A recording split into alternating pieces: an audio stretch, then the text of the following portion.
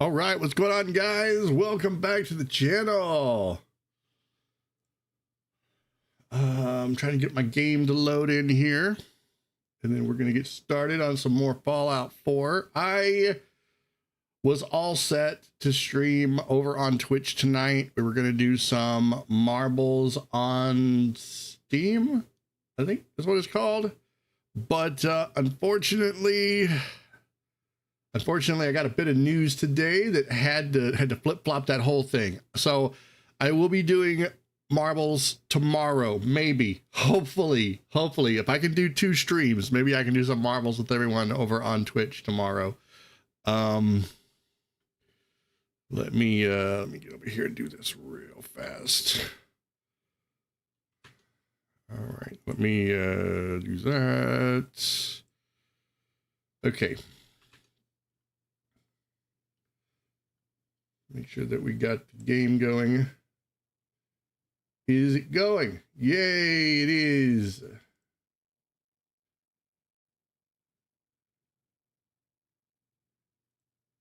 Awesome.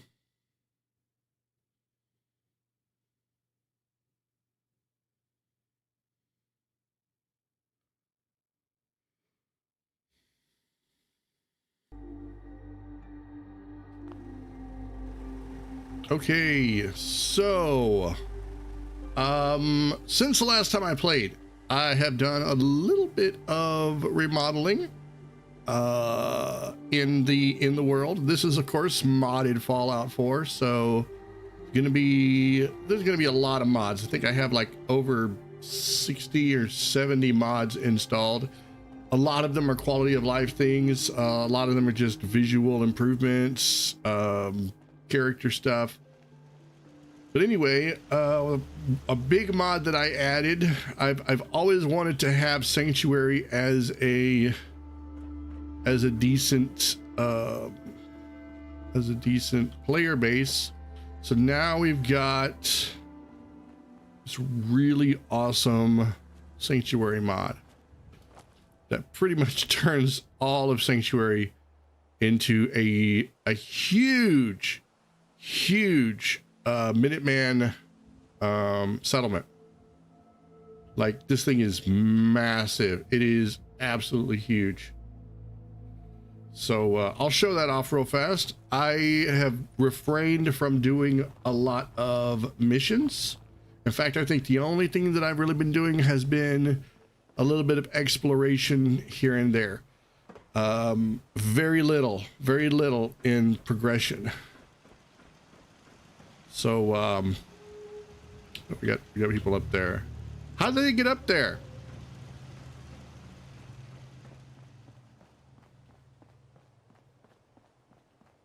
So as best as I can tell, this is sort of like an apartment complex right here. And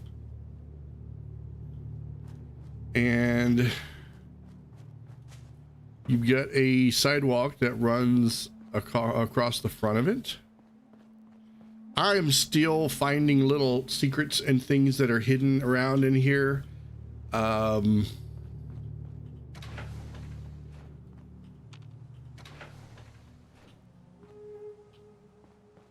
It's all waiting to be basically filled.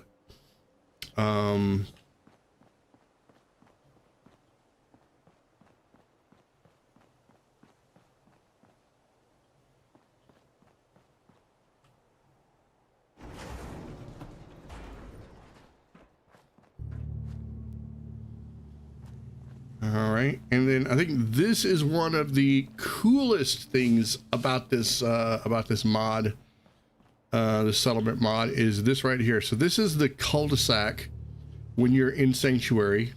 So you come over here and you press this button right there.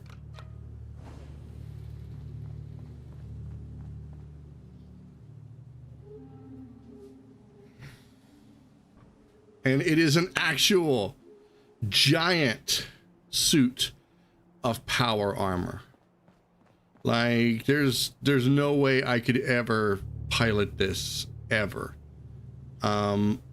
I want to say in my head canon, I want to say that this was the piece of power armor that I used when I first met up with the Minutemen in Concord. And that this is like a tribute to that moment. I would love to say that, but I don't know for sure. That's my head canon. So yeah, very cool. I sort of have like 2 player homes. The first one is over here simply because whenever I spawn in, most of the time I'm going to spawn in around this area right here.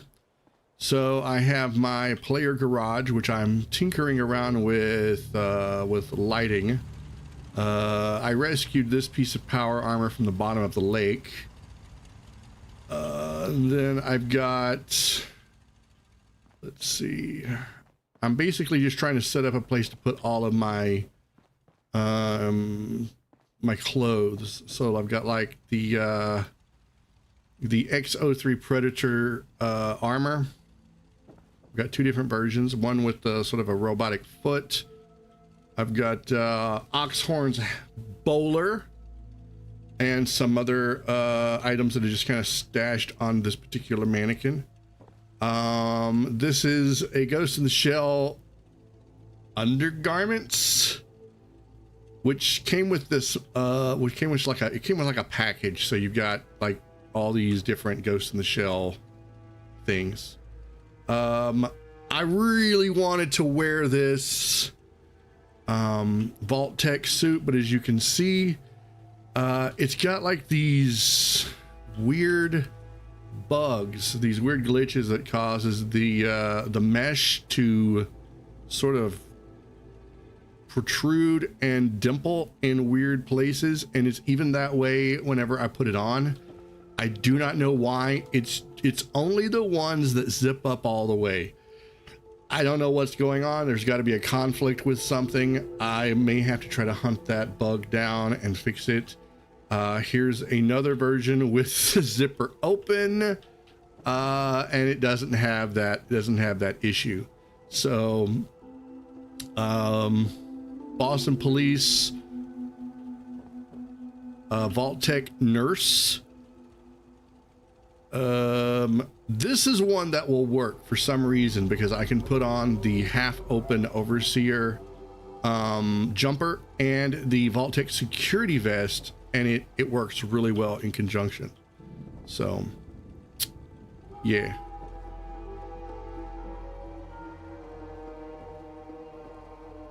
And this is the I think it's the Black Widow, or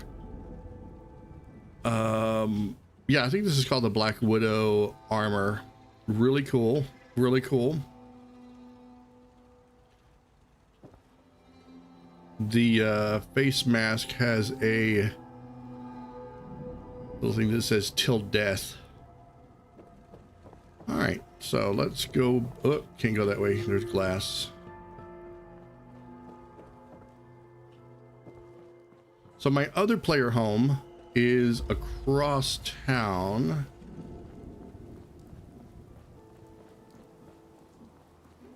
I thought for sure this would have came pre-wired with all of the electricity working, but I apparently no. Only some things have electricity to them and others don't. So I hate trying to do generators and running wires and conduits. I suck at it so much. So this is my other player house here. This one's a little bit bigger, I think.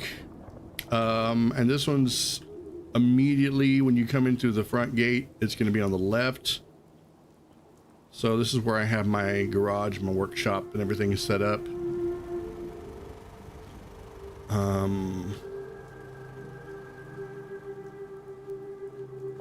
What are you doing in my house? You want my 2 caps? We should keep moving. Don't want to be pinned down when the raiders come.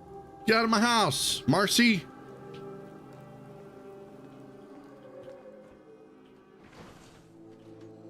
Dang it. What is this? What is this growing in my house? I don't think that's supposed to be that. I don't think I'm supposed to be doing that. That's weird and I don't like it. Anyway, how have I never noticed that before? Okay, so going up the stairs, I've got another set of armor. Where are they? There's the bed. Aha, here we go. So this is my ghost. This is the other ghost in the shell, Hisanagi outfit. And then I have more Kisanagi armor.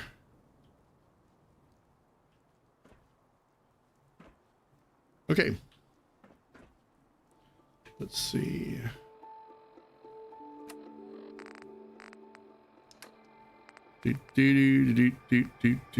Raider power helmet. Oh, I need to get rid of all this stuff, don't I?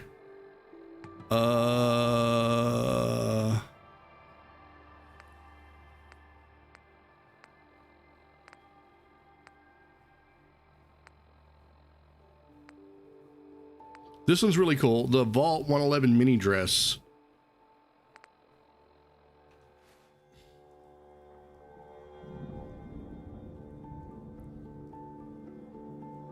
And backpack, of course. You have to have the backpack. The backpack is amazing. Okay, we're gonna go do some questing. Now that I am back to streaming, first I'm gonna get rid of this. I don't even know what it is, but it's gotta go. All right, what are you? Why are you growing in through my living room? I can't get rid of it.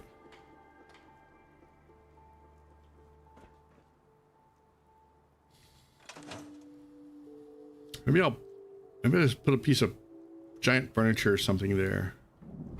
All right, you still out here, Marcy? Swear to God.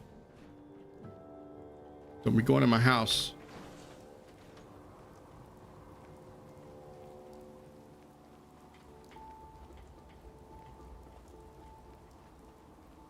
All right, let me look at my mods here. Hey, what's going on, March 7th? How you doing? Welcome back.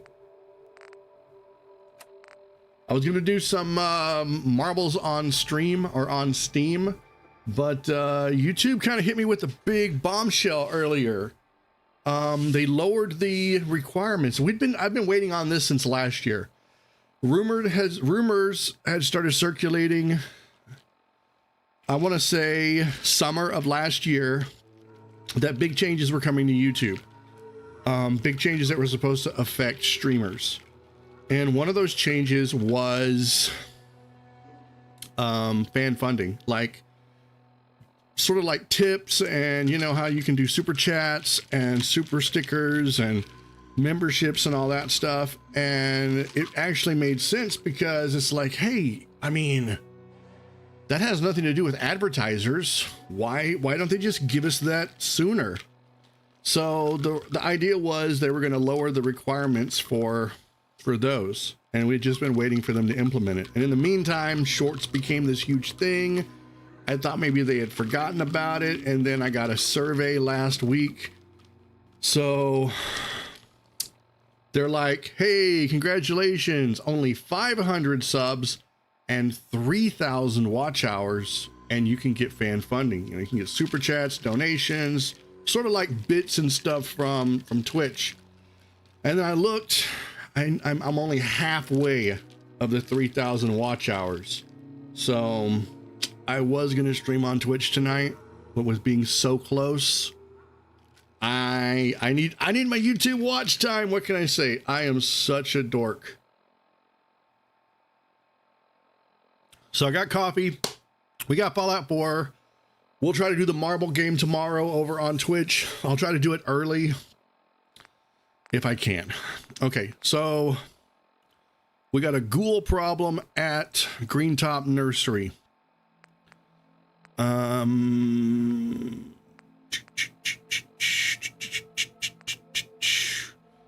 Talk to Sturgis. Okay, let me do that before I leave.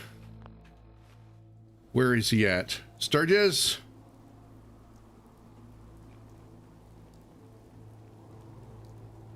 What are you doing over there, bro? Oh, he's making food. I forgot I assigned him the food. Well, this place is starting to feel like home. Now that we can grow our own food, I think we can really make a go with this. Trouble is, the more we establish ourselves here, the more of a target we become. What we need is to get some defenses set up. Then maybe Preston will be able to relax a little bit. What sort of defenses did you have in mind? You know what? I'm on it. Ah, thanks. It'll make everyone feel more secure. Look, there are more turrets in this town than there are on battleships.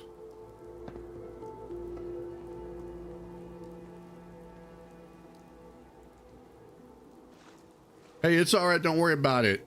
I tend to rattle anyway, so nobody wants to come into a stream where the streamer is just being quiet. Thanks for doing that. We'll all sleep better at night knowing we have some defenses set up. It's been a long road. But yeah, I think this is it. Home. Feels good. I was glad to help. Well, I appreciate it. Of course, you know you're welcome anytime. My door's always open to you. Windows too. Some of the walls actually, come to think of it. I guess I better get back to it. Take care now.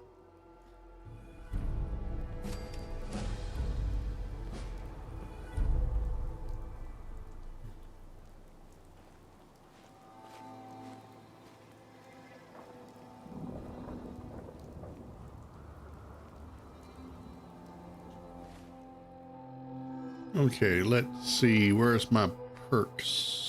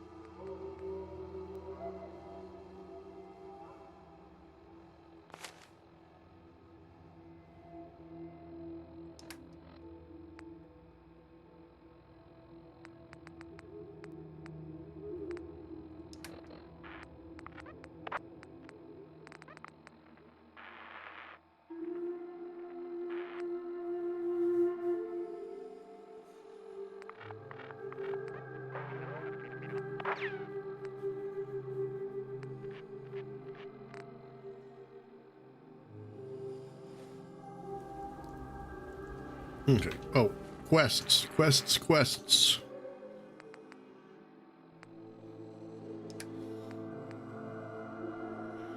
Talk to the settlers at Green Top Nursery. All right, so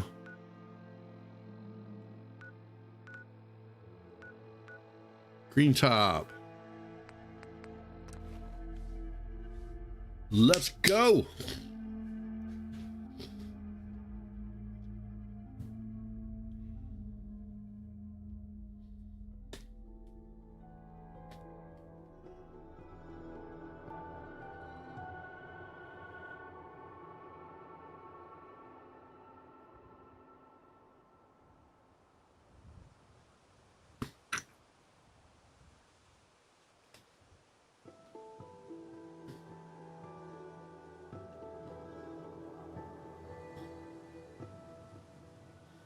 Okay.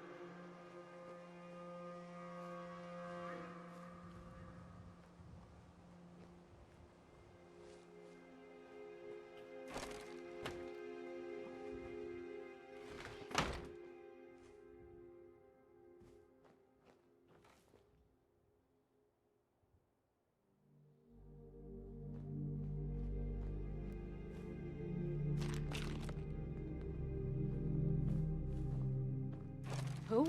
You are so dead.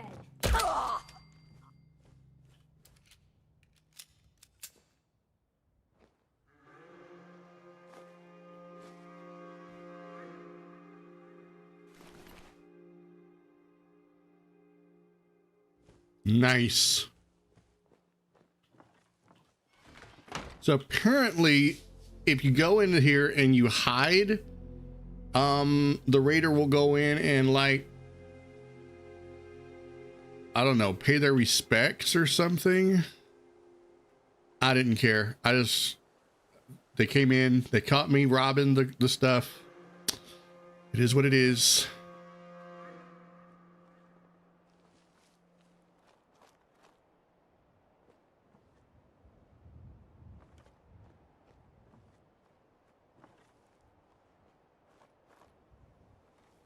Grenade.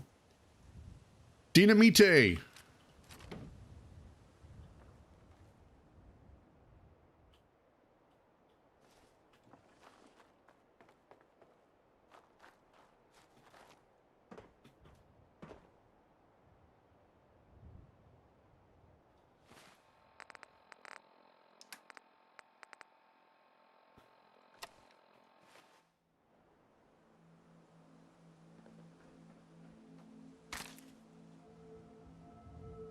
Okay, I need to go where?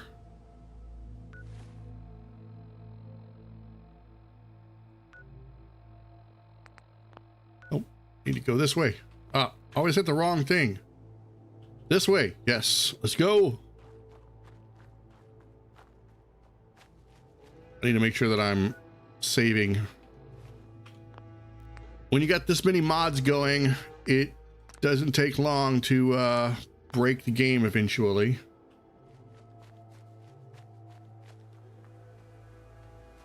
Ba-dum bum bum bum ba-dum bum bum ba-dum bum bum ba-dum bum bum bum. What's in here?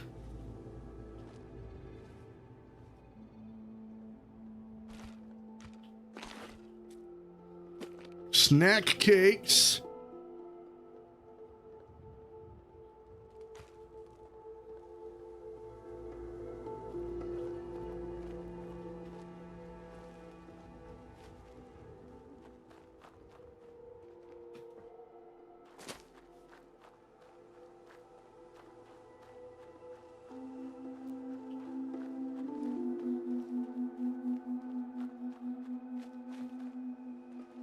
So if everybody is really, really good later, I might near the end of the stream, I might give you my thoughts on the Bethesda Direct. Oh my God! Non-combatant safety can no longer be guaranteed.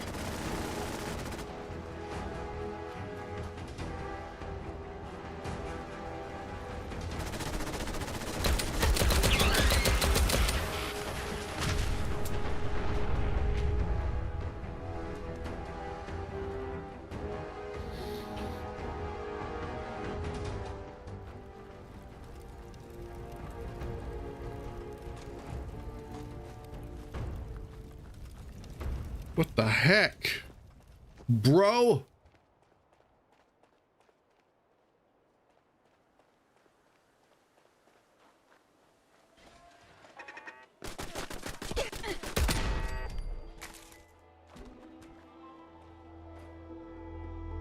What?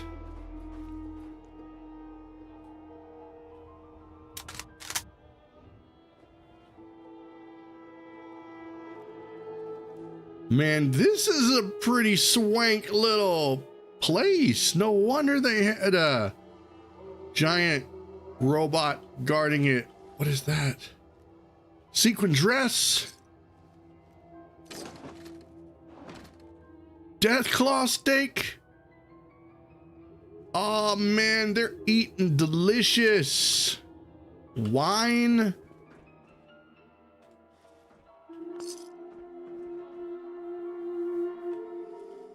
I wonder whose house this is.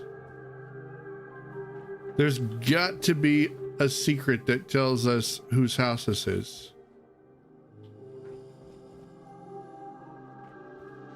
Okay, let's see.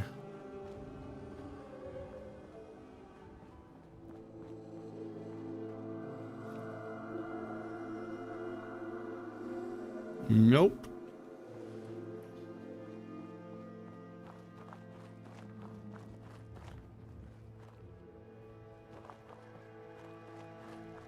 All right, well, interesting.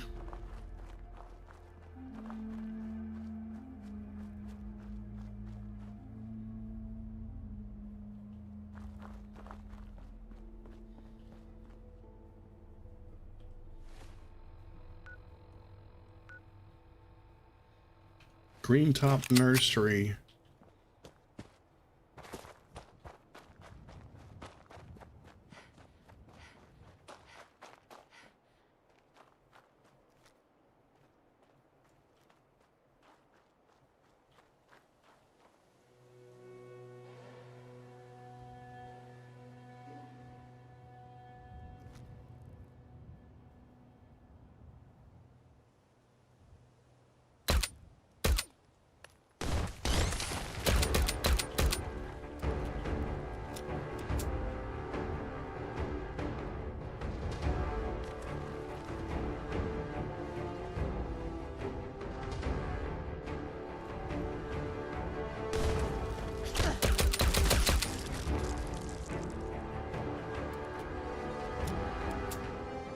Oh, always scares the crap out of me. Run.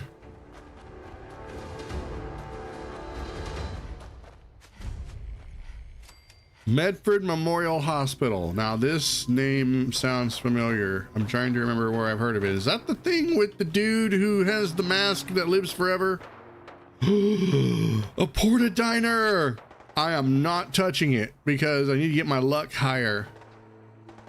Hey, thank you for the sub, Yami Senpai. Welcome to the channel. How you doing?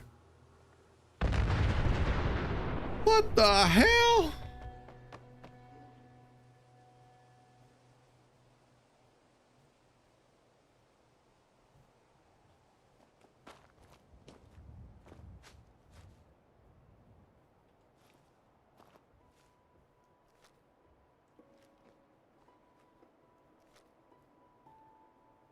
That's nasty. Okay.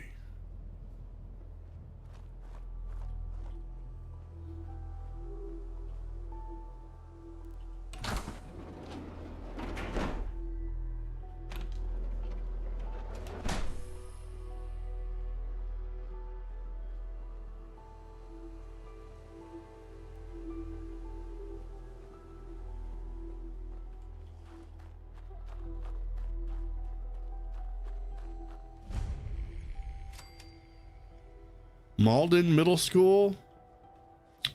Nope. That's a big nope. Let me see. I need some Radaway.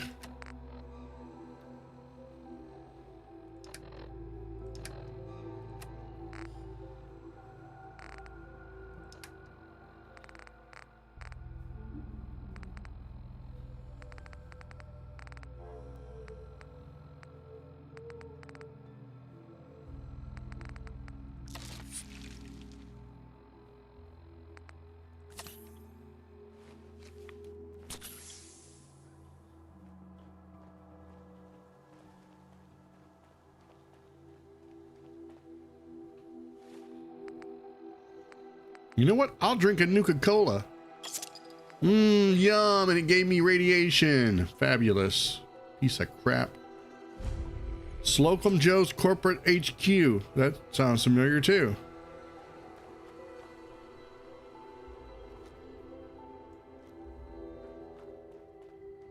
Okay. Keep going, keep going. Where's my thing? Oh, here it is. Oh, I can't vault. Ah, where's the mod that lets me vault and not, you know what I mean? Not as in Vault-Tec vault. I'm talking vaulting, climbing stuff. Get a bloat fly over there. All right. Is this where I'm supposed to be? No.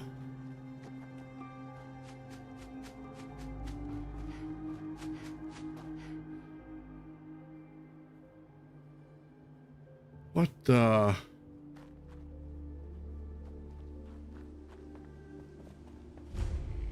Old gullet sinkhole.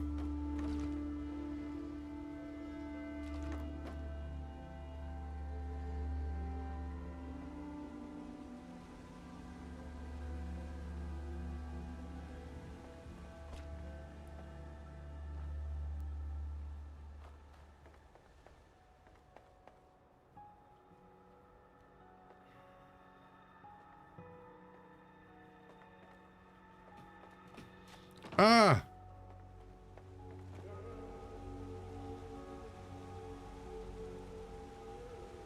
I don't know why, but I want what's down there, and I don't even know what's down there.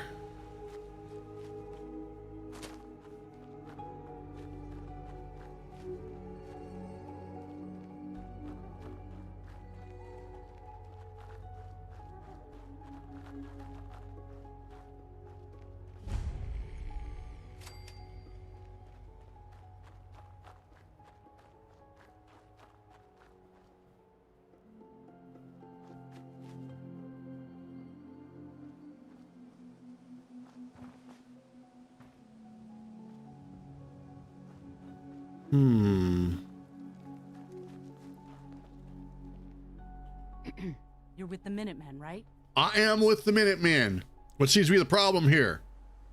What seems to be the problem? A pack of feral ghouls is holed up nearby, and some of them have started wandering out lately. If more of them start wandering out this way, we may be overrun. We need someone to clear them out.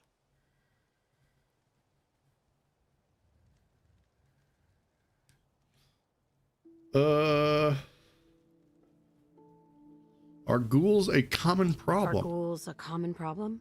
I don't know. It seems like there's more of them lately, but maybe it just feels that way sometimes. All right, damn feral ghouls. Damned feral ghouls. We appreciate the help. I know it's an inconvenience. Oh no, I got this. I'm gonna need to suit up. Don't turn around and don't look. I'm gonna go in here and change.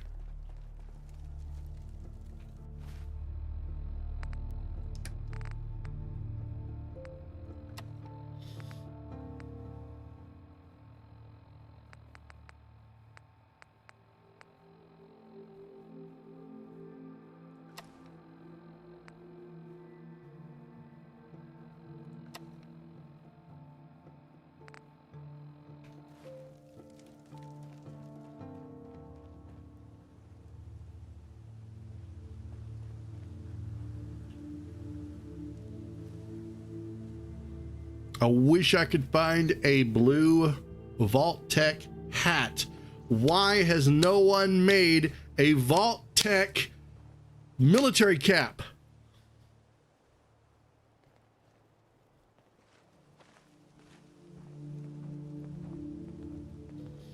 Okay, I need to go over this way.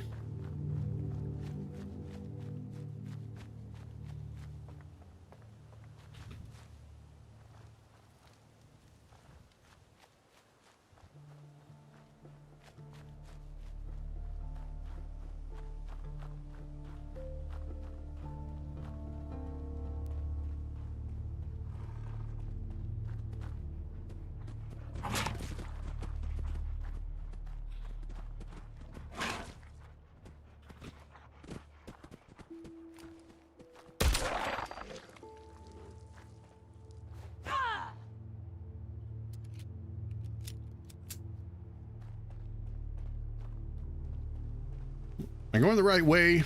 Let me see. National Guard Training Yard. Oh, right. I remember this place. It sucked so much.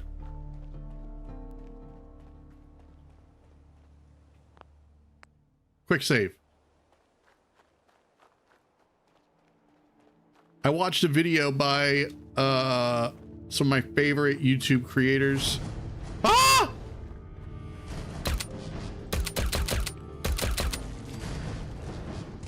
Don't worry, this gun is badass. Hey, what did you think you were gonna do?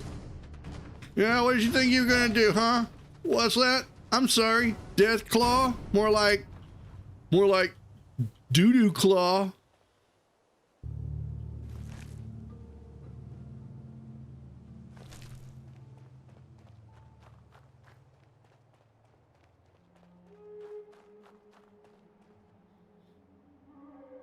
Anyway, I was watching this channel called Viva La Dirt League, and they do like videos where it looks like they're playing like Skyrim and stuff.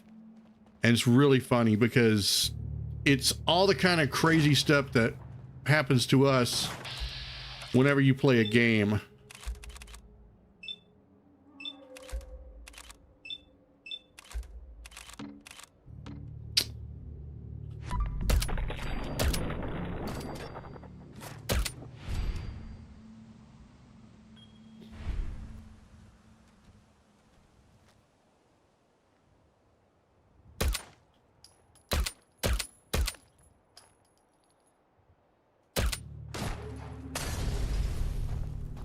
Come on, little girl. Let's do this.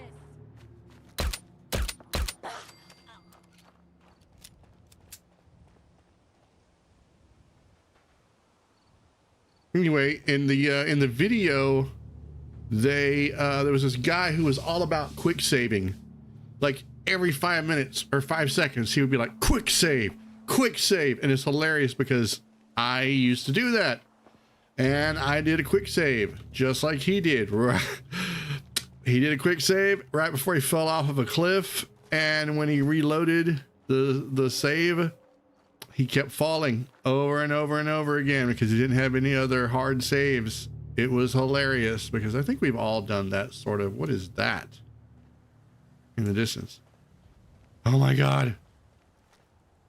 Is that Siren Head? No, it's not. Distress signal lost.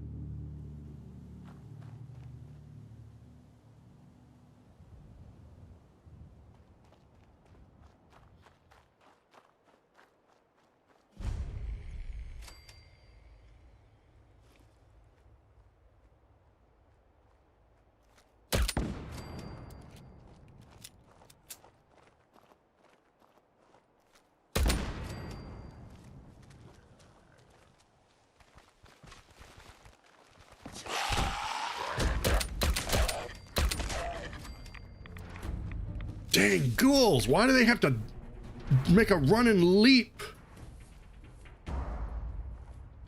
Why don't they just like walk up and go rawr? Why do they gotta be like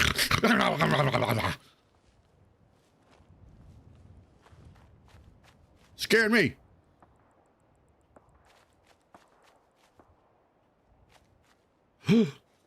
Treasure. Model mini zip car. Which I can't see.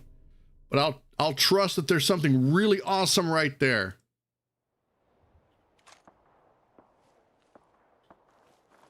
Obviously, one of my mods is conflicting with something. Hut, hut, hut, hut, hut, hut, hut.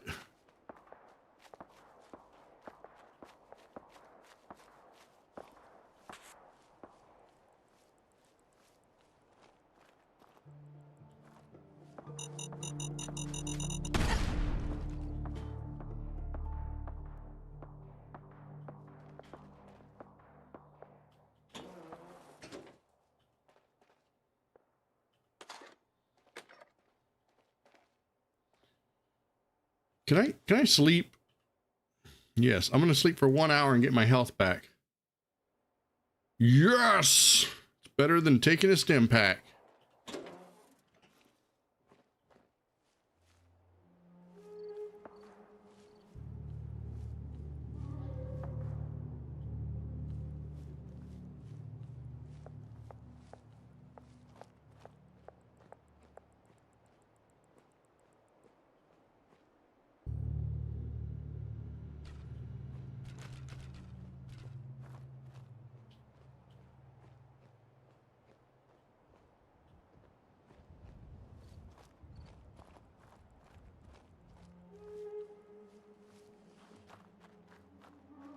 Oh, buddy, do I not want to have to deal with you?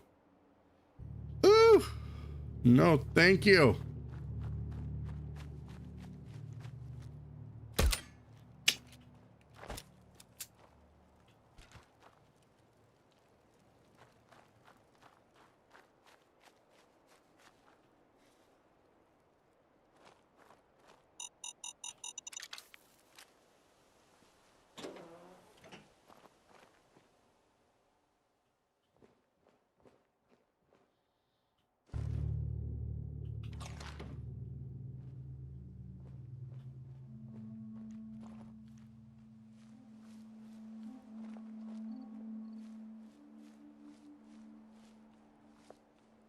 Distress signal found. Now is not the time.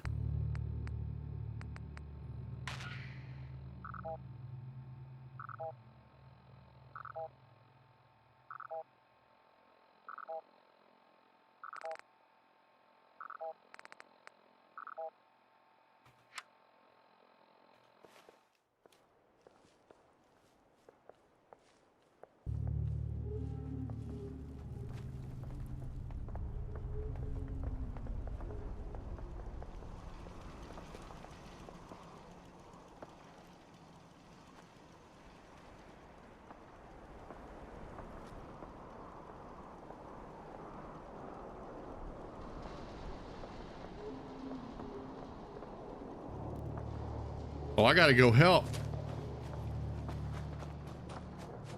Don't kill the caravan guy.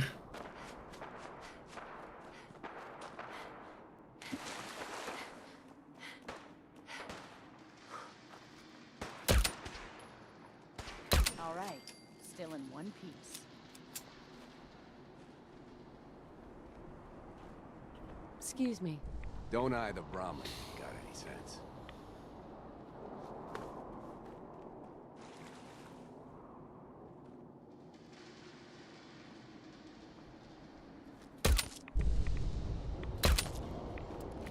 Too many miles on the road.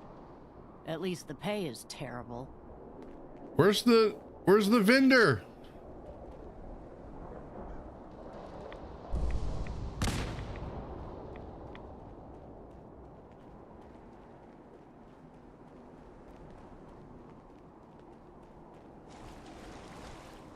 I did all that work and I can't find the vendor.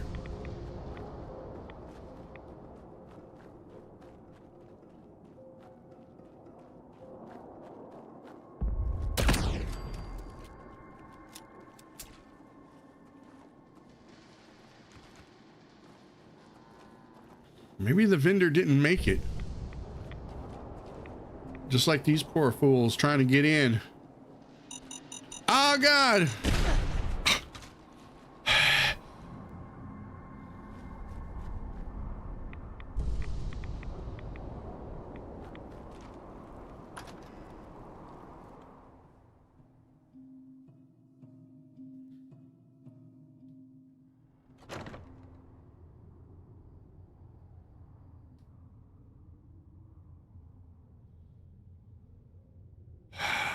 Really?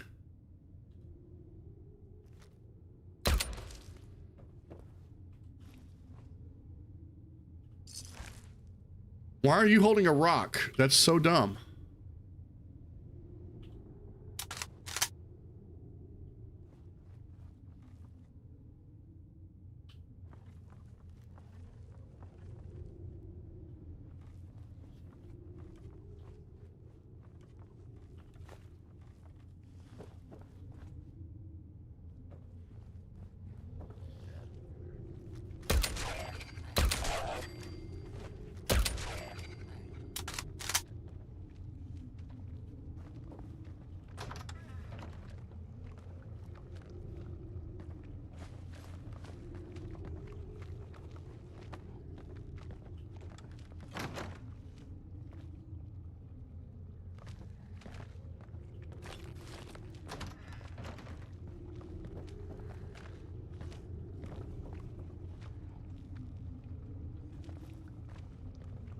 What do I have to be cautious for? Ah! Ah! Ah! Ah! Huh. My heart can't take this. Flamer fuel. Pro snap camera. Plastic knife. Nice. Bottle cap and fuse. Flight helmet. Fusion core. Charting card. Red rocket jumpsuit. Ah!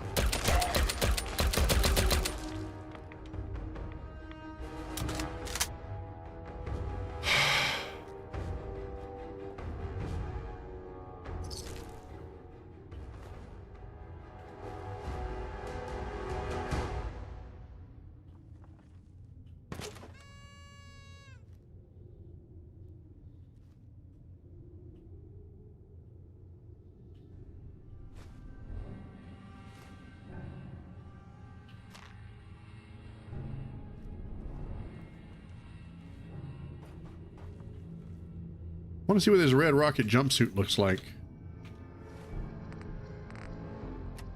Assuming I don't get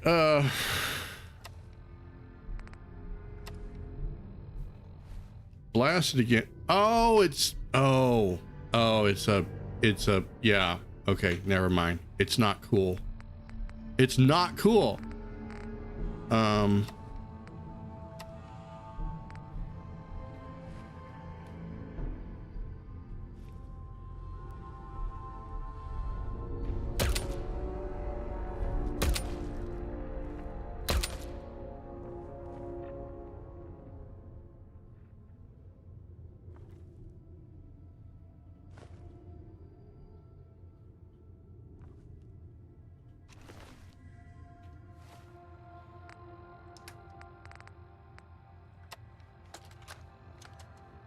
Terra Aslan, Brotherhood of Steel, Recon Team 429 Alpha, serial number 3431. It's been 3 hours since I set my distress pulsar. There's been no word from the Paladin or Ferris.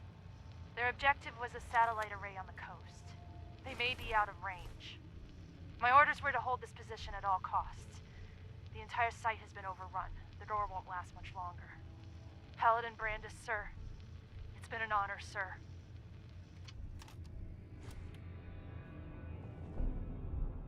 Okay, well, I found a member of the Brotherhood of Steel.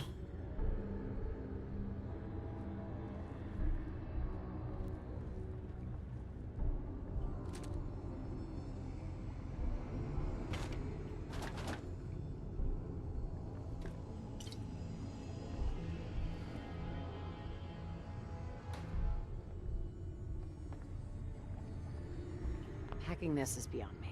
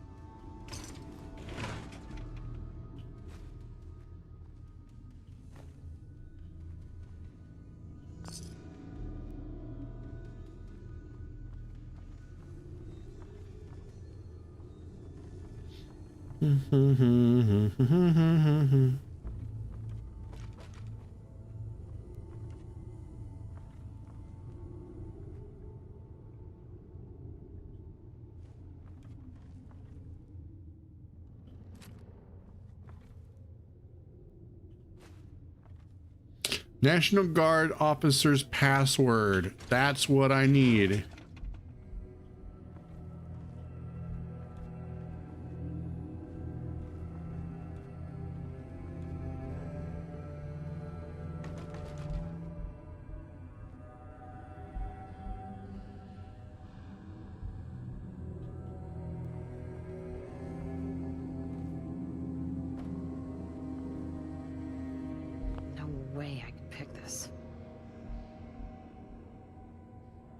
Okay, I'm gonna have to remember to come back for this safe.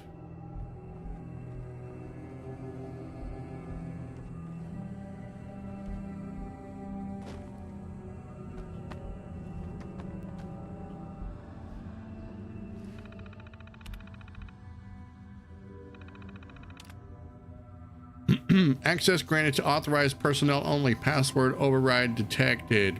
Please enter your command. Security control. Open the door.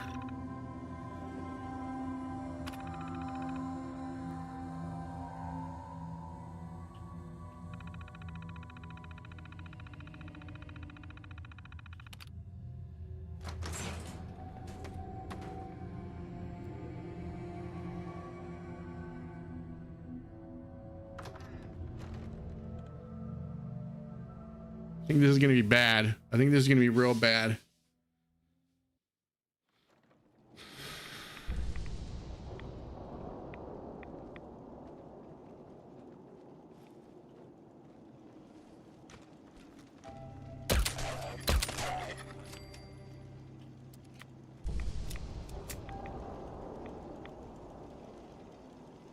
Bottle cap, cotton yarn.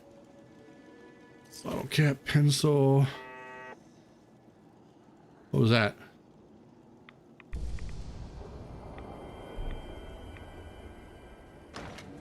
I heard weird stuff.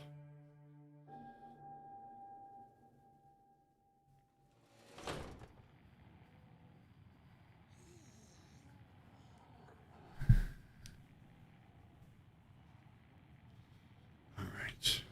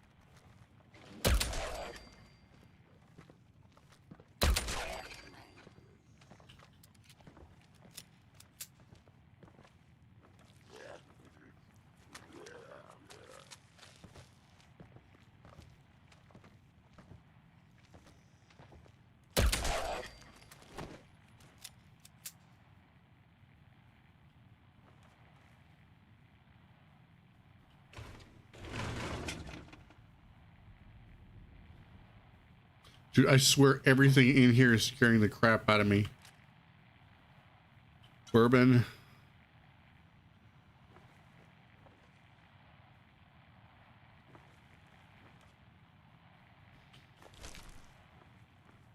Wait. This one works?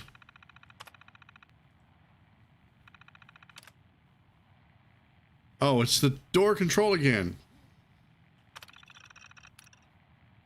Unlock the door. What door am I unlocking?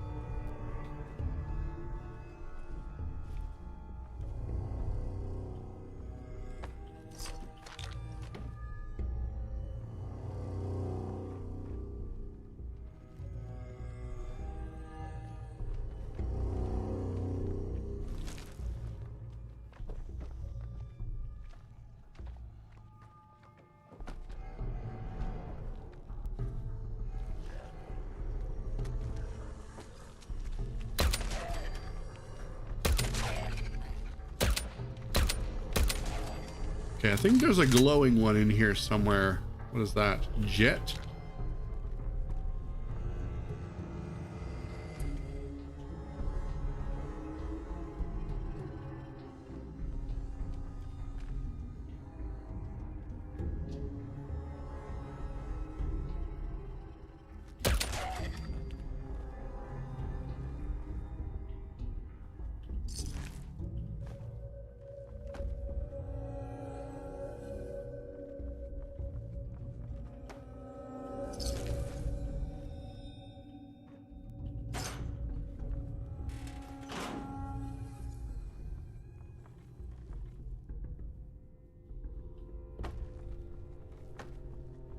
bottle cap, shotgun shells, locksmith's reader, military cap, already got one. Bottle cap.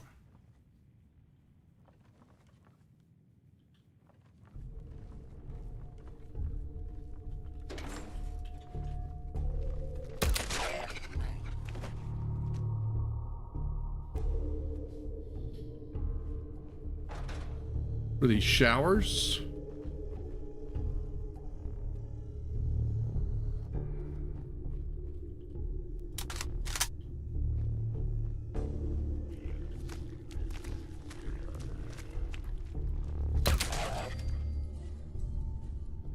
You have to go. You have some personal business. No problem. Thank you for stopping by. I really appreciate it.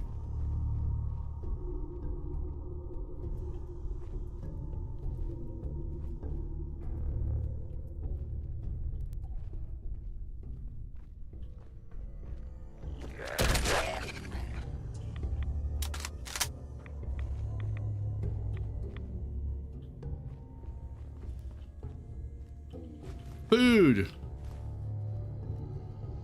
Somehow it survived for 250 years.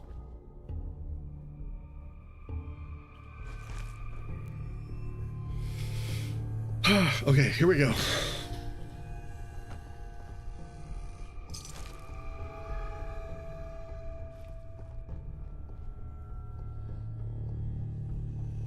No problem. I appreciate you stopping by.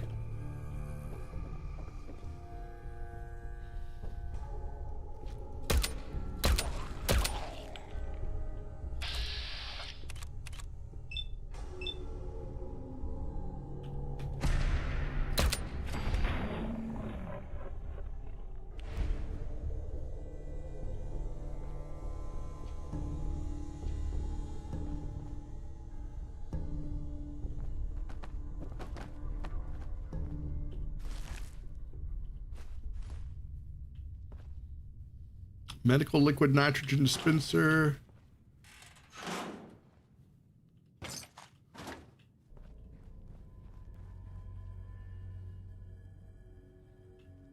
Where's the end of quest chest at? There's always one of those.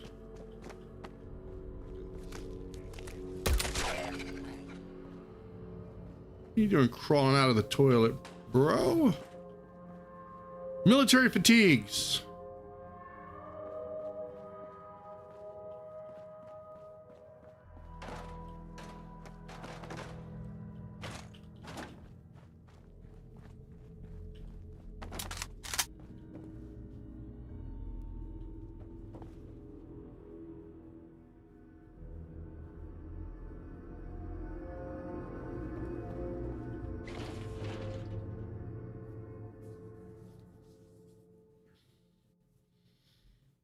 Time for more coffee. That whole place had me nervous as crap.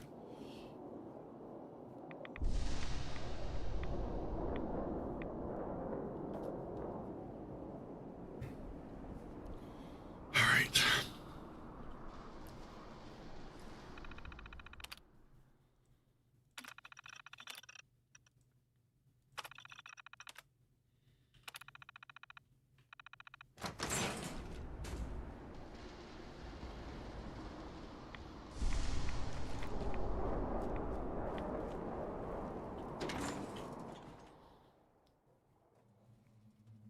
Okay.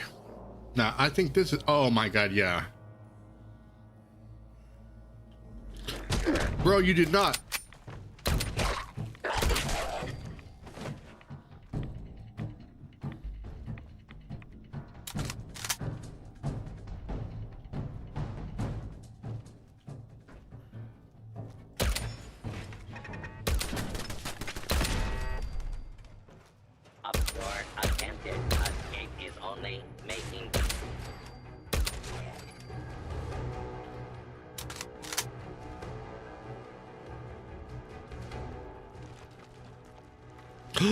Power armor.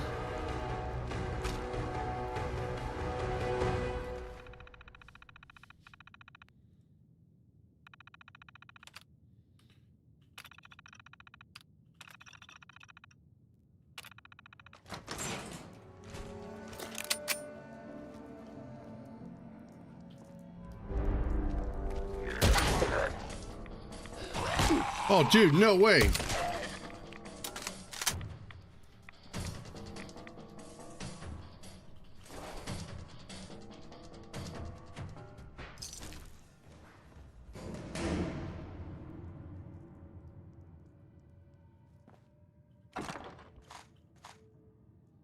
Bayonet lighted combat sniper rifle. I'll take that. Take that pre-war money. Sugar bombs, my favorite. Not really, but I'll take them.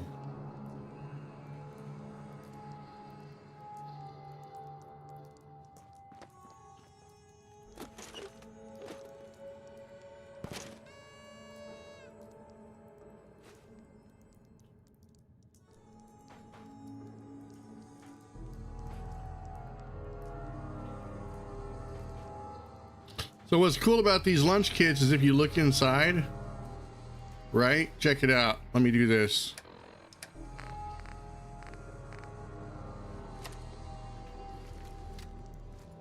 There's faces drawn inside the lunch boxes. I don't know why, but hey, now you'll never be able to unsee that, right?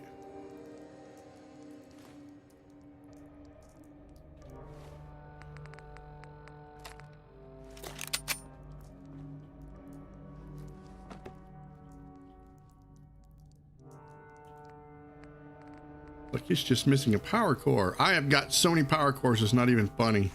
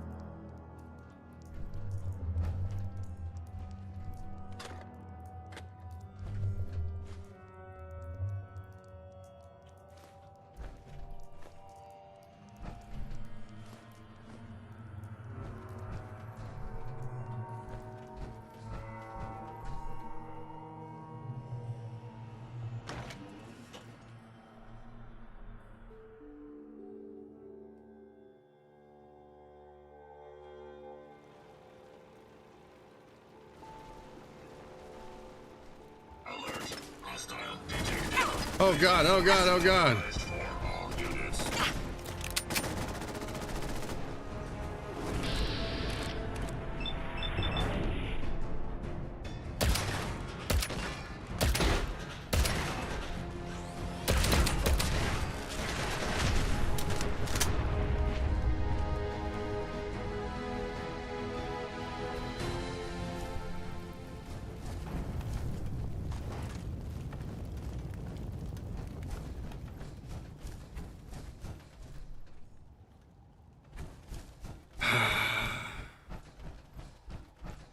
Yep.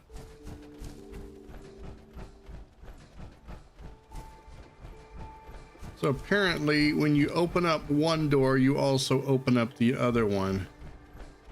And this guy comes out and he's like, "Stop in the name of the law." You're like, "No." And he's like, "Yeah." It's another one. Locked tight. Oh.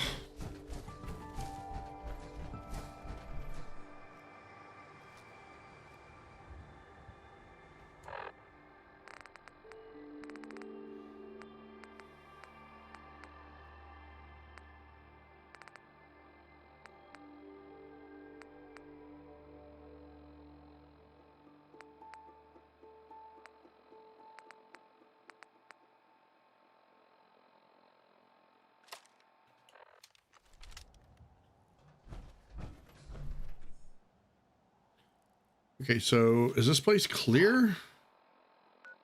Cleared. Now we just go back to Green Top Nursery. I don't feel like walking. I'll just fast travel.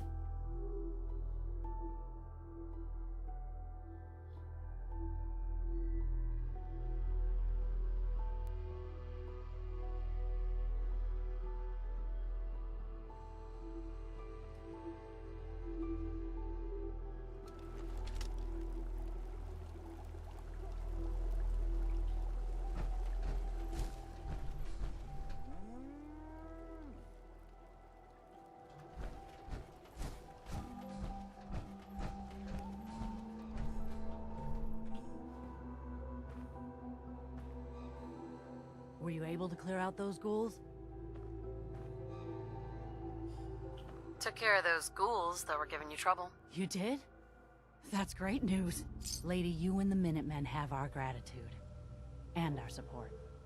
That's what I wanted. Okay, now I gotta go talk to Preston again for the second of 5 million times. Can I steal some of your food? I need to assign someone to this. Seems to be growing well.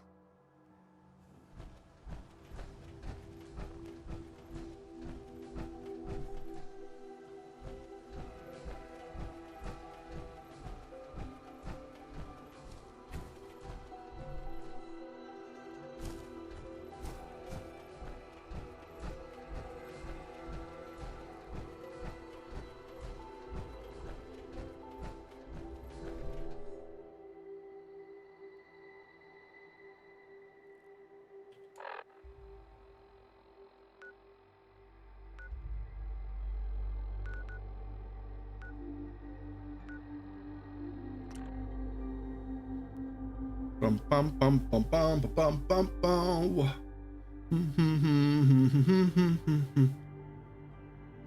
I think we got some new subscribers. Let me check here real fast. I may have to update my numbers. Oh my gosh. Holy Lord.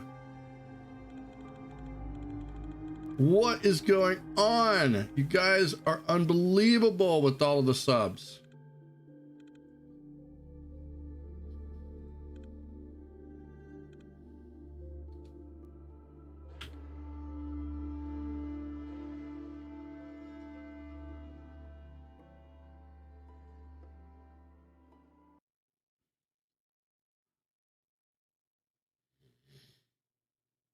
Now we got to do is get everybody to watching my VODs. We get that watch time up. I don't even know if I'm allowed to ask that. Like, I don't know if it violates YouTube's terms of service to ask to watch VODs, you know, or anything like that. Like, I don't see how it could, because you can ask people to sub to the channel. Why not ask people to watch your old videos? Okay, I need to go put this in somewhere.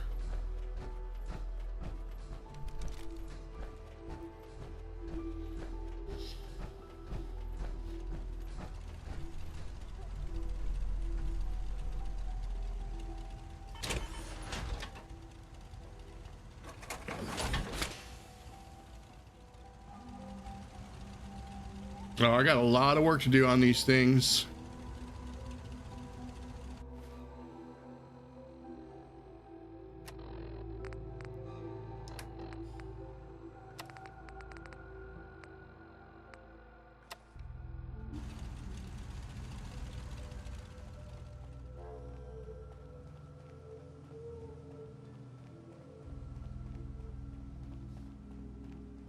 All right, where is Preston? Preston! Preston! Aha, he's close. I can smell the aftershave. Preston does remind me of someone that would, or strikes me as someone that would really take on the aftershave, you know? Like, guys, I'm going out in the town tonight and I'm gonna find me a date. And I have got the perfect cologne for aftershave. Take care of your gun, it'll take care of you. Hey, I'm trying to talk to you, Preston. Stand still. I cleared out the ghouls that were giving that settlement trouble. Glad to hear it, General.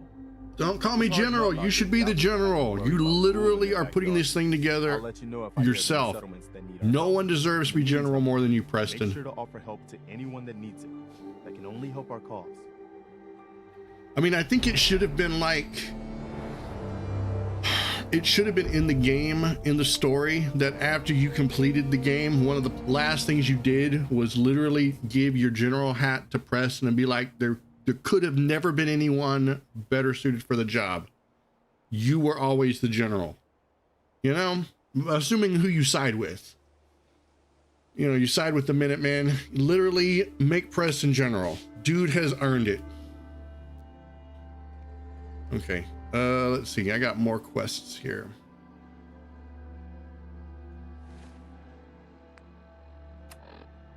The Lost Patrol. Investigate the satellite array.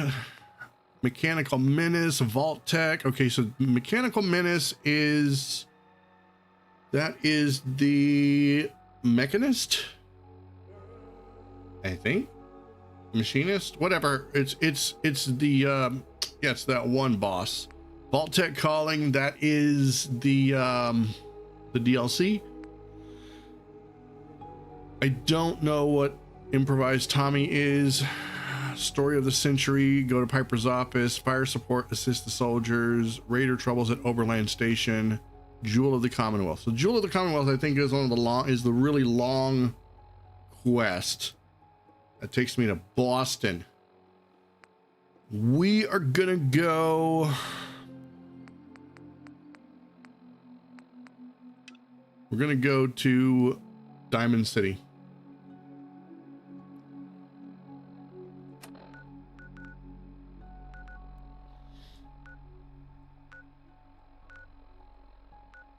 I had a mod that I wanted to use that would sort of enliven up Diamond City, make it a little bit bigger, but it just wouldn't work correctly.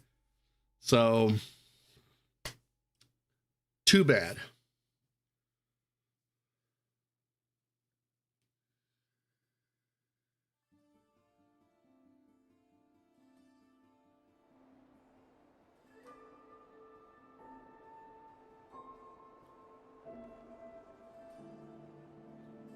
Where am I at? Oh, here we are.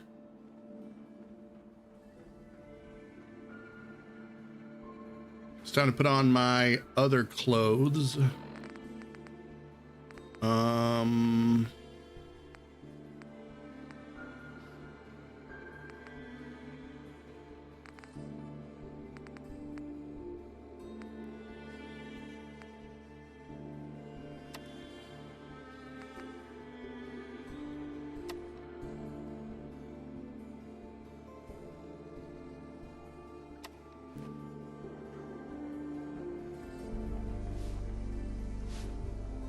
Free paper to newcomers. If the Institute grabs you in the night, at least we warned you. The Institute? Institute? You ain't heard of the Institute, lady? They snatch people up in the night and no one hears from them again. It's all in the paper. Better read up before they grab you, too. So, who's gone missing? Who's gone missing? Drifters, residents, stadium seat snobs. Seems every year or so, someone's gone, and we all know why. So you better be careful, newcomer. The Institute is out there, and they'll grab you too. I ain't scared of no Institute. I think I'll be fine. I'll be fine. Yeah, I've heard that before. So what are you doing in Diamond City anyway? Came here looking for someone. I came here looking for someone. Let me guess. That someone's gone missing, right? That's what I'm telling you. So who is it?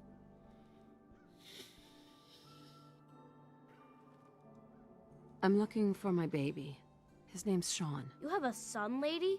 Wow, you're old. You're in bad luck. No one tries to find missing people in Diamond City. Missing people means the Institute is involved. And no one's going to want to get the Institute's attention. You're a smart kid. Isn't there someone in town who isn't afraid of this institute? You're a smart kid. Isn't there someone in town who isn't afraid of this institute? Well, there is the detective, Mr. Nick Valentine. He's not afraid of anything. If anyone's gonna help you, it's him.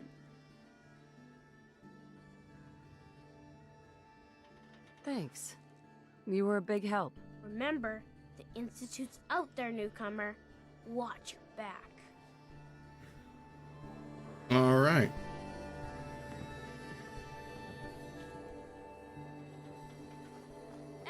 Anyone is one of those things. It's that secretary of Dad his, says not to talk to her strangers. and her perfect hair. What the heck? Oh, wow, you're tall. Come on, Ma. I cut her hair myself, and I know human hair. That's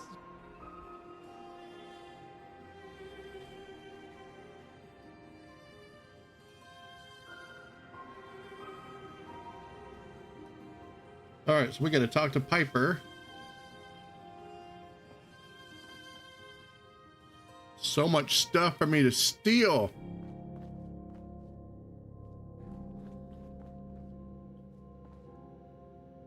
What are you, like 5?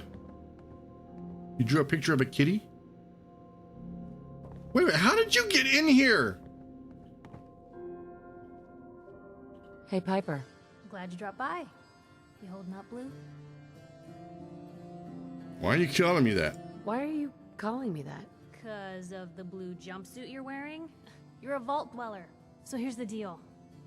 I want an interview. Your life story in print. I think it's time Diamond City had a little outside perspective on the Commonwealth. You do that, and I'll tell you what. I'll come with you. Watch your back while you get used to the world above ground.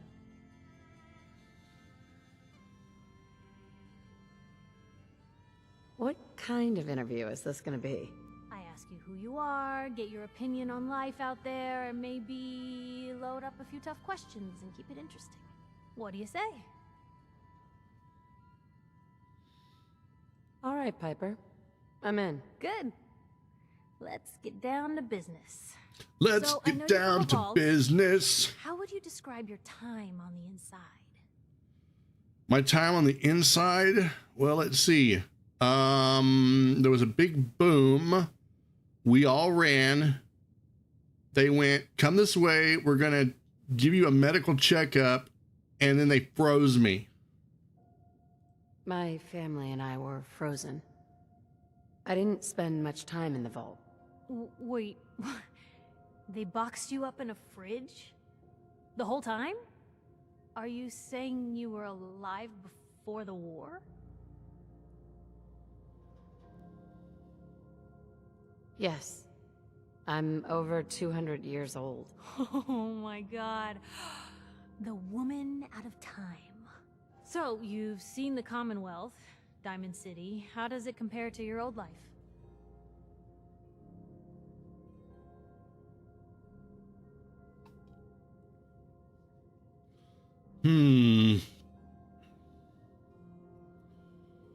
You're all living in rusty shacks, killing each other, and my God, the smell. What, no comment? Honestly, seeing everyone surviving out here, rebuilding the world, it gives me hope. That's surprisingly inspired, Blue. We're definitely quoting that. Now, I already know you're looking for your son, Sean. Do you suspect the Institute was involved in his kidnapping? A man took Sean, not some shadowy group. I hope that's true. Because if they are involved, everything gets worse. For the last part of our interview, I'd like to do something different.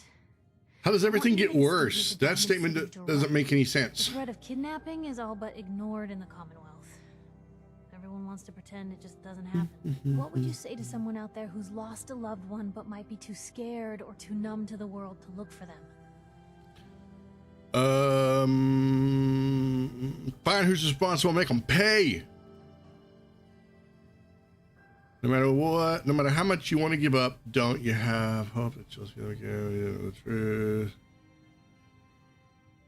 No matter how much you want to give up, don't. You have to have hope that you'll see them again. Or at least that you'll know the truth. A strong note to end on, Blue. Thanks. That's everything. It's gonna take some time to put this all together, but I think your story is gonna give Diamond City plenty to talk about. Anyway, I agreed to come with you, right? Watch your back. Just say the word when you're ready. I can't wait to see where the story goes next.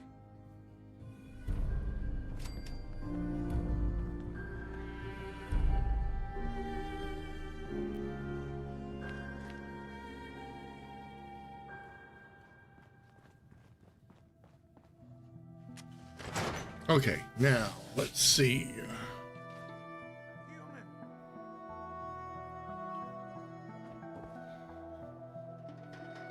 What the? Don't move, synth. What have you done with the real Riley? Where's my brother? I swear I'm not a synth. Don't. We got trouble brewing.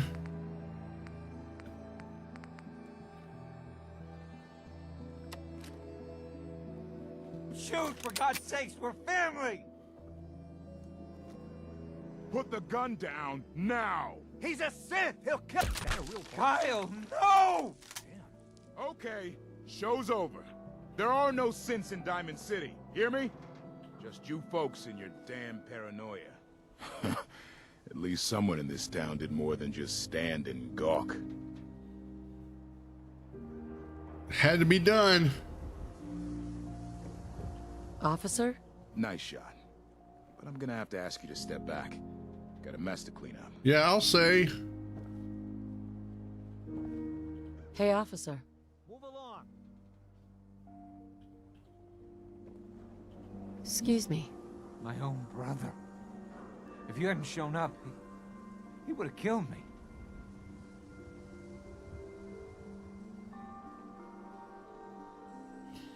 You're safe now. That's all that matters. I'm not a synth. I told him. I kept telling him. Why didn't he listen to me? I need a minute. What's everyone still standing around for? Okay, you take a minute. I'm just gonna,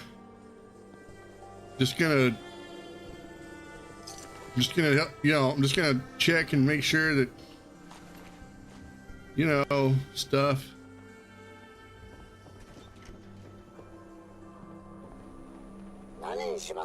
Do yourself a favor and just Nani say yes. shimasu? It's all he understands.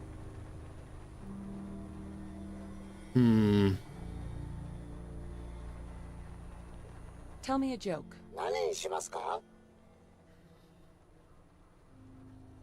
What are you saying?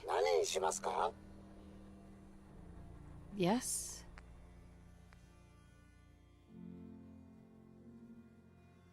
Digital Life of Army, what's going on? Hope I've had a good stream so far. It's been a great stream, surprisingly.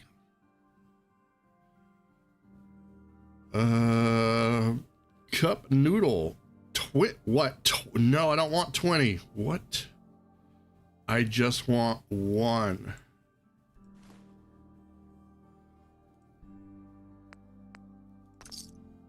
Oh, I read your name wrong. I'm sorry. It's not Army. I'm thinking of all kinds of military stuff right now, I guess. Sorry about that.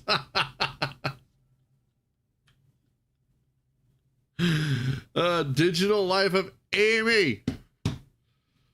I need to make this font bigger on my chat. That's it. I blame that. Excuse me. Do you think that guy was a synth? What the hell just happened?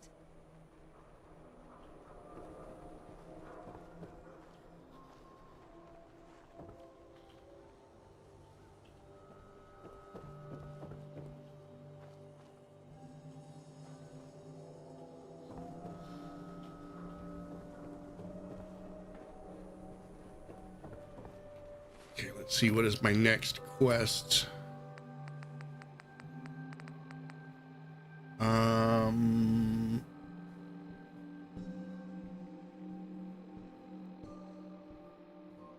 Can't believe how many viewers I have for the amount of subs I have. Where's the notification squad at? I don't know. It's one of those weird mysteries of the cosmos. But if it helps, it only took me 9 years to get this many subs, so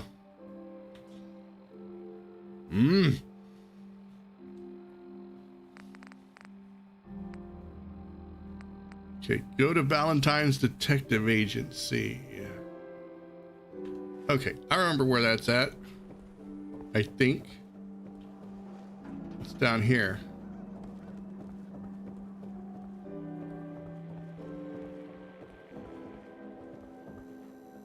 Oh, wait. There's something I gotta do. Something I got to do.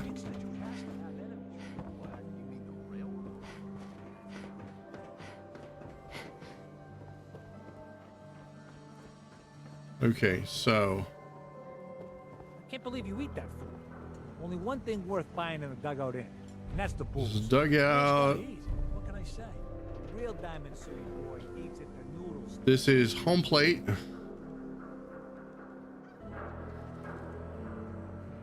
Hey, VX, you got the notification. Nice. 9 years. You got a long way to go before you get that far. Oh, no. I think it's just me. Other people have had much greater success. I personally, I don't take it personal much. And I did rebrand after about 5 years. So that has something to do with it, I'm sure. Okay, let's go. We gotta go to first base.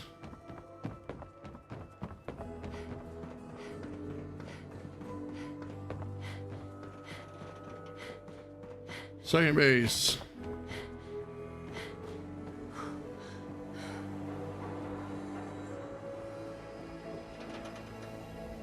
Third base.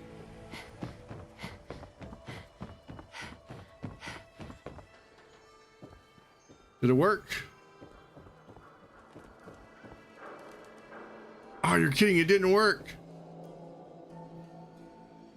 You only just started streaming this month and you've got 11 subs at the moment. It takes a while to find your groove. I can say that. Like, I made probably 900 YouTube videos before I ever started streaming. And then I moved to Twitch. It was a whole bunch of weirdness, but I've been back on YouTube for a little over a year now.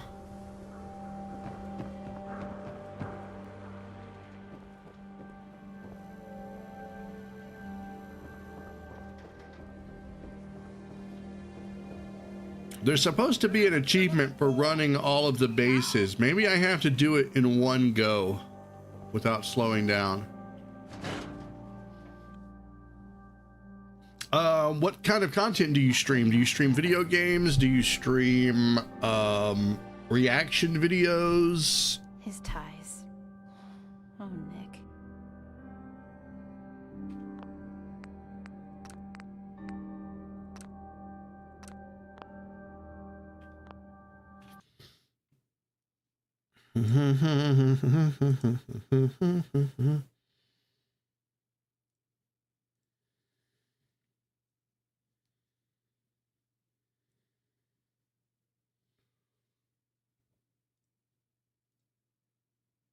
Hanging out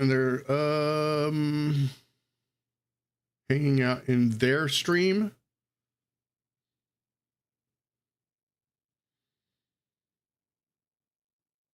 You stream whatever you want at the moment. It's mostly gaming.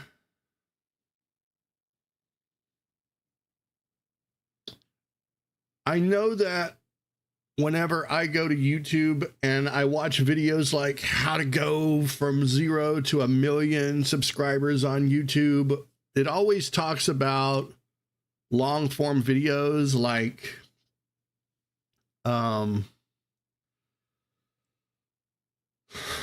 hook your audience in the first 10 seconds, hit them with like a question or make them really curious about the video, something in your title, use your descriptions, use your hashtags, all this other stuff. But the truth is none of that really works for live streams. Only some of it works. And I'm like, not all of it. It's hard to hook a viewer in the first 10 to 30 seconds of a live stream, because most of the time when it comes to a live stream, you're going to have people coming into the stream while it's going. So you got to always be on. You got to always be prepared to, like, you got to keep it interesting for however long you're streaming, not just the first 30 seconds. So there's that. And then you got to have to always play this game with yourself. Like, oh, am I going to stream the right thing today? Oh no, I want to stream this, but I don't think anybody's going to watch. And then you have to deal with oversaturation. Like, I stream Fortnite, but I also know that there are a million other people that stream Fortnite. So chances of them watching me play Fortnite is going to be difficult. So on nights like that, if nobody shows up, it's fine, because I know, it's Fortnite, right? Or Minecraft. But you take an older game like this, dude, I'm really shocked at how many people have given this video likes. Like, normally I get like 5 or 6 likes on a live stream. Tonight, I think I broke a record. So you understand exactly what you mean. You're streaming daily, except weekends at the moment. And you love the VTuber model. I made this model myself. Thank you. Thank you. I didn't want to spend $9 million on a model.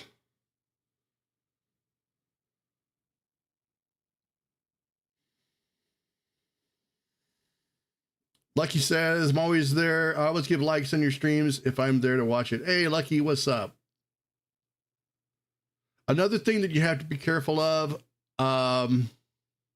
is when it comes to live streams, the same rules apply to a live stream that apply to videos. So think of interaction like this: comments, likes, dislikes, and all of that counts as user interaction, audience interaction, I mean. So even if like 50 people come and they thumbs down your video, that's still or viewer interaction. So you want interaction as much as possible. You want people to stick around for more than 5 minutes. It's the ones that come in and immediately leave that hurts your video, because YouTube looks at all of that information. They're like, okay, so somebody liked your video, someone commented, but they only stuck around for like 1 minute and they left. So that's not good. So all of that stuff. If you can get someone to watch your video for more than 5 minutes, click the like button, and maybe leave some chat, you're golden. YouTube is like, oh, somebody likes that. Let's go make sure other people watch it too.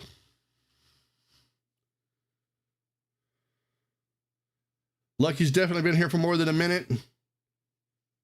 Are you sure? If I check my super secret place of secret administrator privileges, will you have really been there for longer than a minute? You check your chat literally all the time, even if there's no one actually in the stream. That can be bad. That can be bad. I'm notorious for checking chat and checking how many people are watching. Let me tell you this, YouTube has a notorious habit of accidentally not showing people who are actively viewing. Like Lucky, for example. There's been many times that Lucky the 7th here has been in my streams and it won't show anybody watching. It'll show 0 viewers. And I'll know that him and at least 2 other people are in my stream. It's very weird how it works. I don't understand. You just have to trust that people are watching. You commented earlier, but you guess I didn't notice it. Let me see. Let me see.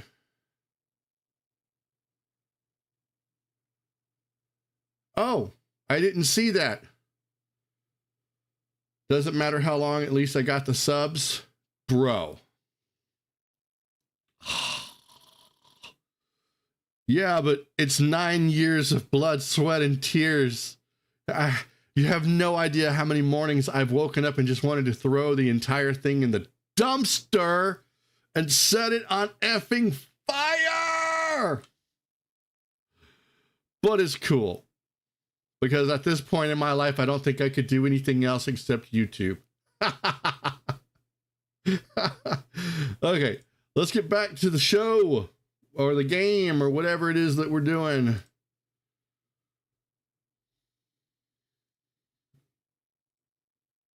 I've got quests to do.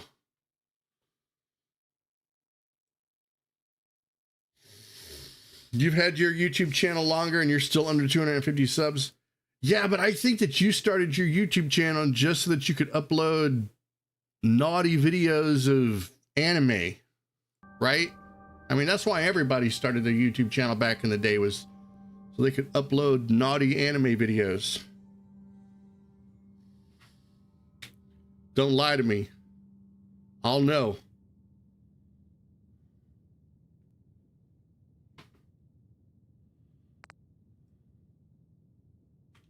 The bills. Huh. Forget the bills. True police stories. I want that. He never did photograph well.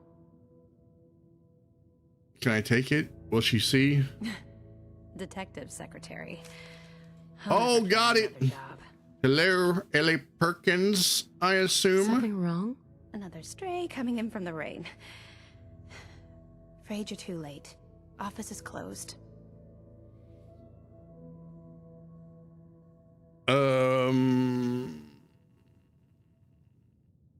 I know you must be busy. The closest thing to a naughty anime video I've uploaded was the Geneon trailer for Girls Bravo.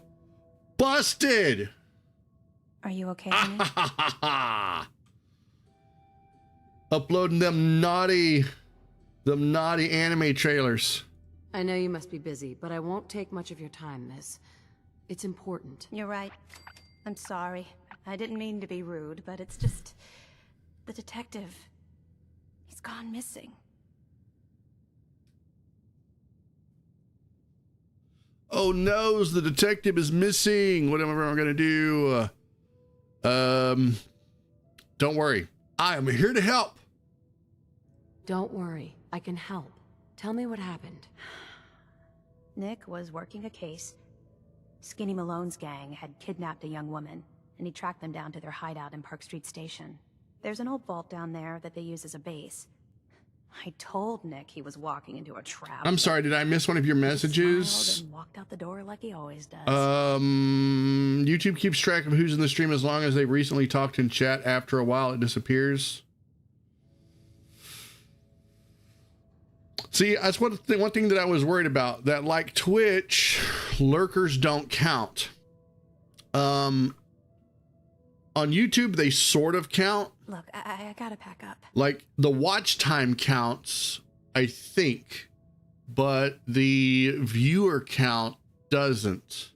And on Twitch, it's even worse. Like, if you're just watching and you're not chatting, it's doing nothing. Like, it's weird. It is so weird how that works. I gotta pack up.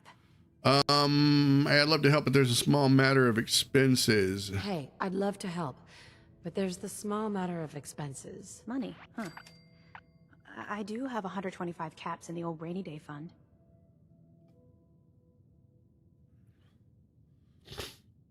Who's this Skinny Malone? Who's this Skinny Malone character? Sounds like a gangster. He's from Good Neighbor, and that means he's in the well-pressed suits and machine gun school of thuggery. Oh, I didn't see that. You said you were going to sub. Maybe you'll see me again sometime, and that you shouldn't give up on streaming. That's a lot, and I can't believe I didn't see that. Hang on, I got to check.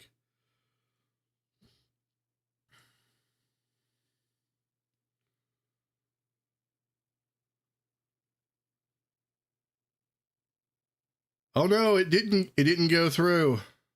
For some reason, I didn't see that. Wow. Thank you. Thank you for the sub and the maybe seeing me again sometime. I stream almost every day, and now that YouTube has lowered the threshold for fan funding, I am going to be hitting YouTube so hard. Like, it's going to be ridiculous because I am halfway to the new watch time threshold. It hasn't rolled out for all the channels yet. It's going over the next couple of weeks, but they lowered it from 1,000 subscribers to 500 and from 4,000 watch hours to 3,000 watch hours. Now, you don't get ads, which I think is actually best. I think it's actually best that you don't have ads. In fact, if I could, I would just stick with fan funding and just do super chats. I know people probably make a lot of money off of ad revenue, but I think I would much rather have fan funding than ad revenue, because I don't know, it's just, I feel weird sometimes about how the ad program works. But that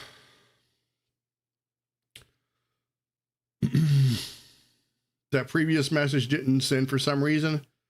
In Twitch, you need to chat. Yeah, I think so. There have been people that I've noticed that were lurking in my chat. It shows their names, but it doesn't show them as being a registered viewer. Thank you so much, Amy. I hope that your streaming takes off as well. If you ever need any pointers or suggestions, I'm definitely here to help.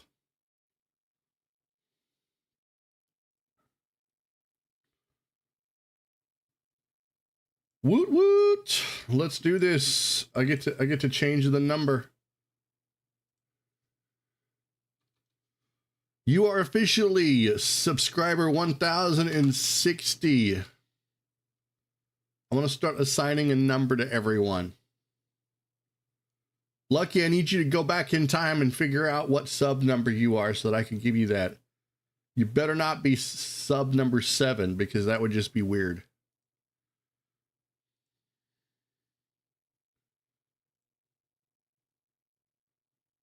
Okay. Let's get back to it. You said Malone's from Good Neighbor? Getting mixed up in this. You said Malone's from Good Neighbor? Is Malone that angry ghoul woman gangster? I think she is. Style and body count.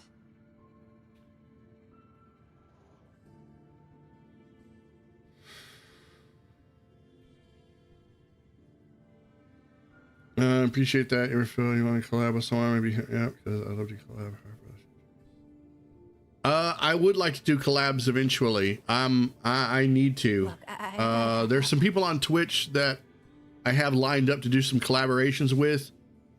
But I need to start trying to get some lined up over here on YouTube. My problem is time zones. I'm in America, Central time zone, North America, and so a lot of the YouTubers and VTubers that I watch are in like the UK or Australia, and the time zones are just way different. Leaking all the secret YouTube info, it's really sad. YouTube needs to make this a little bit more transparent. You just recently joined. I don't know what your number is. I'm gonna say you were probably in the 800s. I'll find him.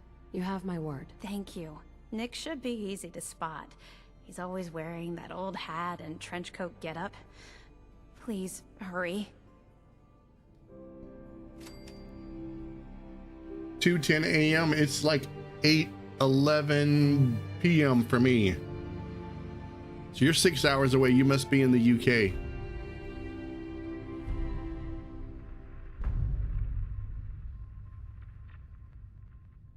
Or close thereabouts. Hell yeah. Ooh, Robco Fun. Includes the Zeta Invaders holotape game. Free holotape with this issue. Save your planet from the Zeta Invaders. Yeah. All right.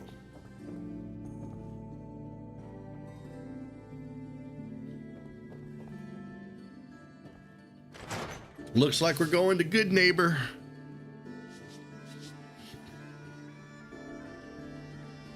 Welcome to Good Neighbor, home of the Good Neighbor. Can I be your neighbor? I laugh at my own jokes because they're funny. The Silver... Who is that? The Silver Shroud!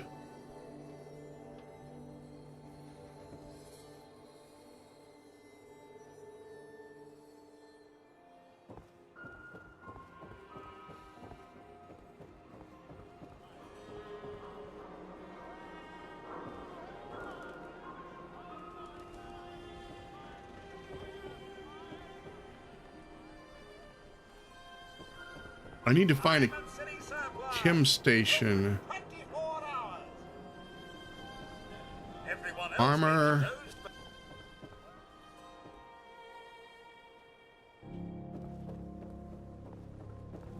Where's the chemical station at? Can I use this one? Chemistry station, yes. Let's see.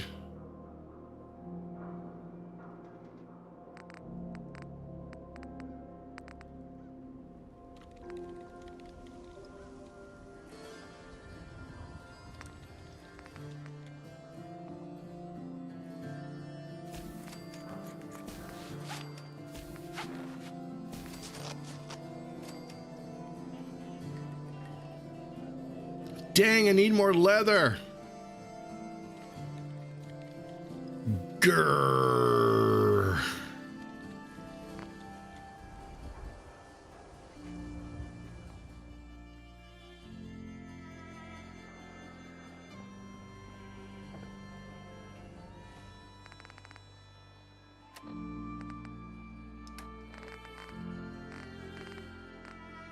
Where is it at?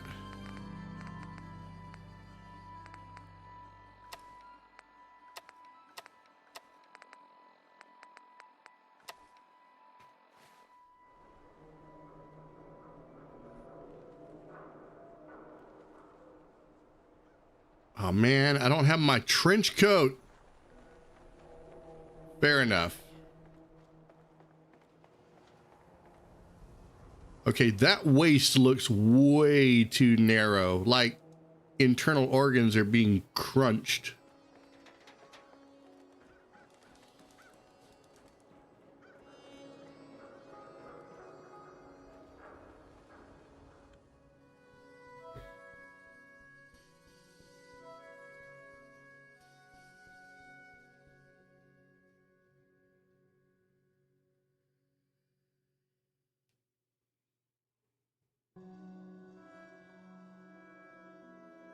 Bum bum bum bum bum bum bum bum.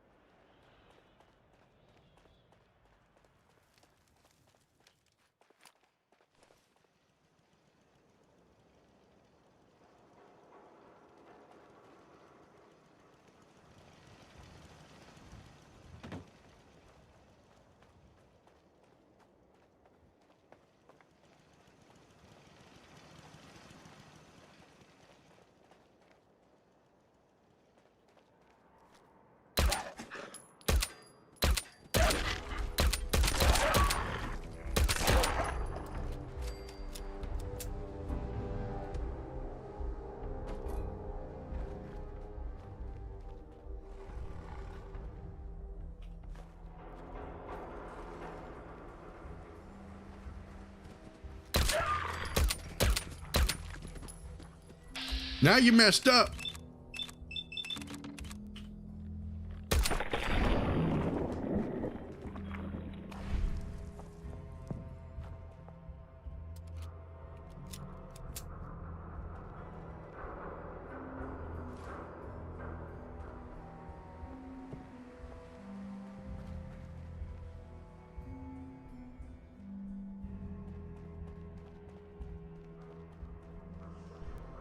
Okay, so this is Boston.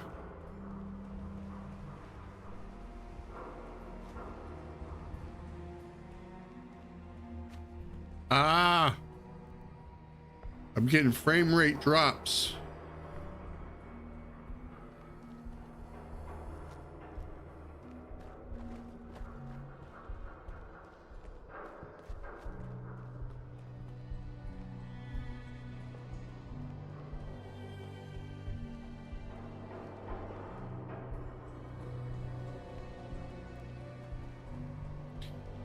So there's one place that I always want to try to find whenever I'm here, and I can't find it. It's not the public library.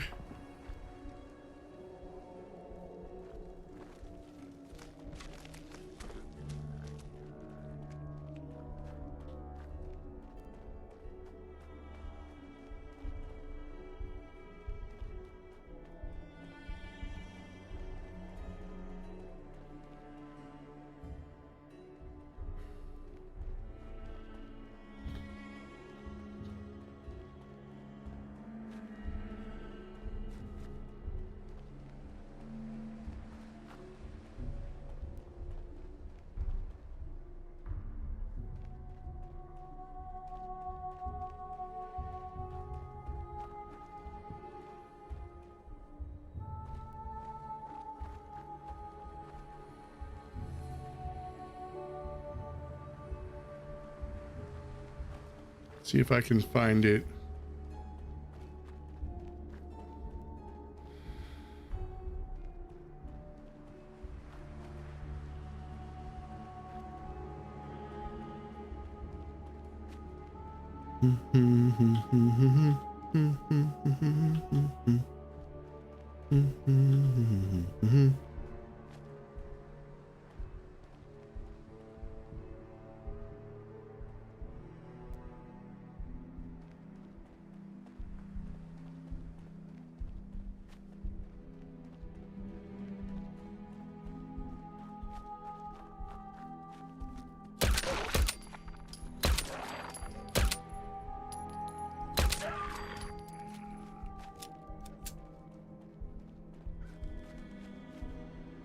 Ooh, Nuka-Cola, Quantum, gimme.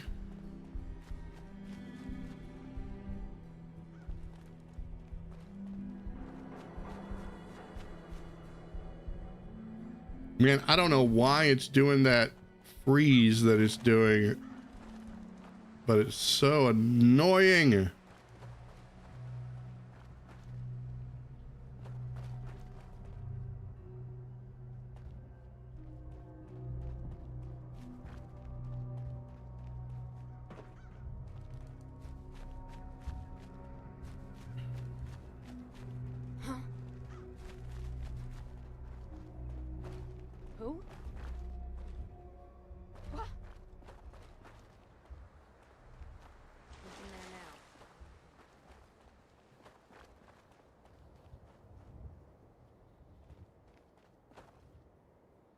Oh, this is annoying.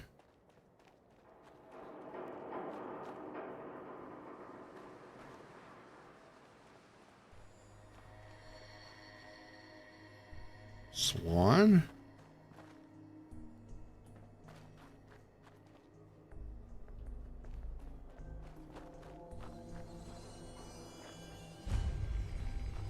Boston Common. I think I'm getting closer. Oh man, the frame rate. What the? Someone there?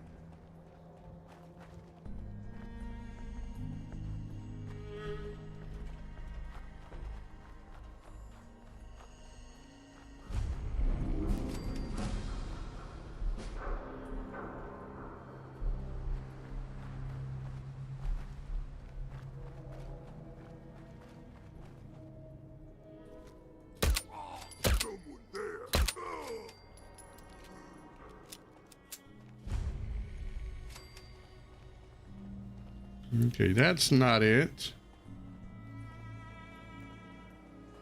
Here it is. This is it. This is it. I found it. Yes.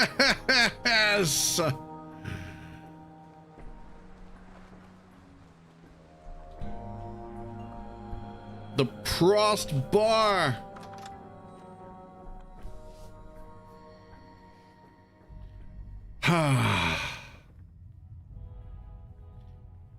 Oh man, sometimes you just want to go where everybody knows your name.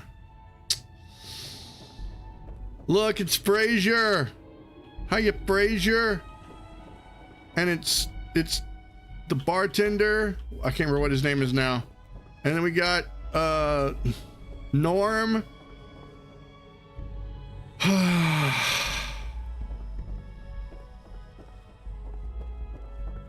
It's the Cheers bar.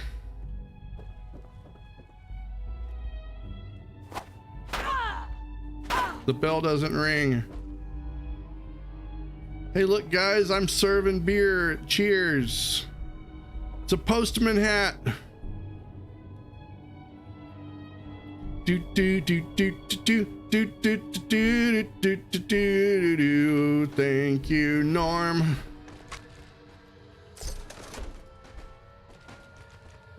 I think Prost means cheers.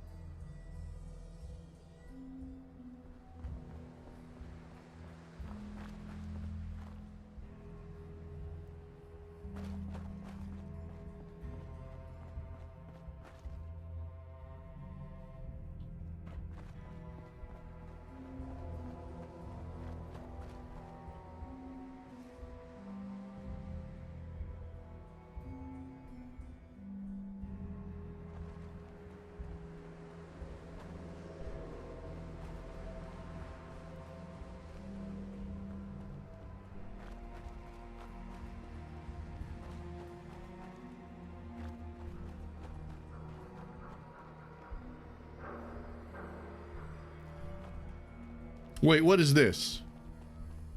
Oh, it's the Park Street Station? Oh, hell no, I'm not going in there yet. I think the reason I'm getting lag is because of so much going on. I'm gonna fast travel back.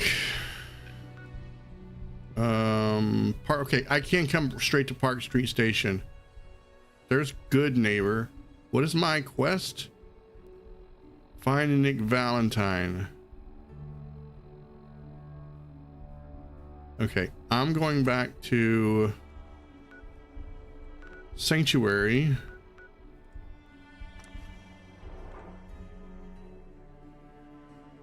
I'm gonna unload all my junk.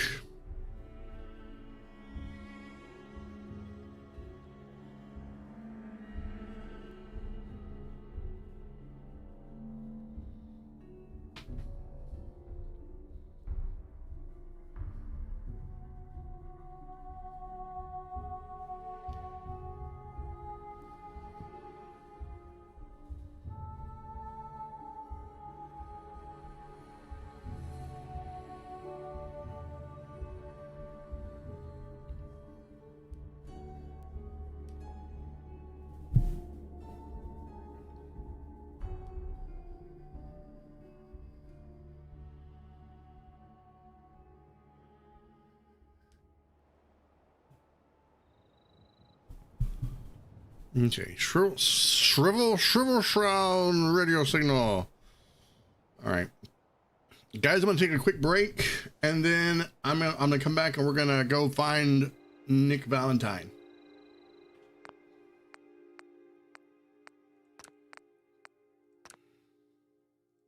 So go grab a snack or something, and I'll meet you back here in about 10 minutes.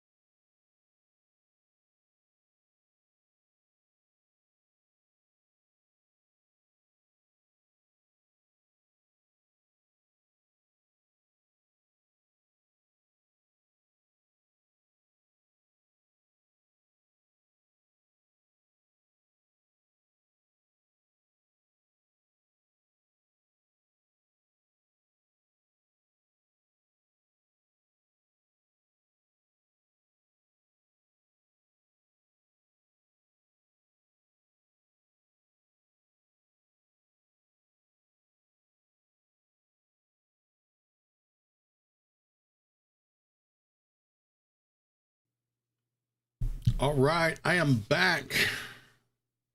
I don't know if that was 10 minutes or not, but I have returned. So apparently I was looking into it.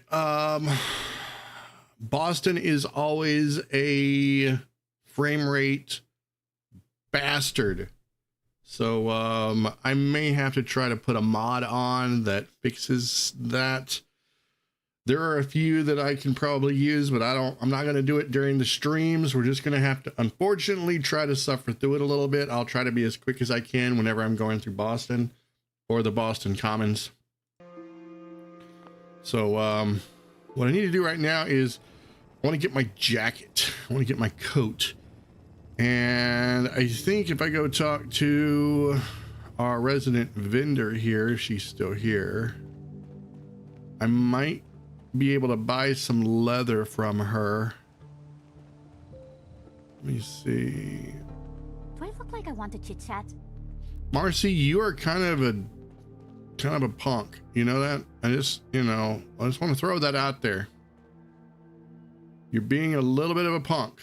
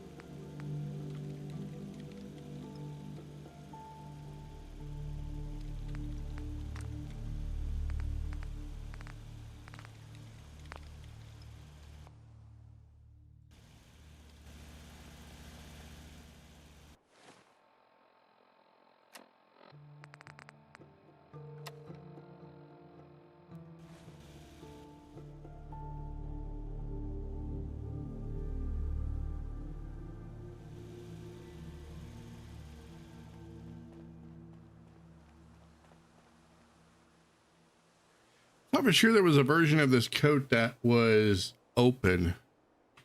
Let me see.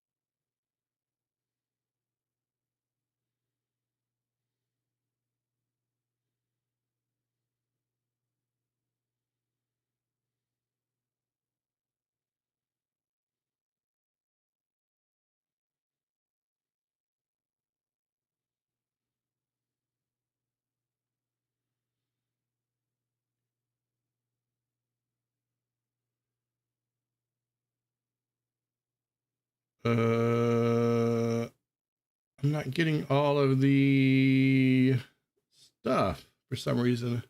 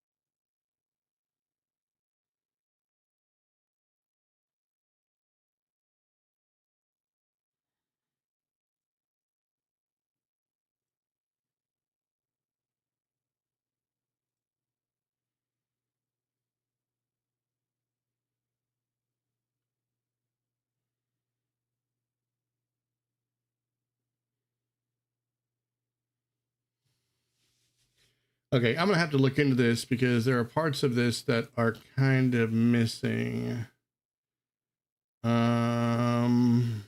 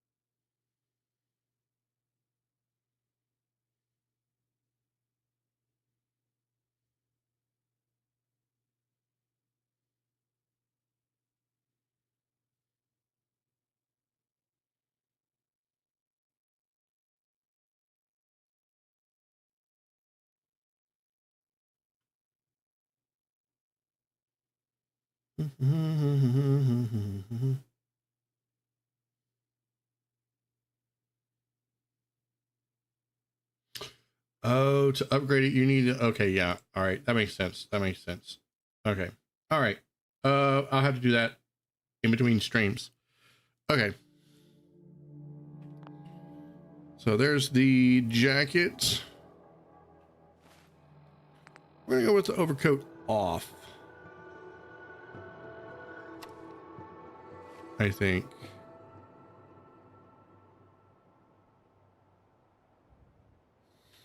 Now we got to go back to, no.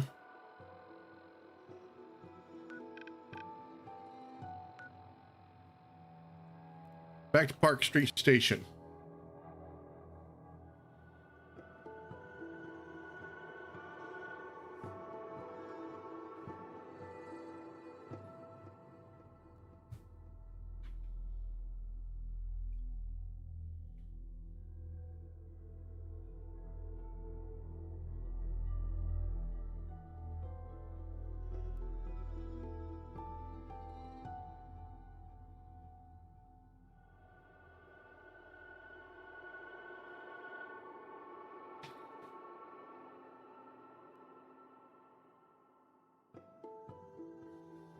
What is that? Picket fences. $32.99 for a magazine. Man, inflation was through the roof, I think.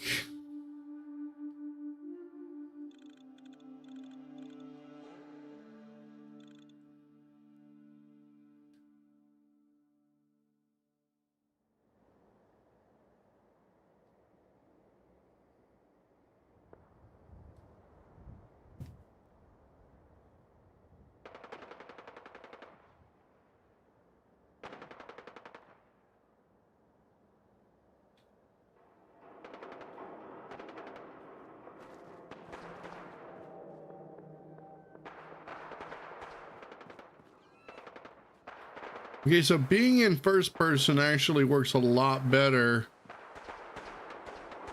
weirdly enough, when I'm in Boston, so that's fine.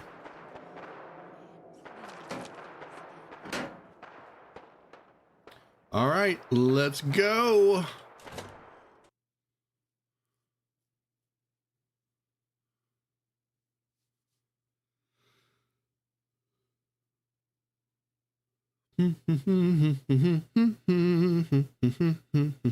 Also, I am about 99% finished with my modding of Fallout New Vegas. So we're going to be doing lots of Bethesda games leading up to Starfield. And I did say at the start of the stream that if everyone was being good, I might react or comment and give my opinion and take on the Starfield Direct, the Bethesda Direct that happened a couple days ago. There's been a lot of information that's come out about the game, and I'm really, really excited about it. And I really want to play it on PC because, first of all, I think it'll perform better. There's opportunities for mods that'll happen, versus waiting for the trickle-down effect for mods that are going to happen on console. I don't know if Starfield will even be moddable for a while, because we're dealing with a game that has procedurally generated worlds. So how does that work?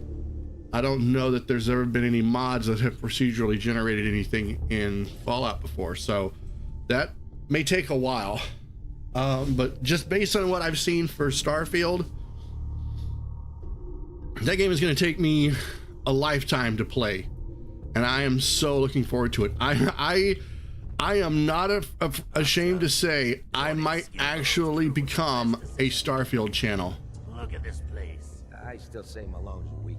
We caught that detective snooping around, and what does he do? Locks him up. Like he ain't got the balls to just kill him. Well, don't let his new girl hear that. She'll start swinging that bat of hers at your face until there ain't no face left.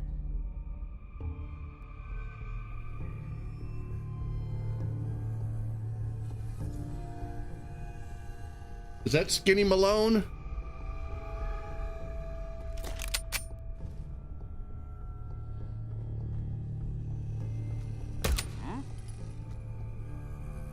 Found you, knucklehead. How do they strafe so effing fast?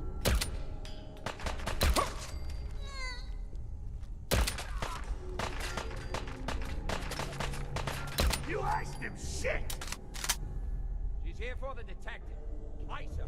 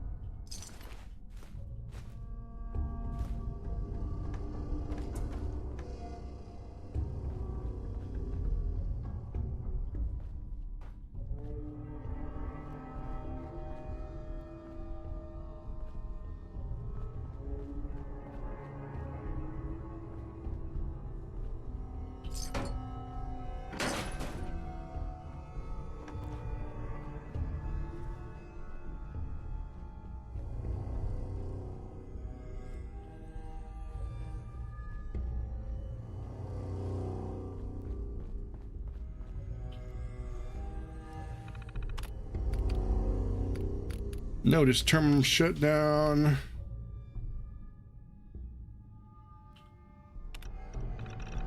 The purchasing of subway tokens for this station will automatically cease on February 11th, 2077 to coincide with the station closing. Any questions should be addressed to the station manager or Vault-Tec representative before your employment termination date.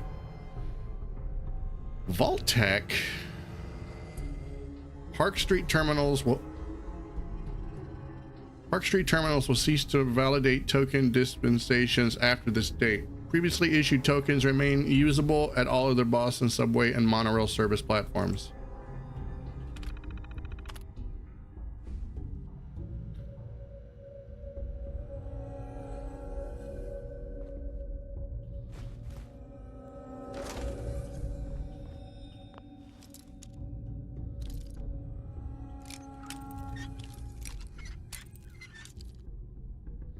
Hey, what's up, Amy? Welcome back.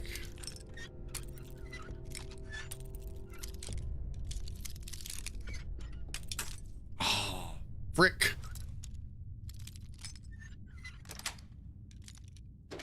Nice.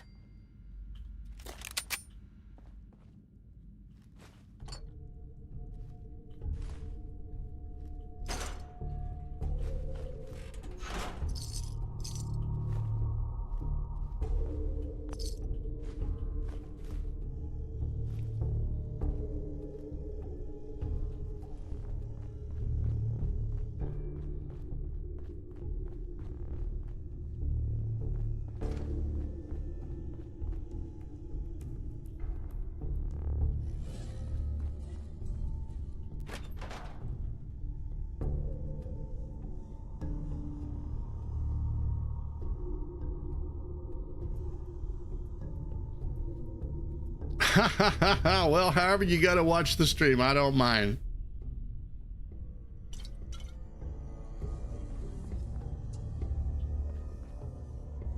I'm grateful for the view. Thank you. Oh, that's a compliment. Thank you so much.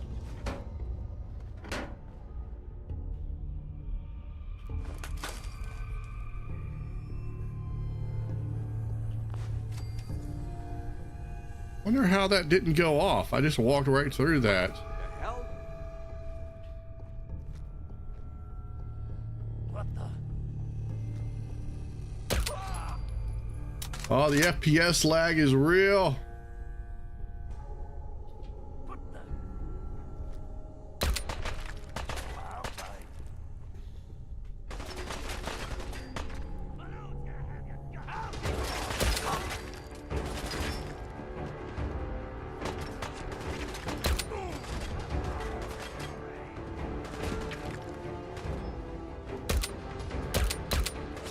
How is he moving so fast?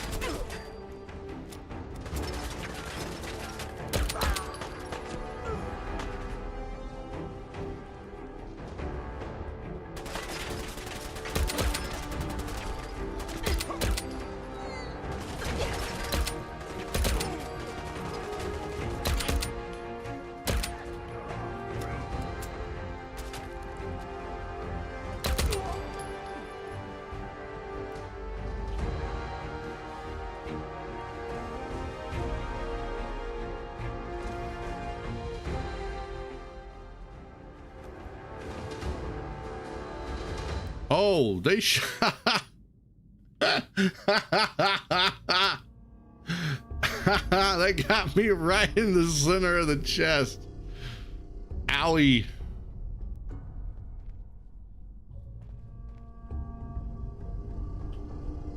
All right, where's Nick?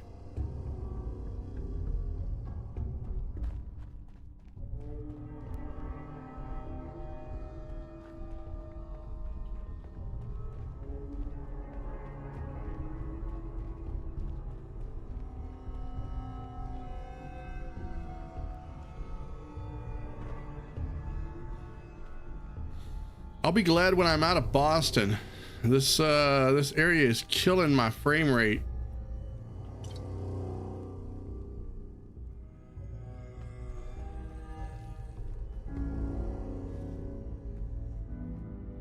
What got you?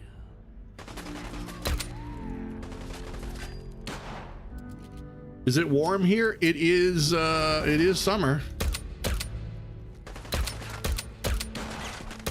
Oh my gosh, the crosshairs are not.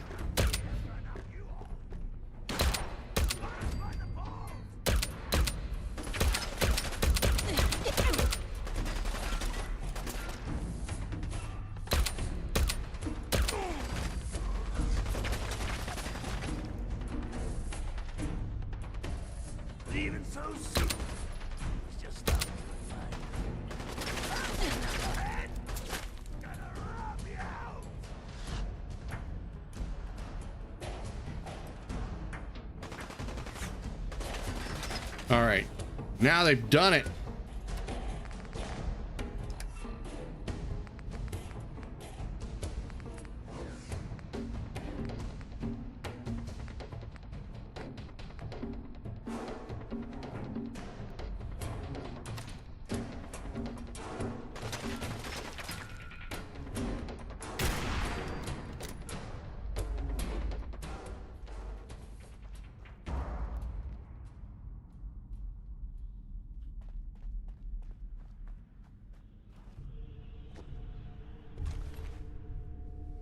The absolute hottest. Cube's room, and it sucks. It's hard to stream because of the heat. Yeah, I feel you on that one.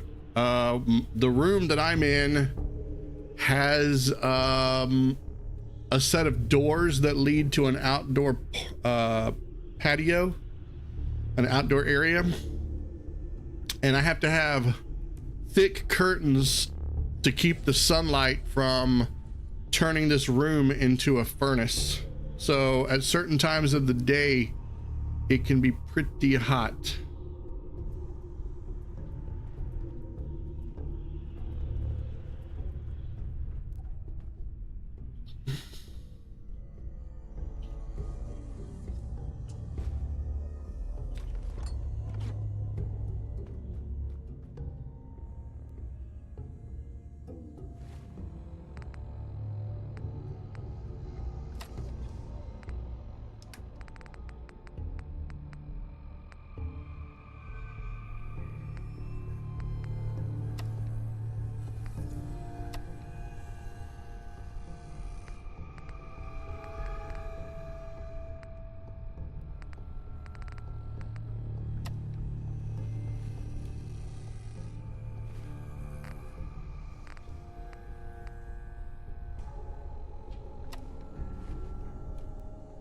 I probably want to take the gloves off.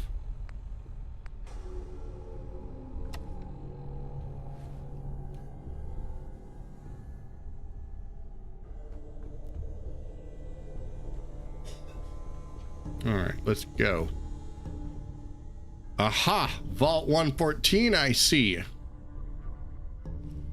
They thought they could keep me out.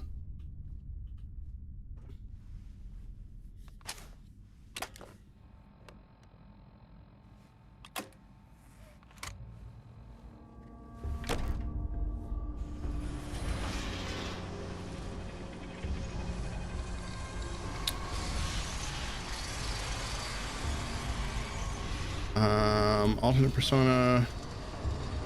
I call it cube. Okay, you only exist digitally. Well, the Catgirl is named Fumi-chan. And even though I don't really have any lore for her, and she's more of an avatar, I still sort of let people think that she's her own person. Which is why she's wearing a tag that says caution may bite, because Catgirls bite. Damn it, I hate it when they open the door. Why is that thing so loud?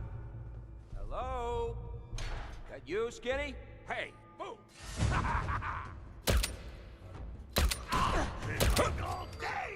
This thing is not aiming correctly.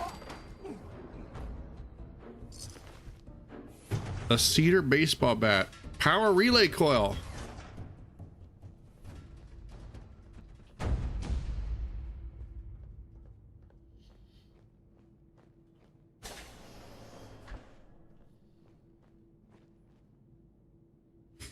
Vault 114 jumpsuit.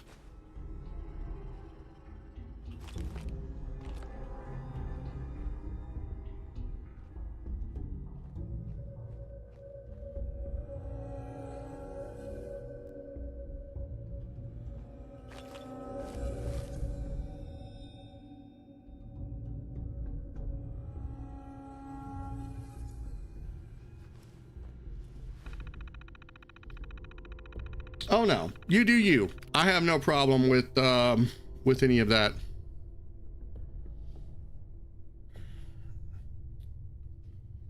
I just personally, whenever I got into VTubing, it was mostly It was mostly just so I could get away from being in front of the camera.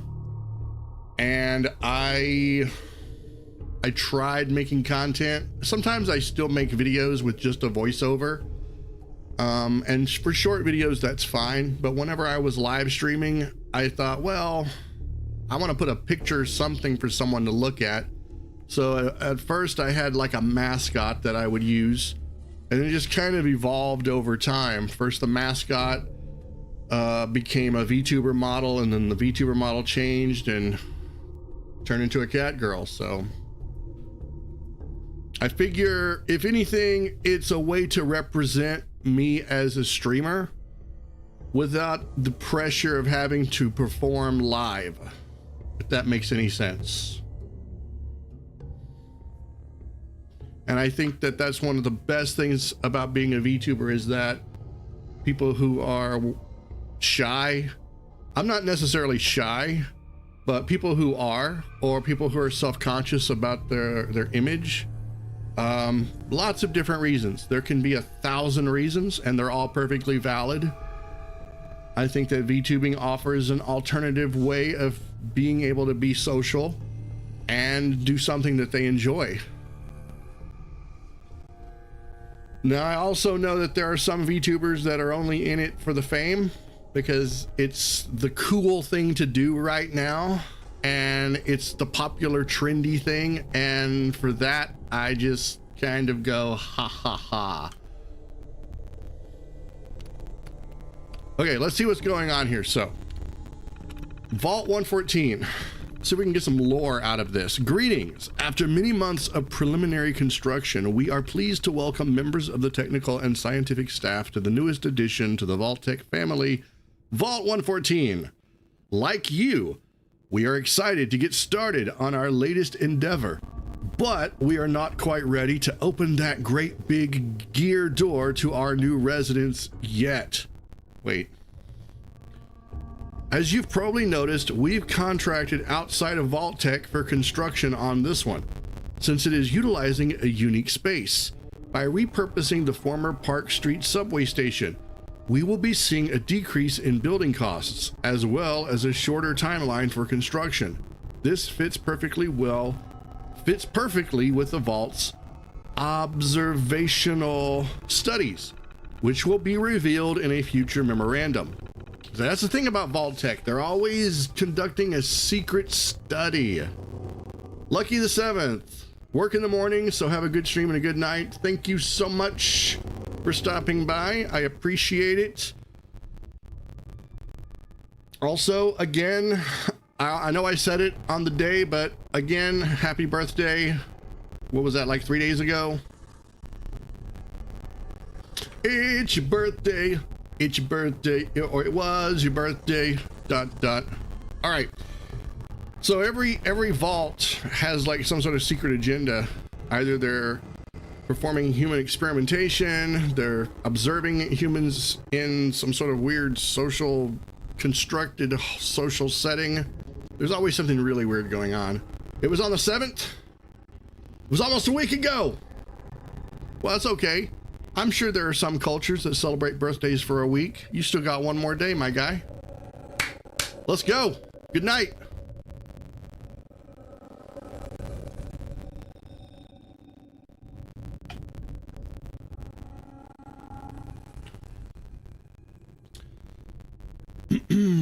However, because of this, we'll be seeing a lot of civilian traffic until construction is fully completed. It is up to you to help maintain the security of Vault 114 and its experiment from prying eyes without proper clearance. Loose lips sink ships, of course. They also result in immediate termination of possible criminal investigations. Welcome once again.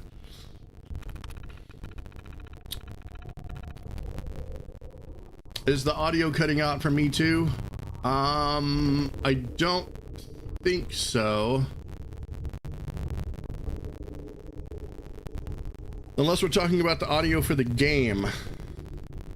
It's possible. The game audio is a bit janky, but if it's my audio, I've never had an issue with it.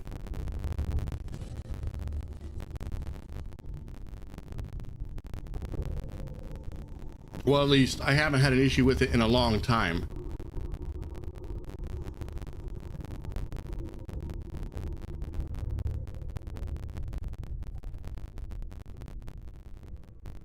The game audio is cutting out. It's possible.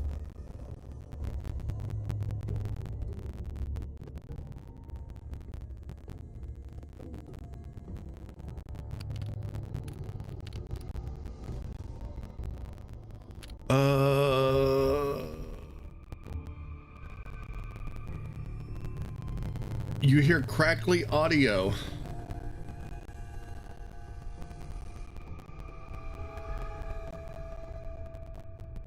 Maybe it's this that you were hearing.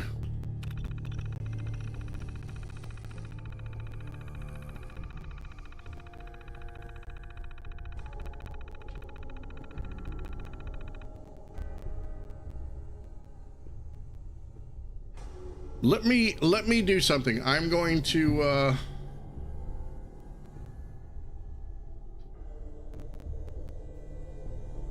I'm going to see if I can listen to the audio back, see what it sounds like.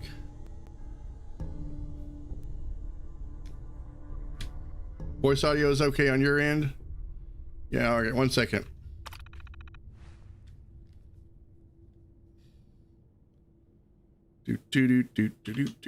I'm gonna change. I'm gonna listen to the audio through my headset for just a second and see if I can hear anything.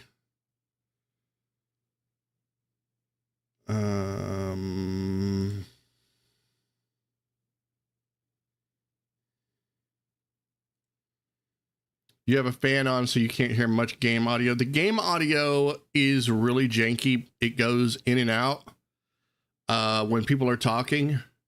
Sometimes they can be talking really close to you and they sound like they're really far away. I don't know if this is a result of the mods or if this is just a result of the game itself being like recorded in like 4.1 surround. I don't know.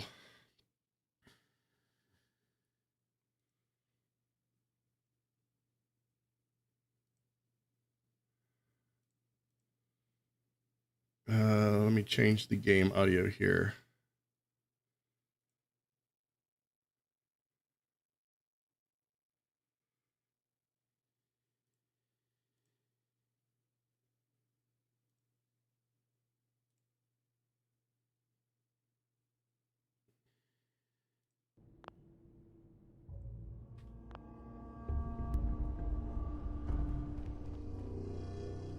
Okay, I'm listening to it back through my headphones. Let me get back into the terminal and see what happens.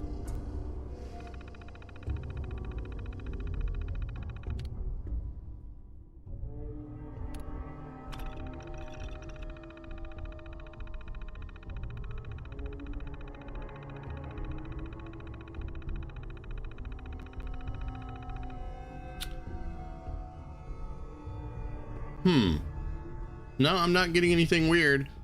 The other streamer still hasn't checked his chat. Wow, that's crazy. That's something that you really want to stay on top of. I mean, audience interaction is like one of the most important things, right? Audio sounds fine now. Okay, let's read.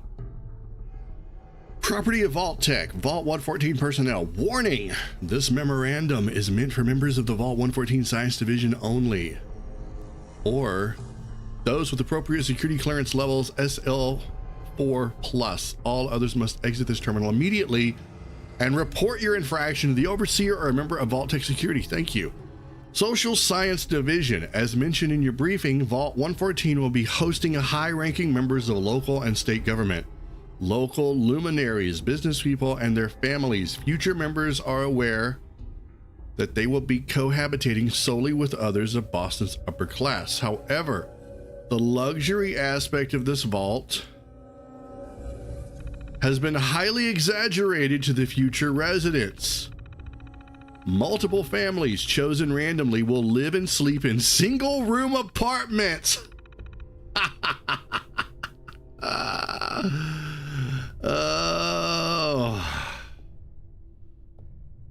Dining and bathing will be in shared quarters, and amenities will be minimal. In addition, we are currently interviewing for the overseer position from many candidates. Our goal is to find someone with no supervisory or government experience, and hopefully with a strong anti-authority bias. Human Resources tells us that the interview process has vetted many viable candidates. By taking away the luxury and authority these groups saw in surface life, we hope to study their reactions in stressful situations. As such, please do not undermine the new overseer's authority at all during the experiment, even and especially if it may cause physical discomfort, embarrassment, or harm to the residents. Wow. Okay, so part of their social experiment for this vault was to take really rich people, put them in the vault, and give them a complete nincompoop as an overseer with no supervisor experience and strip away all of their luxury. They won't survive. I don't think they would have survived 5 minutes. First time somebody had to do communal bathing, they probably would have went on a rampage, and you would have saw those rich people literally, they would have broken down the vault door. It would have been the first time in history. That's awesome. It's weird, but it's awesome. And I don't know, it's maybe not. Okay, let's see.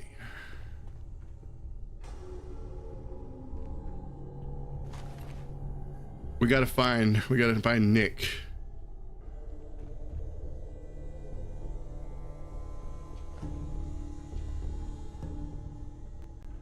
Where is Nick? Hey, purified water. That stuff is rare.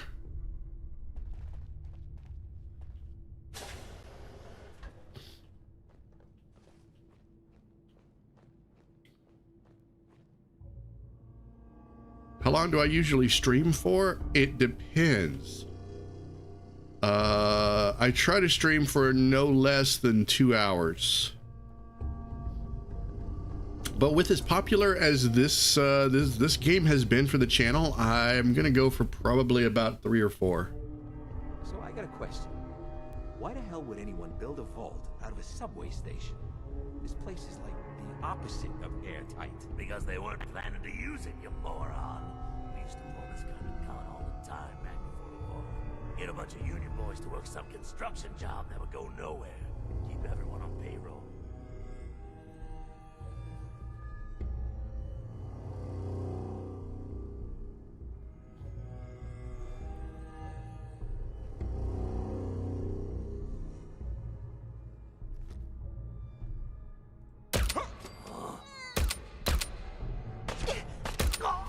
Dang, the FPS dropped right at the perfect time. Your last 2 streams have been 10 hours and almost 9 hours. That's a lot. I will do really long streams if I'm up to it, but I don't always have the stamina to stay, you know, you got to be in the zone sometimes. Because like if you have an off day while you're streaming, it's like everybody knows it. What are these guys, twins? Blowtorch. So yeah, for me, the longer I go, the more tired I get, and then that starts to translate into the stream. And I don't know, it depends, to each their own. Sometimes I'll do a stream and I feel like it's going nowhere, and so I give it the 2 hours, and if not enough people have shown up, or not enough people have interacted, then I'll take it as kind of a loss. Better to have a 2-hour dud than a 10-hour one. But again, that's just me.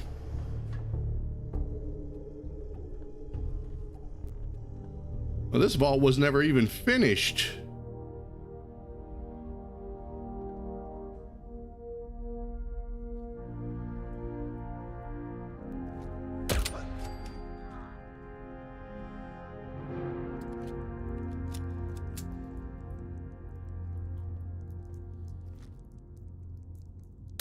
Butt shot.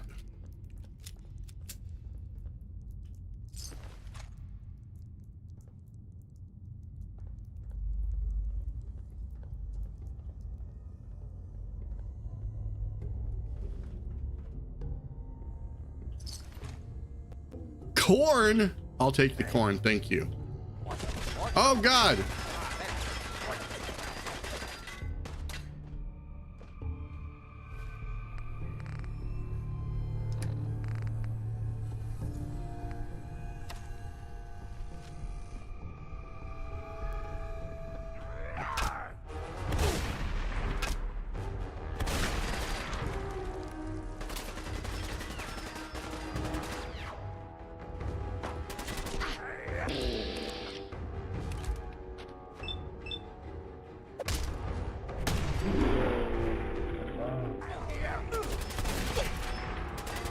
Dude, your Tommy gun hurts.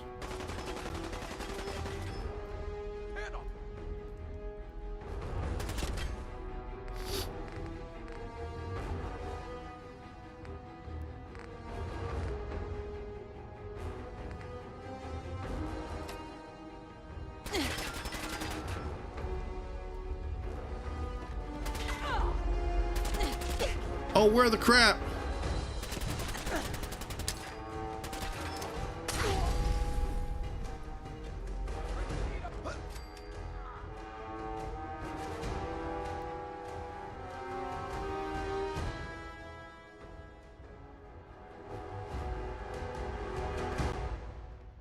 Ah, priceless works of art and bobby pins and money. Do they have no shame? Well, it's mine now.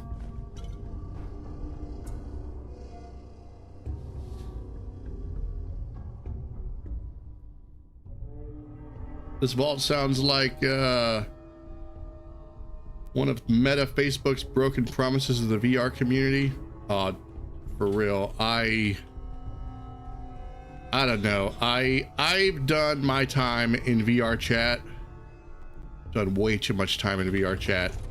And I can tell you that I was not at all interested in Facebook trying to do that.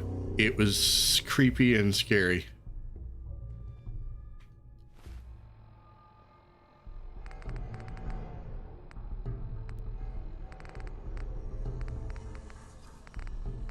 Okay,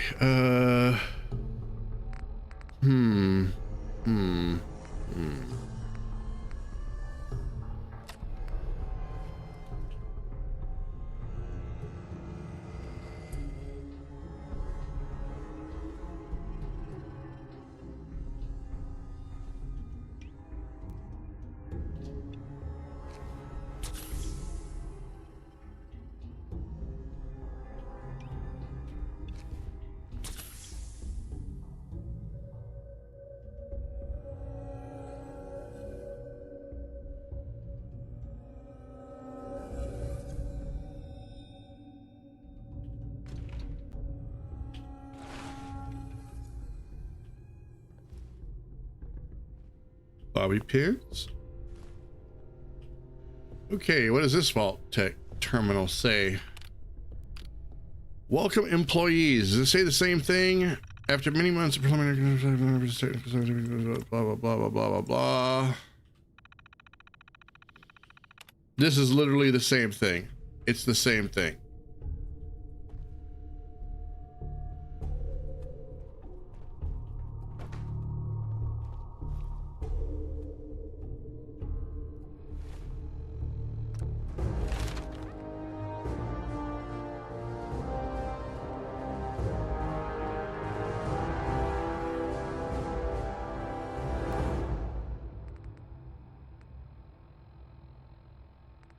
Let me see. I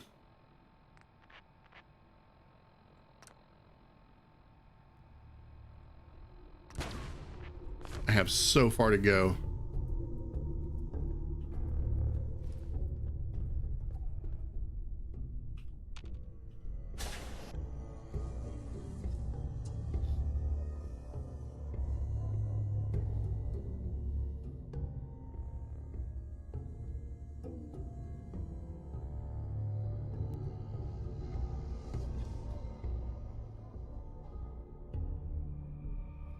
my hope is to one day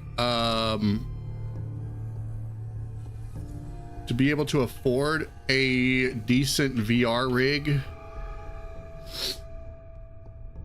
and have full functionality of my hands. I have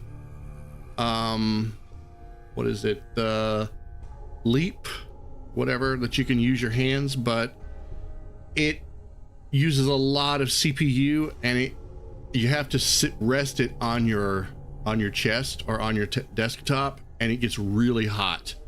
So after about an hour, it feels like I have a clothes iron laying on my chest, and that can be a bit painful. So I'm waiting on like some third party really cheap VR gear. I know that 2D, live 2D is the thing right now, but I don't know. I still think there's still a market for 3D VTubers.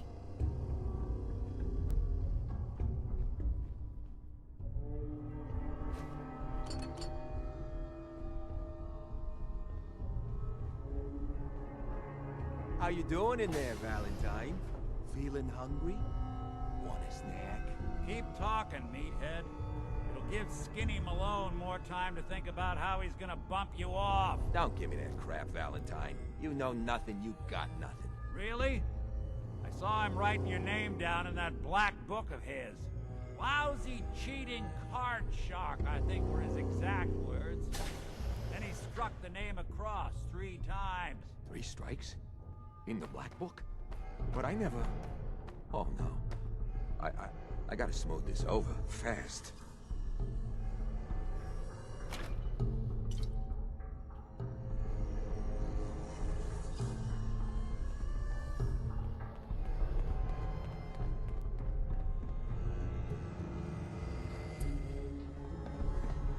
Need to make sure I'm not missing anything in here.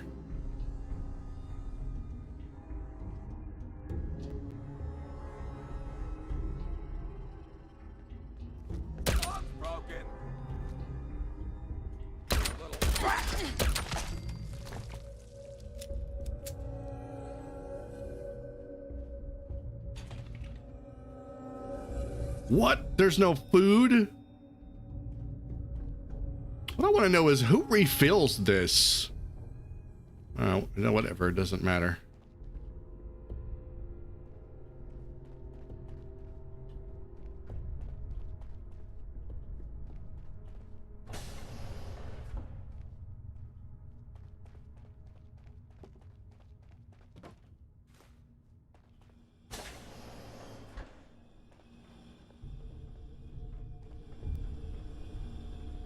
Oh, wow, look. Look at the toilets. They're the most uncomfortable things ever. Like, there's almost no privacy in this bathroom. It is straight up a communal bathroom. They share 3 sinks and a mirror. There's 3 toilets. I mean, it's just a curtain.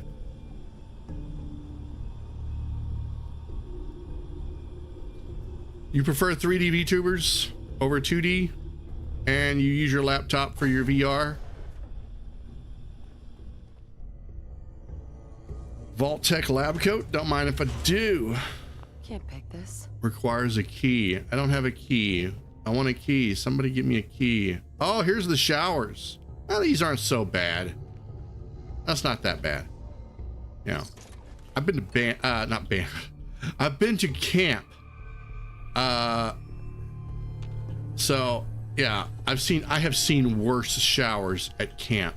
Started to say band camp. I was never in band camp. I've seen worse showers at camp. So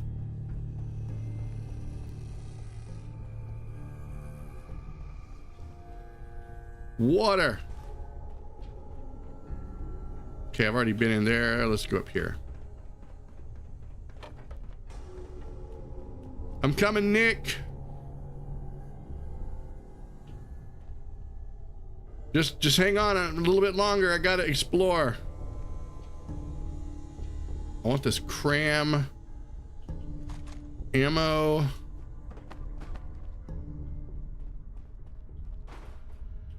Won't be able to pick this.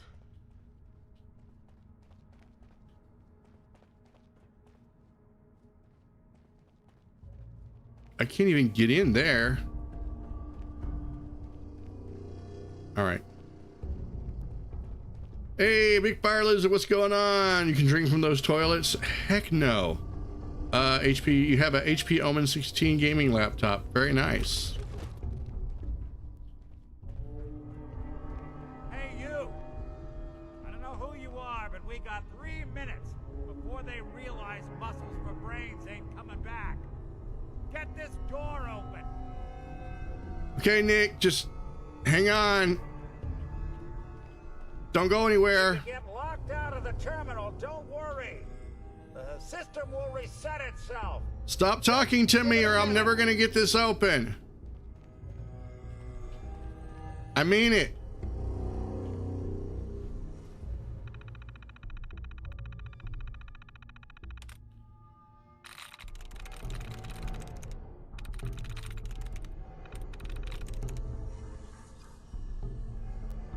Oh.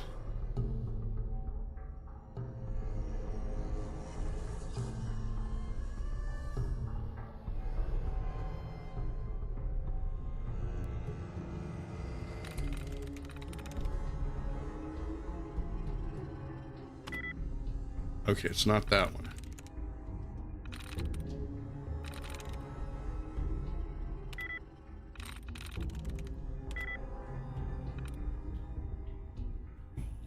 S B A S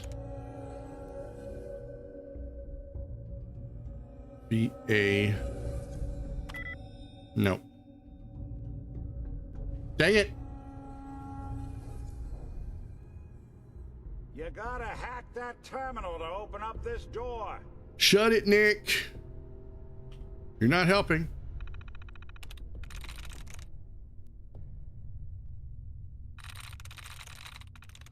F-I-R-E-R.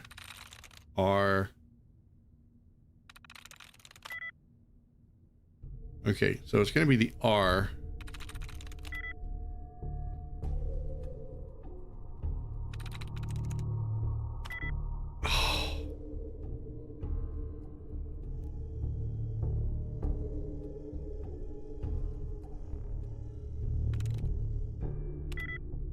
I hate terminals. My stream elements need some chill. Oh, that's just how I like it. There's no lock on my end. You gotta use that terminal by the door.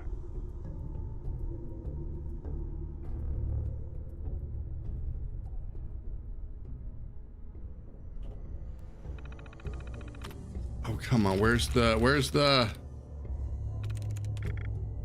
No, it reset them. I didn't even do anything.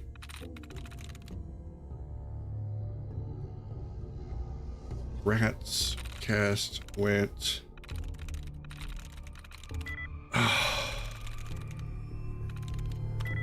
Oh.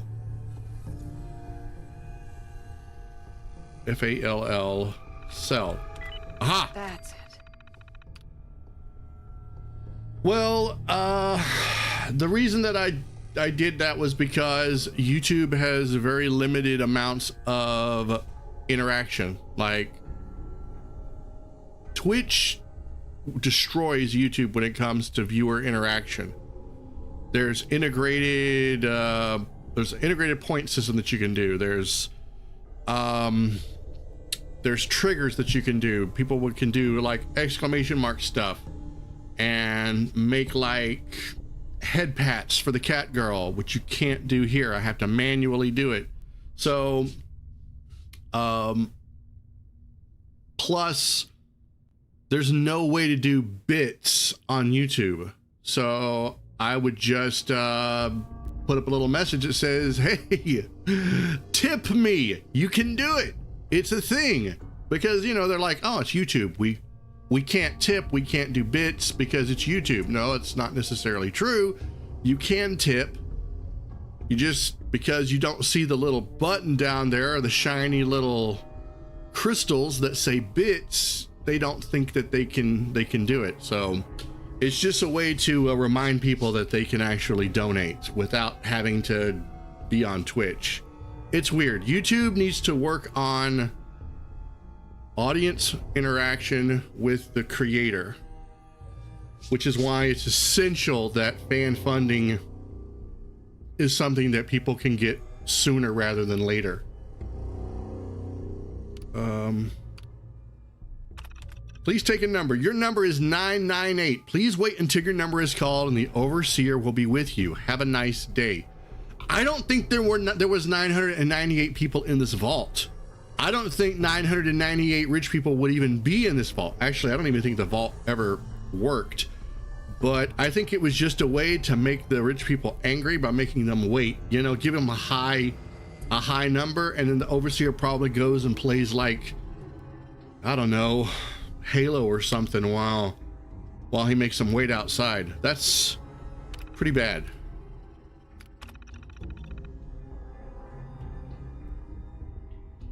Is Stream Elements a way to donate to streamers that don't have access to Super Chat? Yes, you can set up your PayPal through Stream Elements, and it creates for you your own tip page.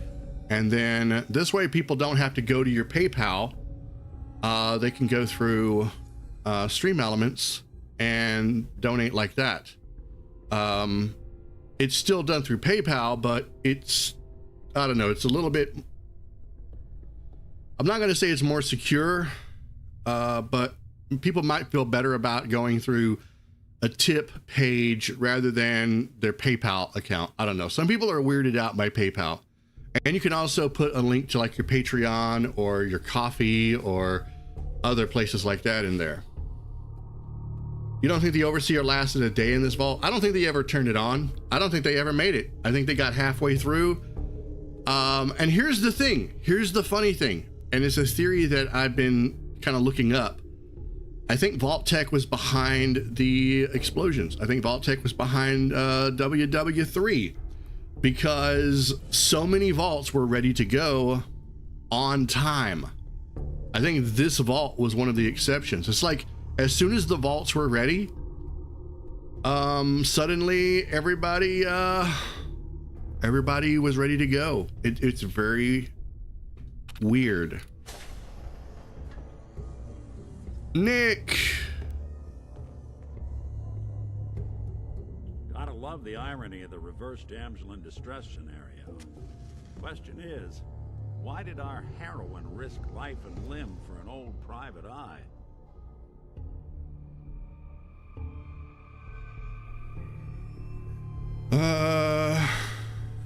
I'm tracking a murderer.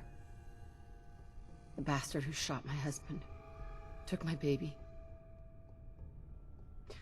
I don't even have a clue who he is or where he's gone. So you need a little angel of vengeance, huh? Well, I don't usually go after blood money, but I guess I can make an exception. I've been cooped up in here for weeks. Turns out the runaway daughter I came here to find wasn't kidnapped. You can't use your name for PayPal because it would technically count as a fake name. Anyway, because you're not physically real, and when using PayPal, it shows people your real name. Let's blow this joint. Whenever you donate, it's going to show your real name, or it's going to show your email that's associated with your PayPal. And you have to, I guess you have to, there's a trust that goes with the streamers. I suppose. For me, I have a business account through PayPal that's set up as Gruzbee. So there's a certain amount of anonymity. Plus, there is, I think on the tips page, it is anonymous as well. So it's something that you should definitely look into if you're wanting to go 100% anonymous. I know that big VTubers, the ones that absolutely can never let anyone know who they are for fear of their super fans stalking them and probably terrorizing them, are able to do it in some way. So there's got to be a way. Setting up a business account was extremely complicated, and I did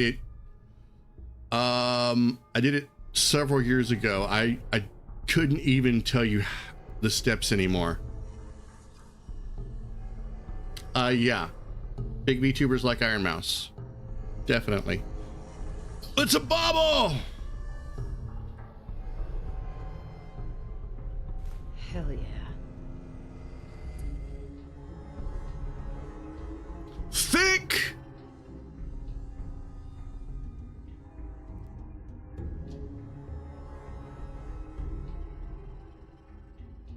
All vendors permanently have 100 more caps for bartering. Nice.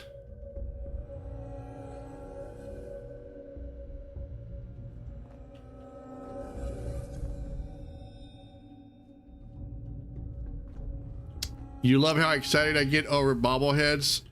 I just get excited playing games. What can I say? I love what I do.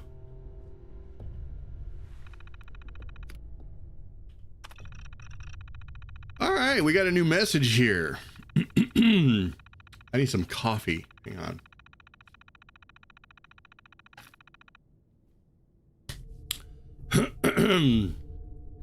Greetings, Overseer. I hope this message finds you well and your move into your new position has been an easy transition. Your appointment as Overseer came with high recommendations from our interviewers. Yeah, right. We literally drew your name out of a hat because you were the stupidest person on the face of the earth. And we hope you will be the perfect fit that everyone believes you to be. Please do not be nervous, as we have chosen you based on your natural qualities, decision-making skills, and unique personality. We believe that you possess innate abilities as a leader that will bring this vault into the new world nuclear war creates.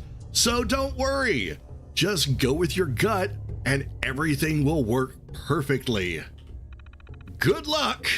Signed, Vault-Tec Management. God, they're all gonna die.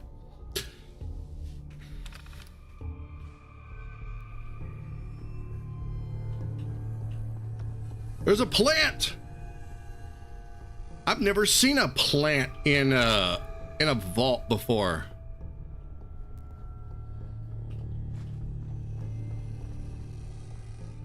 That's very interesting. And a vase? Look at it. Look at it. Vault 114 construction survey. Maximum capacity 120 dwellers. And the ticket that I got was 998, wasn't it? Yeah, sure.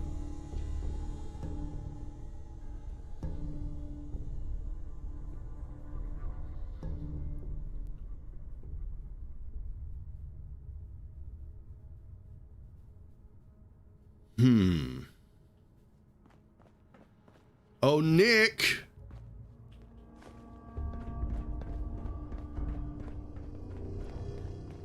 Where are we going?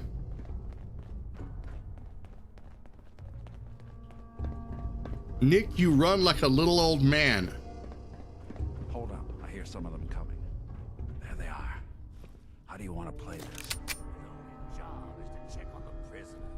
Why does that take so fucking long, huh? Hey, Dino, quit razzing that detective and get down here. Where the heck is he?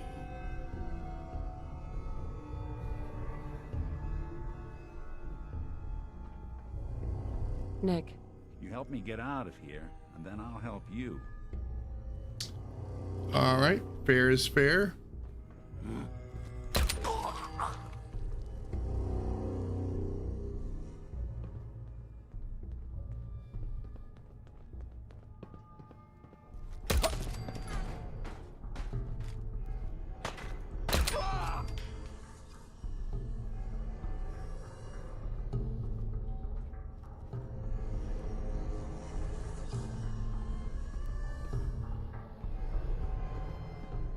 Hey, Valentine. I know you have a case you want solved, but underground and surrounded is not the best place to talk. You only found out at the end that they're reading Twitch chat? You don't have a Twitch account yet? Wait. How are they doing that if they're streaming on YouTube? That's weird. Unless... Oh! Oversee a door password!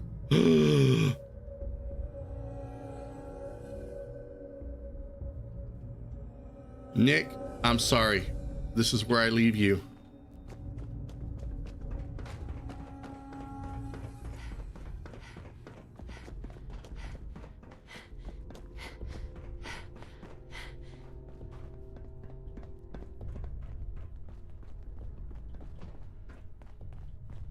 There's some doors I need to check out, Nick.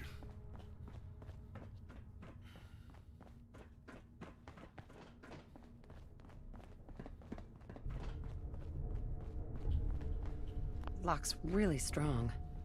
Wait, I can't open that with this key? That's dumb.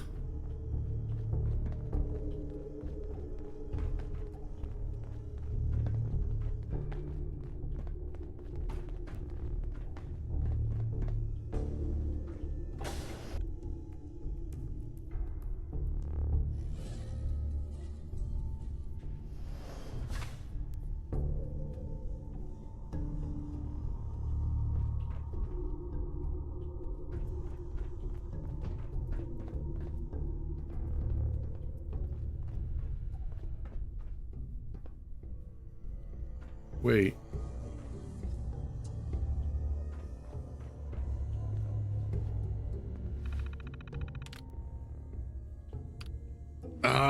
Where are we? Oh, I fell through there. Okay, we're in the wrong spot. We got to go out a different way. Come on, Nick.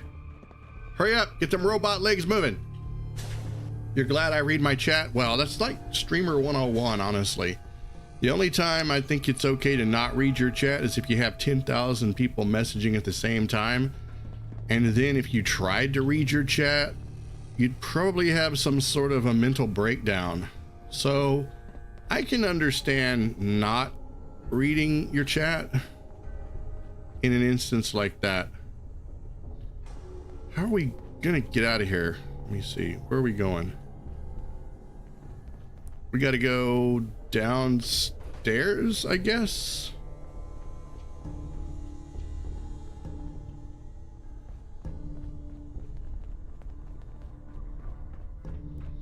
Yeah, down here. Come on, Nick.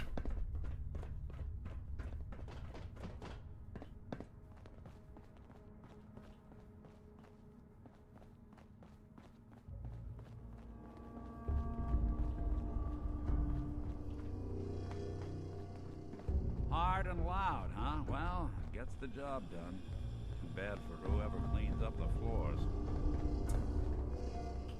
Only opens with a key. Door's on the fritz. Let me see if I can get it open. Almost got it. There we are. Hell of a lot easier to do when the lock isn't on the other side.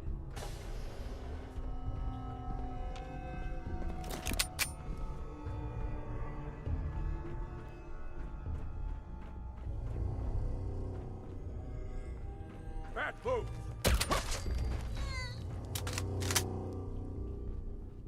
Bottle cap.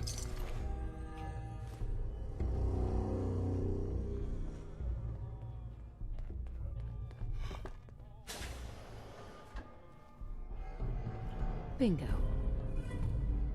Oh my gosh. Astoundingly awesome tales number 8. The man who could stop time. It kind of looks like a Time Lord. Sort of like Doctor Who. A little bit. If I had to put my finger on it. Or maybe he's the mysterious stranger that shows up and shoots people with his gun. I'm gonna go with Time Lord.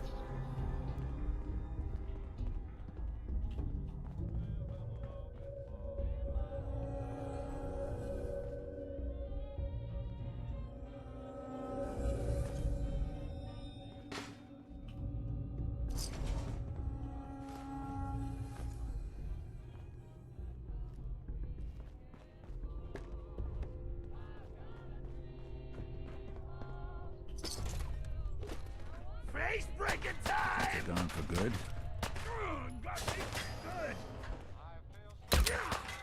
All right. How did you get in there, Nick?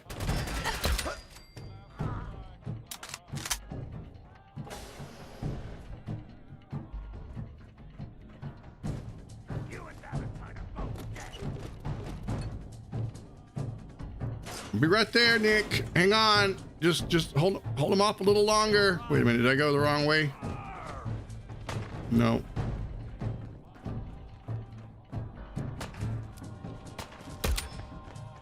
Won't underestimate us again. I'll take that. Bottle caps. Bottle caps. I sometimes do. Nice. Tommy gun. Bottle caps.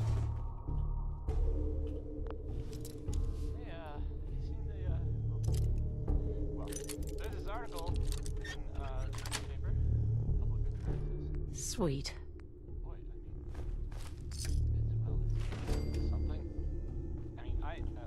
I'm not saying anyone is a sin. I'm not saying it's correct. I think Nick is just really bent on talking to himself. What are you saying, Nick? I can't hear you. More stairs? Who built this damn vault? A fitness instructor? Where'd she go? Which one of you lost her, huh? Time to put you on ice! That's one way to get there. But they actually have a nursery? Where's all the bebés? I guess even rich people have to have children. That's kind of the point of a vault, right? Is propagating the species somehow. I think I can pick this.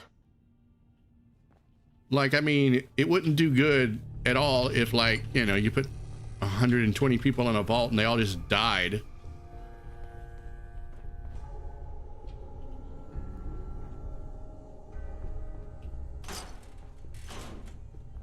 Surely there would be some sort of medical procedure that could, like, make the bebés.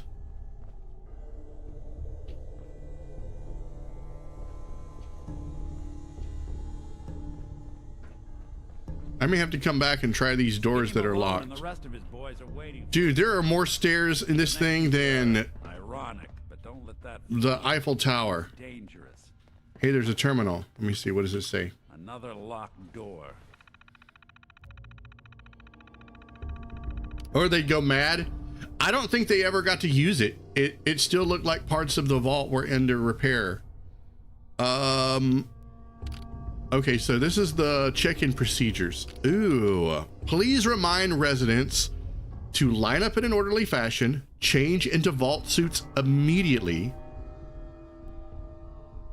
How many stairs are there in the Eiffel Tower? I don't know, but I'm thinking there's a lot. Save all questions for orientation. Residency 1A. Linehan family, Sean, Martha, sons, John, and Mitchell. Flaherty? Sounds Irish.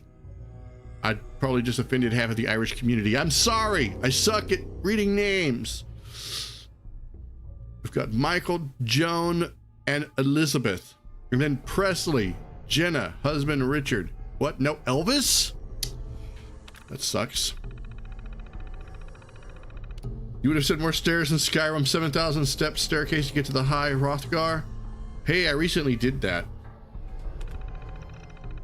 O'Malley family. Okay, so this is Boston. There is a little bit of Irish going on. I see where they're going here. Michael, Jennifer. Okay, so these are the people that maybe they did check in, but I didn't see any bodies. You know, I really didn't. Or did I? I didn't see a whole lot of bodies.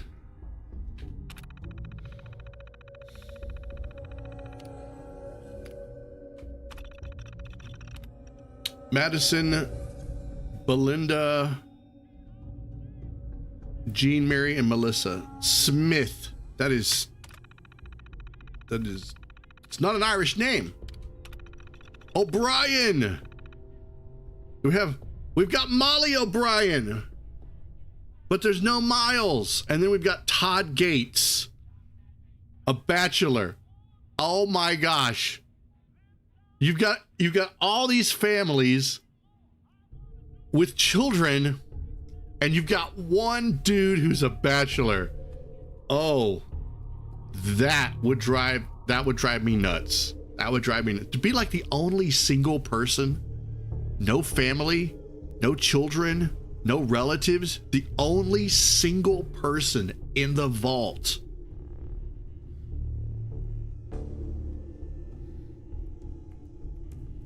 You think I'm the first person you've actually subbed to on YouTube? No. Surely you subscribe to other people on YouTube. Shouldn't be too hard. Okay, I got it. But Hey, I want this one too. On the other side. Oh, there's more suits. Get ready for anything. I'm gonna take all the Vault-Tec suits. What are you looking at? Open the door. It's not that hard, Nick. My gosh, get them robot fingers working. What are you doing? You come into my house and shoot up my guys? You have any idea how much this is gonna set me back? I wouldn't be here if it weren't for your two-timing dame, Skinny. You ought to tell her to write home more often. Oh, poor little Valentine. Ashamed you got beat up by a girl? I'll just run back home to Daddy, shall I? Should've left it alone. I'm King Castle, you hear me? And I ain't letting some private shit shut us down now that I finally got a good thing going. Yeah, talk is cheap. Enough talk. Think he's lighter or heavier with all those holes in him? And the bullets probably. Oh, it's a scoped 44 pistol. To all the old days. It's going to be an awkward conversation with Darla's parents when I tell them their daughter bit the big one. Well, at least the case is closed. Let's get out of here. There's a service ladder that should take us right to the surface.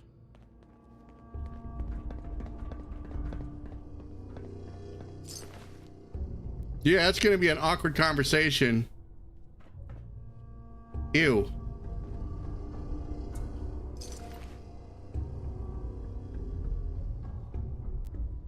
Skinny Malone.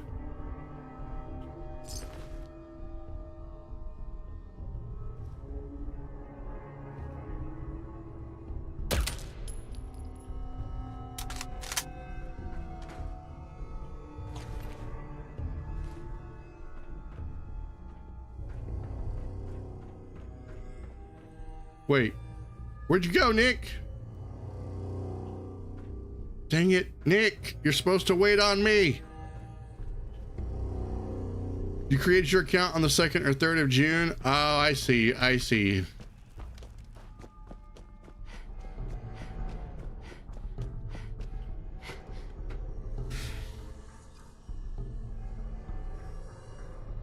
Okay, so I get the distinction of being the first VTuber.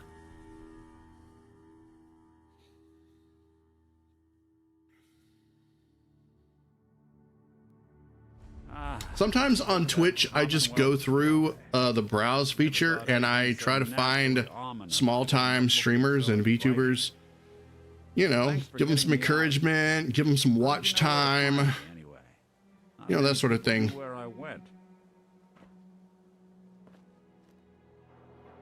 Your secretary, Ellie. Your secretary, Ellie. She sent me. She did? I should give her a raise. Now, you mentioned something about a missing person. No trace of where they've gone. I want you to come to my office in Diamond City. Give me all the details. Besides, I think you've earned a chance to sit down and clear your head. YouTube is a lot harder to find streamers. Like, if I'm looking for a specific stream, I know there's got to be more than 10 people streaming a game on YouTube. But YouTube makes it really hard to search for streamers and live content because they're focused on either short form content or long form videos. I'll meet you there. See you in Diamond City. You searched hashtag Vtuber and then filtered by live. That's one way to do it.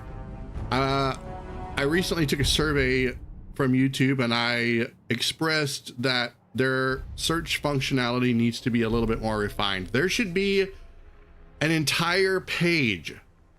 Like they should just, instead of grouping a bunch of stuff together, like games and this and this and this all under the live category, there should be just an entire place just for live games, an entire place just for live podcasts.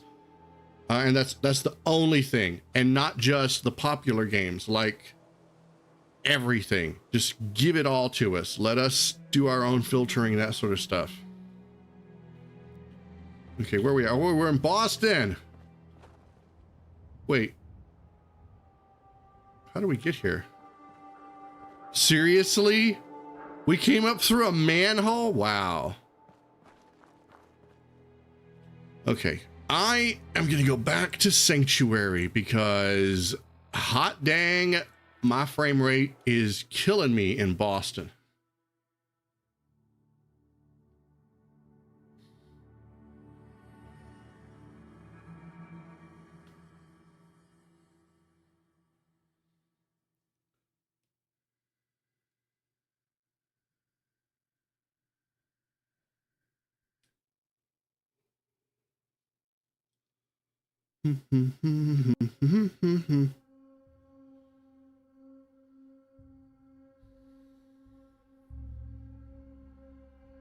I have to be very careful in this game. Some of the mods I use are NSFW and yeah.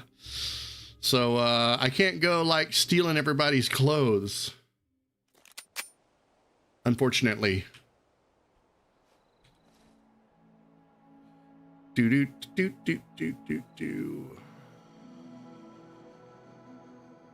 Well, it's time to put the big guy to rest.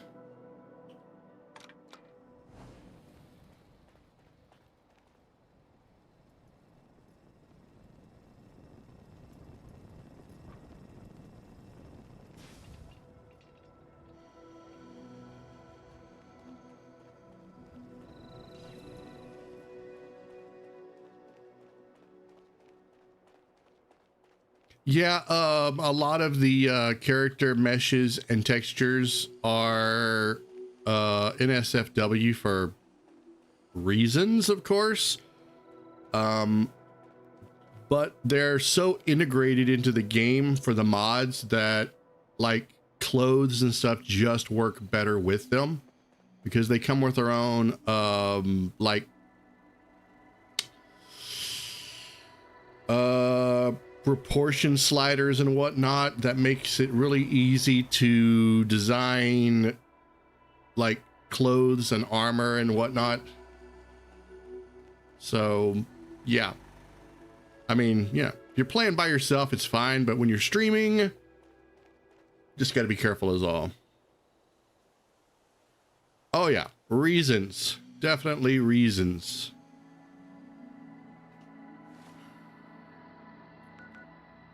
But you know, I can't. A little fan service is okay. A little fan service is okay. Let's see. We'll do. Oh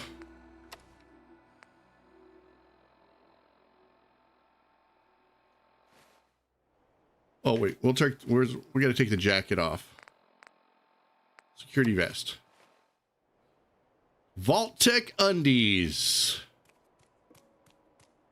I mean, it makes sense, right? Vault-Tec would have undergarments.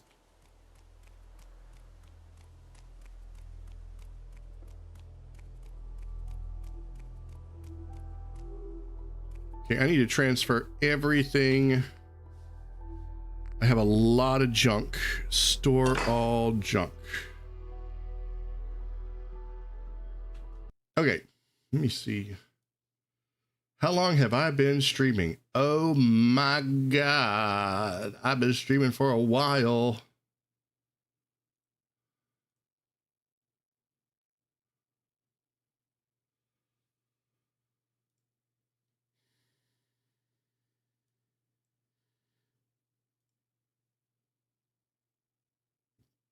Official merch, yes.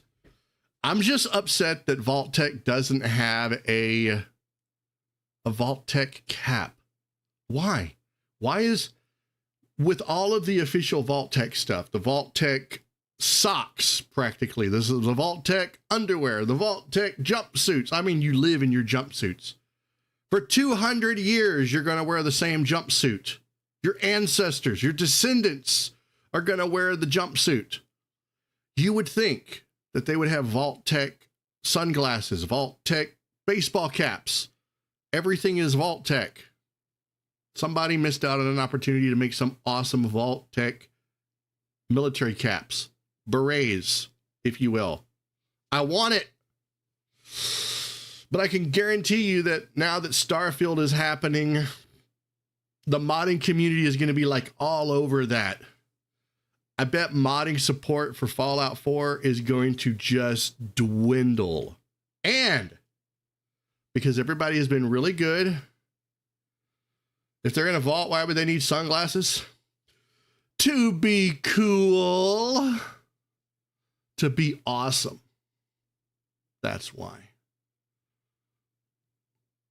Okay, so I'm going to take a quick break and we're going to come back and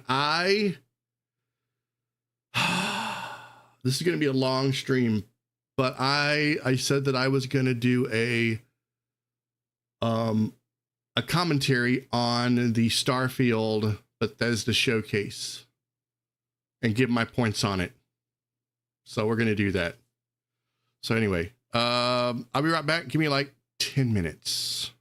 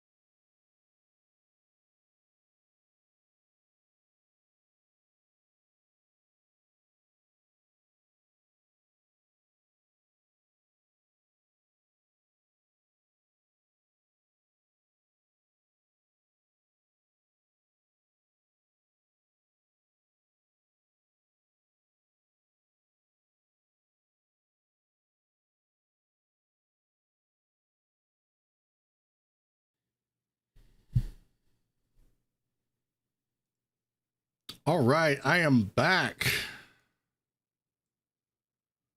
And I am ready to do this. So let's see here now.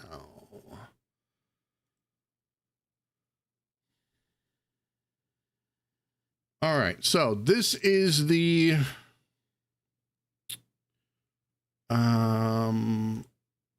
Starfield Direct that was a few days ago, and I've already watched it. And now I just kind of want to give my thoughts on it. I wish I would have done a live reaction, but you know, well, such is life. It didn't work out that way. Because I think I watched it way in the middle of the night and then fell asleep watching because I was so tired. I wanted to try to get everything in. So I rewatched it the next day, and now I've got my thoughts a little bit better. So let's go ahead and jump in.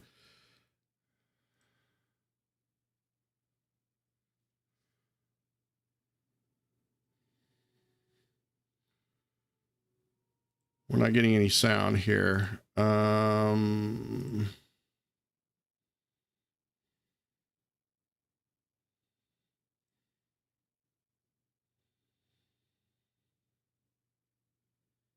Hang on. There we go. There it is.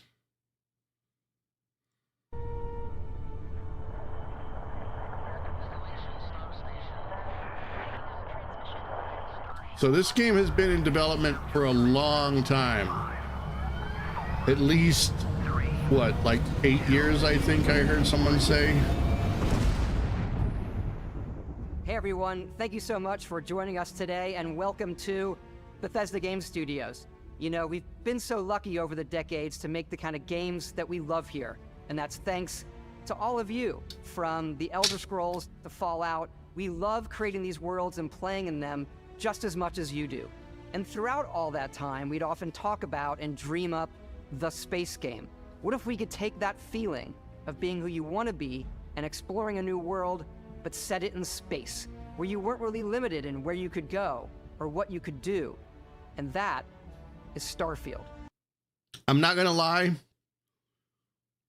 Years ago, me and my friends wondered what a Fallout game in space would be like, and we never imagined at the time that just a few years later they would start working on one.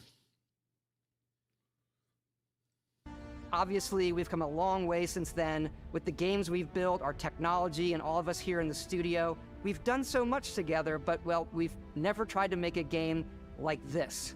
Today, you'll get to hear from many on the team and see so much of what we think makes our game special. So let's jump in and take a look. Okay, let me also say this. So like last year, they showcased some of Starfield. We got a little bit of a taste of what it looked like, and there was some mixed reaction. A lot of people said, oh, it looks like No Man's Sky, or it looks like Mass Effect, and the graphics don't look that great. And I think it was like a very early alpha build that they were using, that they were showing. It wasn't finished by any means. It was supposed to come out, I think, early this year, and then it got pushed back until September. So all that time they've just been working on polishing it up, which is so great that this is actually showing in-game footage. And I'll get into some of that a little bit later. Let's just watch. Starfield is our first new universe in over 25 years, but it's still a Bethesda RPG through and through, where you step into a new world and you get that feeling of unlimited possibilities. But this time, it's not just one world. It's over 1,000 worlds. Because the choice of where to go, it's not ours, it's yours. And it wasn't until now that we had the technology to create it. From the rocks at your feet to the mountains in the distance, to the people and creatures. Yeah, over 1,000 worlds. Also, I need to point out that I'm sure that they have all the maximum settings turned on.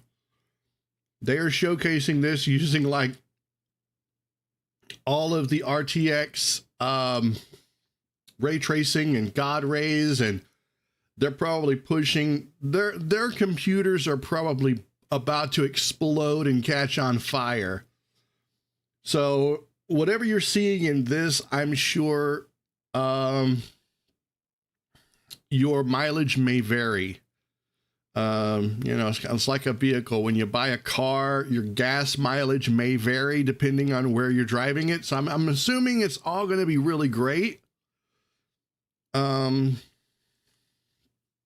But yeah.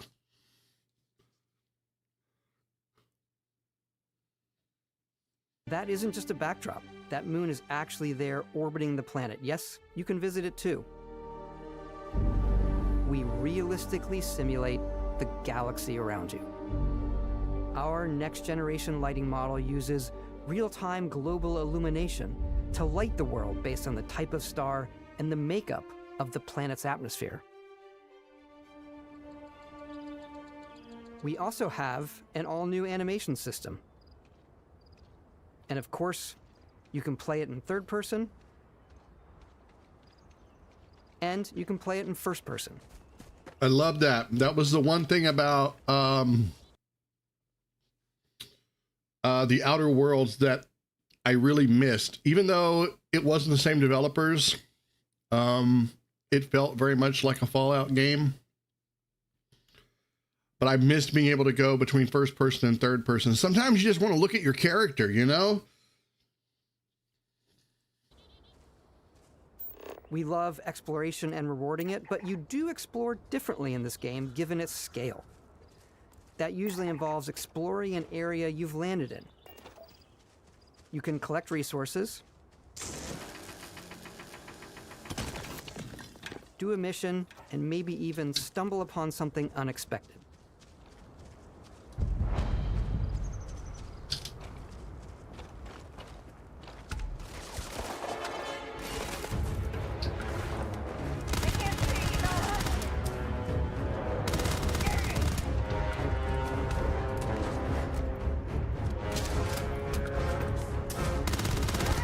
I like that there are like these secrets that you can find.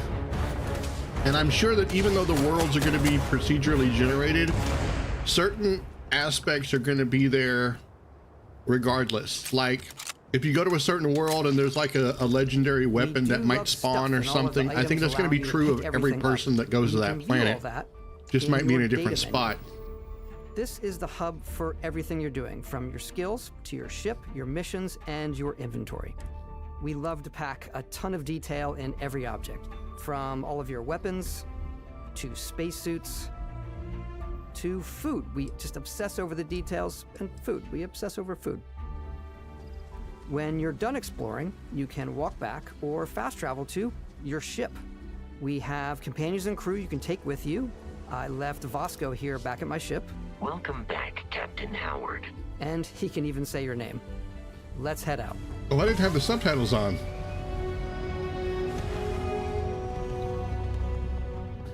Our mission was to convey the wonder and majesty of space exploration, to evoke the romance of the golden age of early spaceflight. And we've been referring to this approach as NASA Punk. This means a design language where the tech is advanced. I like that term, NASA Punk. And relatable. For us, it's that contrast. That's where the visual interest is. Obviously the NASA, which is the rigid, hard function over style, and then Punk, which is all about style. You can see that visual style. One thing that they didn't talk about in this direct, and they didn't talk about it in the previous one, is the clothing. I don't like bulky clothes. I don't like big, gigantic, floppy spacesuits. That just, it looks gross. I'm sorry. I hate it. I just hate it so much. So I'm really hoping that maybe if we're going into space, we have to wear the spacesuit.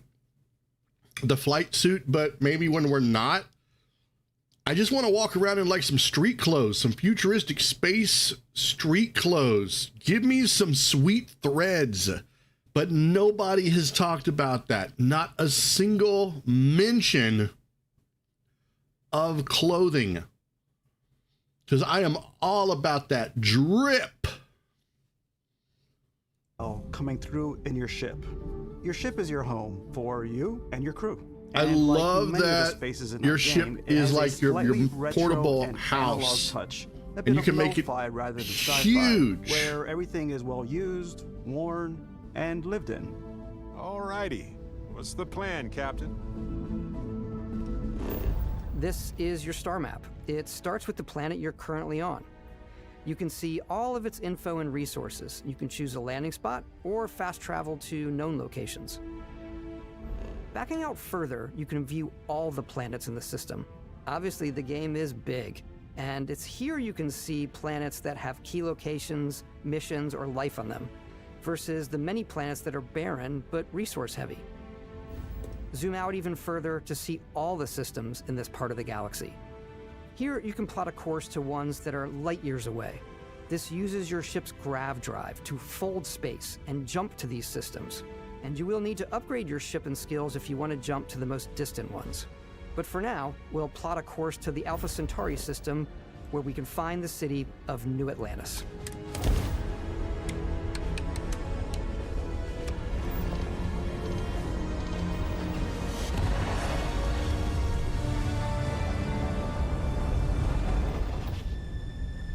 Welcome to UC Space.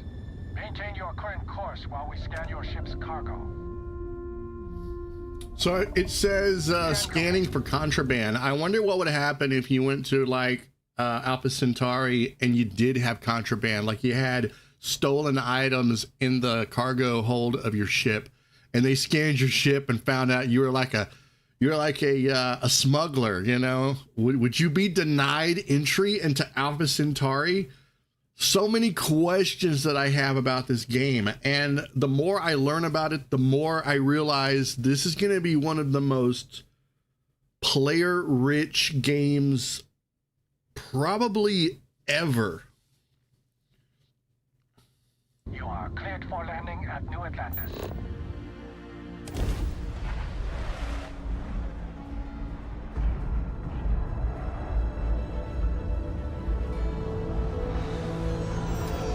As soon as you land in a city like New Atlantis, your eyes are guided upwards to just these boundless, vast buildings. It's the biggest city we've ever made, not just in size, but also in the amount of custom art, crowds, and quests.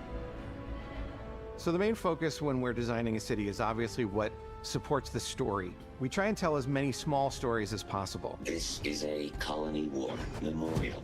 It's a few moments of gameplay that make the space feel like it's full of real characters that I are going heard about their day-to-day. Todd Howard say when he was asked what was the inspiration for this game, they straight up asked if he pulled inspiration from No Man's Sky and Mass Effect, because that's all I heard for a week after last year's reveal, its gameplay reveal, was, oh, it's just Mass Effect in space. Oh no, it's No Man's Sky. And he straight up said that if he had to give credit or if he had to draw inspiration, it was Red Dead Redemption 2. Because he said when he plays that game, he feels immersed in it, like he's there.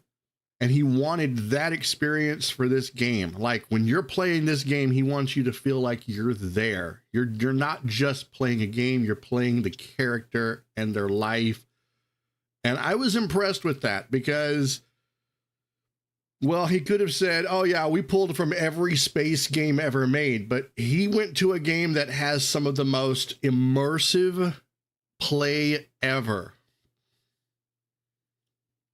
Mass Effect did take place in space. Lives. But I think think about it. I think it's too also limiting where to your say it's adventure Mass Effect. Constellation begins. This is so much more than Mass Effect. Mass Effect, I don't know. Mass Effect said that it wanted to go to all these different planets, and you only went to like 5. By the time you meet them, Constellation is sort of seen as this mythical group. Most people don't even know they exist anymore. They're the last true explorers in the galaxy, and they're trying to find the answers to some of humanity's biggest questions. The artifacts are so different, so alien, and I'm certain one of them reached out and spoke to you. The artifact, if you could place it on the table here. Oh my god, look at how it's coming together.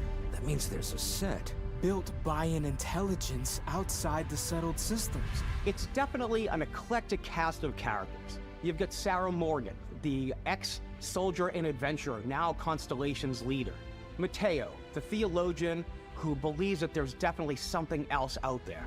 Noel, the gifted scientist and Sarah Morgan's protege. And Walter, a very successful businessman in the settled systems and Constellation's financier. Walter, the money man. There's also Vlad, the ex-pirate. Sam Coe, the former space cowboy. AKA Chuck Norris. Barrett. I swear I saw that dude and I was like, that's Chuck Norris in space. Don't even lie to me. That's Walker, Texas Ranger in space. And I'm ready for it. Completely resistant to my otherwise irresistible charm. The journey you take with Constellation is just the first of many you'll embark on. The settled systems is home to all kinds of different stories, people, and adventures for you to uncover.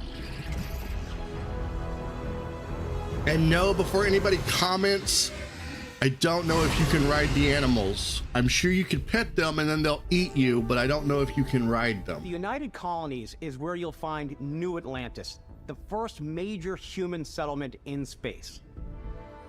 The people who live here value law, discipline, and the legacy of humanity. They consider themselves the true children of Earth. You ever think of joining up with the Vanguard? Help the United Colonies, even get your UC citizenship? New Atlantis isn't the only city within the United Colonies.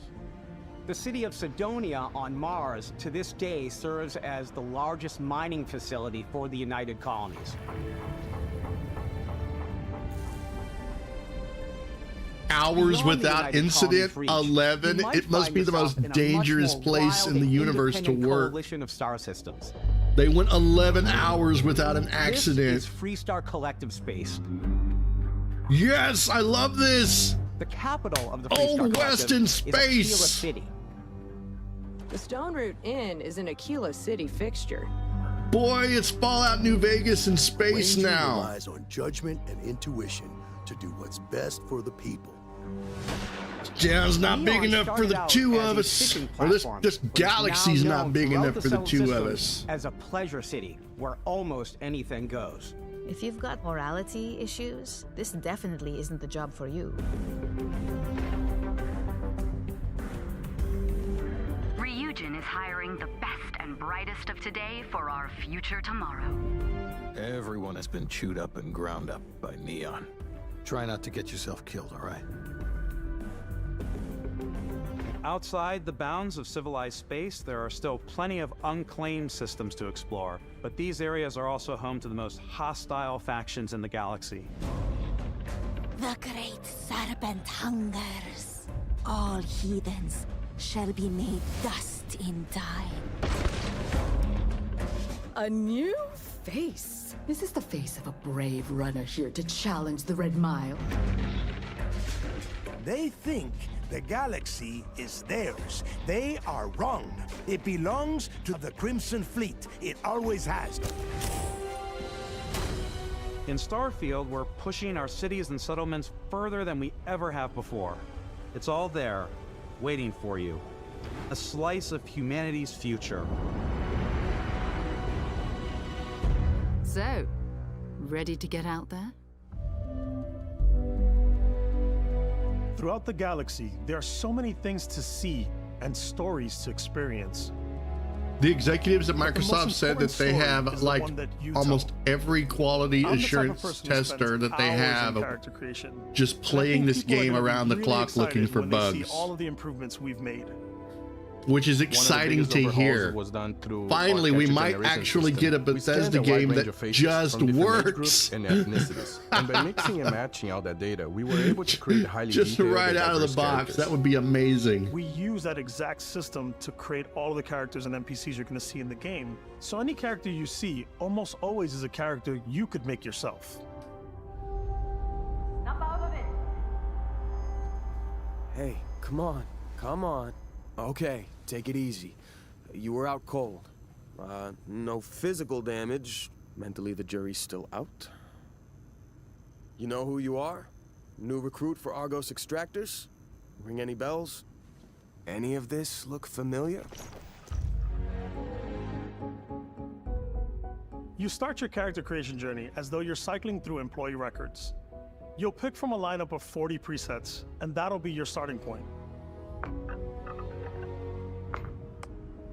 Your journey from there can be as detailed or as quick as you want it to be.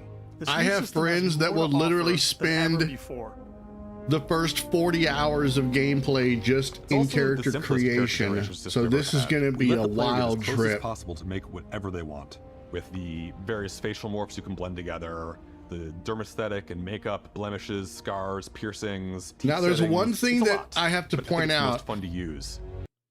And this is something that I don't know if they're going to address in the game. If maybe this is a secret, or if they can't reveal everything. I understand that. They can't reveal everything. They can't show everything. But there's no aliens. I mean, there's alien creatures, right? There's alien life forms, but I didn't see any alien races. No Zetans, right? There's no little green men. Where's the little green men at? Is that a spoiler? Is that what we're going to find as we explore? Is that what those artifacts are? So I'm kind of curious. So far, it's just a lot of people and robots. So don't know. That's a mystery. Something that maybe we'll find out as we play the game. But there's no aliens, and so far I haven't seen any clothes other than the spacesuits. I'm not going to let the spacesuit thing go. More than just how you look. This is also where you start to decide who you want to be. That's where backgrounds come in. Backgrounds give you a bit of backstory and start you out with 3 basic skills. From chef to Dusty. You know, the crew still has a betting pool about which restaurant critic you must have crossed to wind up here. What's great about backgrounds is you never know when yours is going to come in handy. You could be in the middle of a fancy restaurant. Yeah, I've seen some civilian clothes. Like, those clothes look pretty cool. I'm assuming you can wear them. Fine. I probably should stick to professionals anyway, given what happened the last time. We're also giving you the option to customize your build. I don't think Bethesda would cheat us. I don't think they would deny us clothing now after 20 years of making games. Your biggest fan. Yes! Yes, the #1 fan! He'll join your crew and he'll give you gifts if you're willing to put up with his constant commentary. I can't believe I get to stay. Okay. If you don't know who this dude is, he's literally from, I think it's, is it Oblivion or is it Skyrim? I think he might have been in Skyrim. He's like your #1 fan that runs up to you and he's so excited. I think they even got the same voice actor and everything. It's so cool that they put that character in this game. It's amazing. It's sort of like in Final Fantasy, there's always a Cid. Now I want this guy to be in every Bethesda game. It has to be that way. Stand near you, breathing the same air. I've got to have every molecule. My favorite trait is kid stuff. You have to pay some credits to support your parents, but they're very sweet and it's really fun to go visit them. Honey, we got ourselves a visitor. Oh my God! I came across some hostile zealots in space, but because I had chosen a trait that made me the same religion as them, I was able to get by without any issues. There's another great one that gives you a damage buff when your health is low, but mercenaries will randomly show up and try to kill you. No matter what you choose, there will be plenty of ways for you to tell your story. And if you want to remove a trait, there are ways to do that too. What a view! It's a feast for the eyes.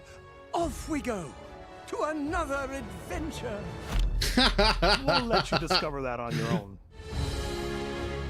No, don't get rid of the adoring fan.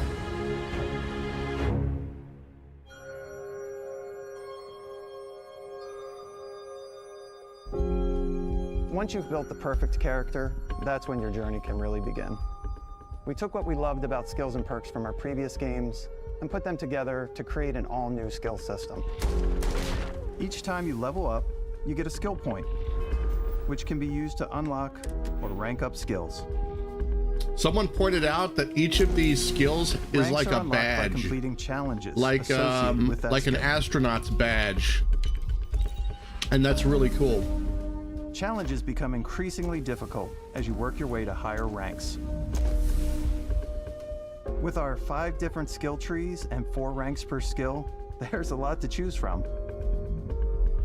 I like the xenosociology skill because it lets you mind control aliens. I want to mind control aliens. Boost pack out of the gate. I'm boost packing everywhere.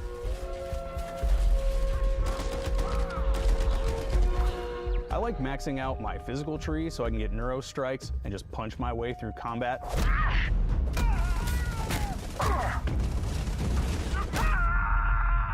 That one's a lot of fun.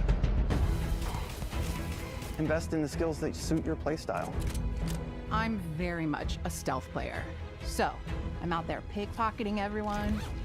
My favorite part about being stealthy is slowly creeping through vents like you're in a movie and then jumping out and springing on people.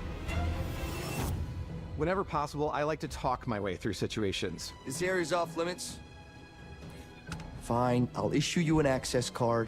I'm more of a run and gun player.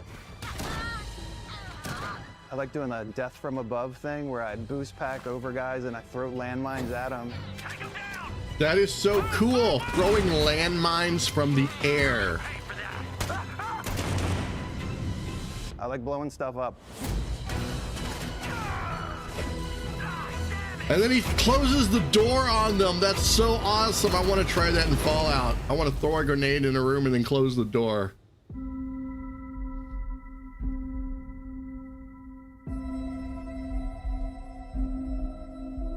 Exploration is a key aspect of all our games. In Starfield, there are full star systems with new life, resources, and adventures.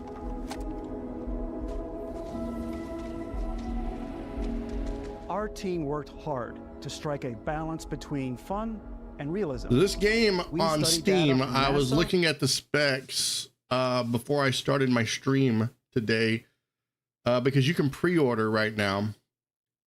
I'm not going to pre-order, I don't think, because I don't do that. But well, I don't know. I would really like to get in on that early access.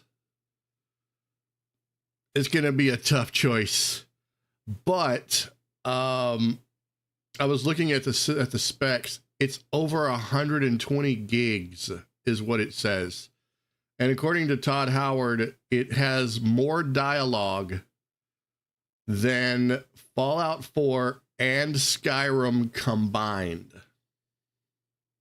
which is it blows my mind. Like, there's so much conversation and voice acting in this. And a multitude of other sources to help us make the world feel believable.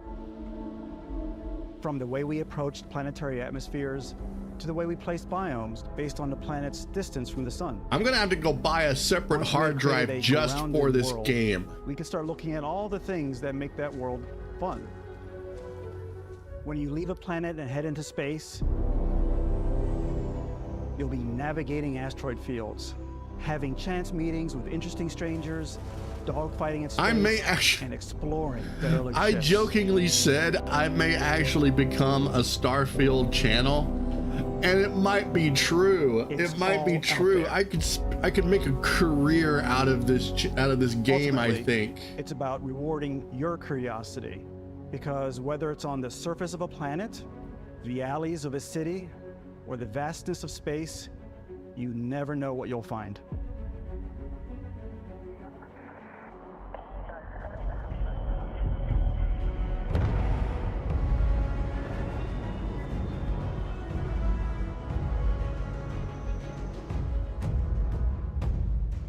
Space exploration is possible thanks to your ship. Your ship is almost like having another character or home you can make all your own. I think you'll be blown away by the amount of stuff you can do. One thing that there's a game that I've always wanted to play, but even though I've played it, I'm not good at it. Let me rephrase that. Kerbal Space Program. I suck at that game. Building and designing rockets is something I am not good at. It's clear now I was never meant to be an aeronautics expert in any way. However, this game looks like you could just throw stuff together and it'll just turn into a ship. It looks really easy to make your own ship. Sure you can find something you like? Customize and upgrade that ship, and hire a crew to keep it up and running. And it all starts in I want to make spaceport. a ship that looks like the Death Star. I want to make a spaceport big has giant technician ball. where you can purchase, sell, Oh, and and modify you ships. know, Anything I can help you you with? know, as soon as people fighter realize that's perfect how for they bounty can hunting. build their ships, Then you might round there's out going to your be ship so roster with many a hulking giant space freighter penises to run flying cargo around. missions, It's or going to even be do a little disgusting. smuggling. For now, though, we're going to take our starting ship, the Frontier, and make some changes. You can customize and upgrade everything you see here, and you have two ways to do that. You can quickly upgrade individual systems like your weapons or shields, or you can deep dive and enter the shipbuilder mode. Here you can change anything from the systems. Once you're up in space, there's to no the look issues and with shape, layout. just mass and power. True Adding that. a new habitat Absolutely. module can It's just give you getting it more off the room for ground crew. and out of the atmosphere. Adding cowling can change your ship's overall silhouette. I think they've improved accounted for grab that drive though, because you're going to allows see for longer something distance that's space absolutely jumps. insane. You can even fully customize your paint job to get the exact look you want. I want The hot parts you rod choose to build with flames. don't just affect your ship's stats. And oh They'll my also god, affect oh what my you can god, do oh my god! Imagine if you could import your own. Since this is a first person, not a first person. This is a single player game, right? Imagine if you can import your own images for like your own decals. Oh, I would have Catgirls and anime all over that ship. The Catgirl Express version 1.0. Inside your ship. You can have modules for crafting or for storing and displaying your weapons. Starfield's in-game ship manufacturers bring their own look and feel to every piece of your ship. From living quarters to cargo holds, mess halls, and control rooms. Look at how good that looks. Look at how big those ships are. In Destiny, the ships Our are very modified small. Frontier Like is you a could never practical stand ship, up in one. but But with in a little this, creativity, I feel like you your could ship actually can look live like in it. almost anything you want. It's a bit odd, but one of my favorite ways of customizing ships is I make them look like animals. I love that she makes her ships HMS look like Platypus, animals. as I called it, where it had a giant tail to it. And we've done spiders, we've done mechs. So it's really whatever your imagination Giant is. mechs. And while you can build your home among It's so the stars the way stupid, you but it's want to, amazing. you're probably Ship not with the cat only ears. There you person who will go. call your ship home. Ready to lift off when you are, Captain. Engines ready. The Frontier is fueled and ready, Captain. I see he's got Chuck Some of Norris the as members his of Constellation crewmate. can join you on your journey. These companions can serve on your crew, and they'll always be there when you travel. We'll be traveling together until we either find an artifact or this lead runs dry. Each companion comes with their own valuable skills for your ships Sam and Coe. outposts, as well as unique His name quest is just lines. Barrett. He has no Eventually, last some name. friendships might blossom into romance. I don't know that I've ever really loved anyone except you. And if you're looking for a little extra help on your ship, you can always hire additional crew at spaceports. Got any room on your ship for someone like me? You'll also meet potential crew members out in the world. Still think there might be a spot for me on your ship? I gotta get off this rock. Assign crew to your ship or outposts, and their unique skills will affect how they run. So what happens if you assign someone to your ship And that's just a like complete and companions, total most crew doofus? Will members they can lend a break hand in it? the field. Take Bosco, for instance. He's designed around the core basics of a NASA machine. Please avoid getting shot. You might die. I still wanted to give it almost a humanoid personality, so I elongated the limbs. This tends to make him feel more human-like and give him a little personality. It is a shame. See, here's the question that I have to answer that. Yes, you can have outposts. They showed that once you discover a planet, you can go there and you can put an outpost down. I heard another YouTuber saying something about maybe trying to set up a supply line or something. I have no idea what that means, but here's my thing. If the planets are procedurally generated, then where does that data go? Like, will the game just continue to expand and expand and expand? We're talking at potentially over 1,000 procedurally generated worlds. So once is it like Minecraft? You know, because in Minecraft, right, whenever you start a new world, it generates the world, populates it with all of the mobs and everything, and then you play in it as a seed, right? So I'm wondering if sort of like the same thing happens, that the worlds are empty. There's maybe a base foundation, but then a lot of the items like the mobs and the plant life and the alien life or whatever is procedurally generated once you get there, and then it stays there. That's the only part that I'm trying to wrap my head around. Because wouldn't that just make the game even bigger then? Like, how much of the planet can you actually explore? Hey, what's going on, Italian Love Cake? How you doing? Welcome to the live stream. I am doing good. Minecraft loads in new chunks as you explore them, so they aren't... Exactly, right. So I'm thinking that something like that is going to happen. You have the foundation of the planet, and then it loads in as you go. Maybe, I don't know. I have so many questions about that. That's the only problem I'm foreseeing with this game, is the procedurally generated environments. What is that going to do to my graphics or my load and render times? What is that going to do to my computer? Is my computer going to blow up and I'm going to have to keep a fire extinguisher handy just to run this game? I don't know. According to the Steam specs, you could run it off of a 2060, a 20 series. I've got a 30 series, so I should be okay. I don't know. We'll see. I've got questions. There's so much bloodshed. Using the shipbuilding tools and crew selection features in Starfield, you'll be able to build and captain the ship of your dreams. And now, let's take to the sky. I think so far it has surpassed Cyberpunk 2077. Cyberpunk, I can tell you this. They're backing up everything that they're saying with actual game footage. Cyberpunk never did that. Never once did that. So I think that I think we're in pretty good hands so far.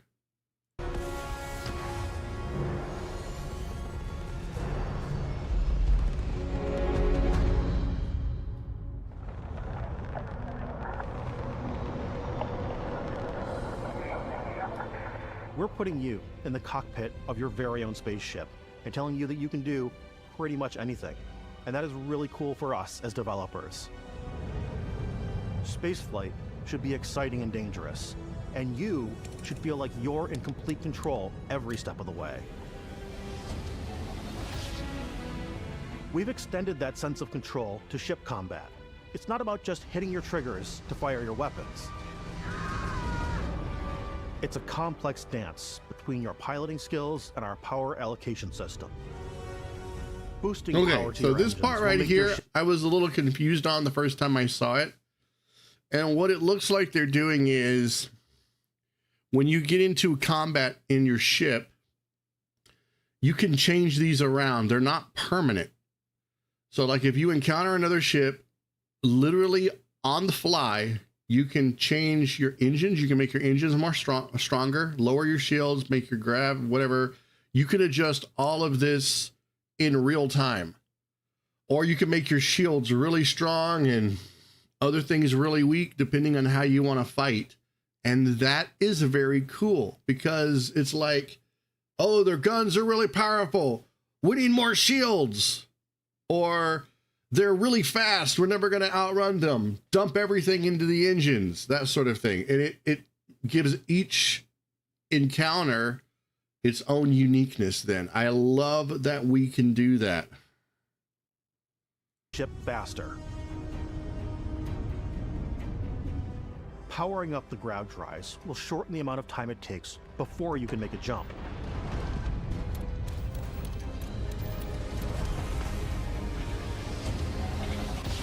And moving your power to your weapons and shields means you're ready for a fight. You should always be on your toes because you're not alone out there.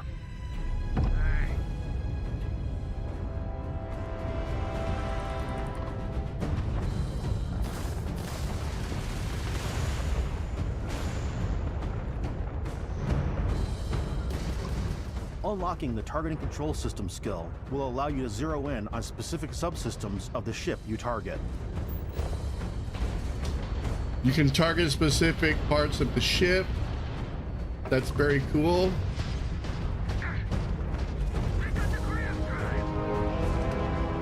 After destroying an enemy ship, you can loot the remains from your cockpit. You can always turn any ship that engages you into scrap. But you can also take a more personal approach by docking with the enemy vessel and boarding their ship. See, that's what I want to do. I want to invade other ships, go on board, and then rob them. I want to mug them. Once you've taken control of an enemy ship, it's yours. Add it to your fleet and retrieve it at any spaceport. But space is way more than fighting for your life. I know they haven't mentioned this. They haven't said anything about this, but wouldn't it be cool if you could have a space dock? Like you could have your own planetary little stronghold, but what if you could have like a place where you could display all of the enemy ships that you've captured? Because see, I'm all about showing off my collection of, like in Fallout 4, I collect lunchboxes and teddy bears.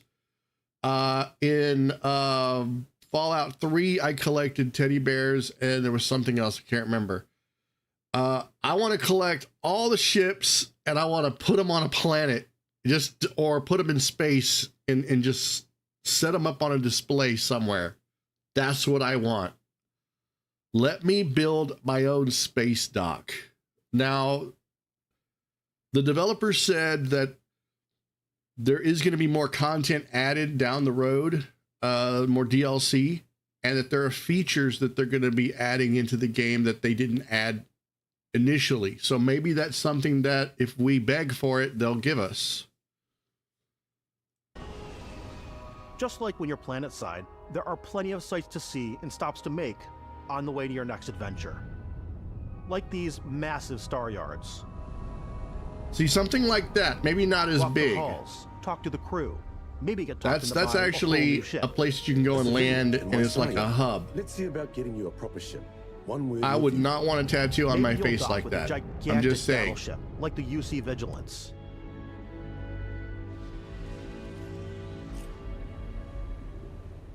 Or rub elbows with the galaxy's wealthy elite on a cruise ship fit for the stars.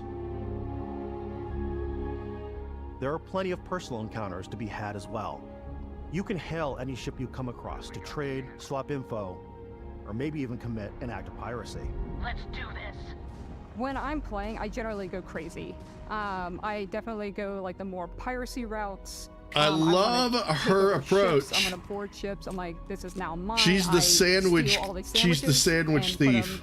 you know, Look in at my cargo this. hold that I have specifically for sandwiches. I don't want to play the hero. She burgles other ships, and she takes their sandwiches and she puts them in her cargo hold. She's got a giant collection of sandwiches. Tell me that is not the most amazing thing you've ever seen in your life. That is beautiful. That's when you know you're playing a Bethesda game right there. Because in Oblivion and in Skyrim, I used to collect melons. I used to collect watermelons, and then I would dump all of my watermelons inside a store and crash the frame rate. Just have everything dropping down to like 1 frame per second. If you want to like break the game, go inside a store or a shop inside Skyrim and just dump out like 100 watermelons, and I swear the game will almost crash. But I want to go out and just start taking things from people as quickly as possible. Some strangers might be looking for a little human connection in the darkness of space. Oh, it's Grandma. Grandma's out there flying in space. We're gonna go have lunch with Grandma. I love Some it. of the best moments are the ones you discover on your own. The thing I love most about Starfield is that And it there's is a different Bethesda game environments through of and gravity. through.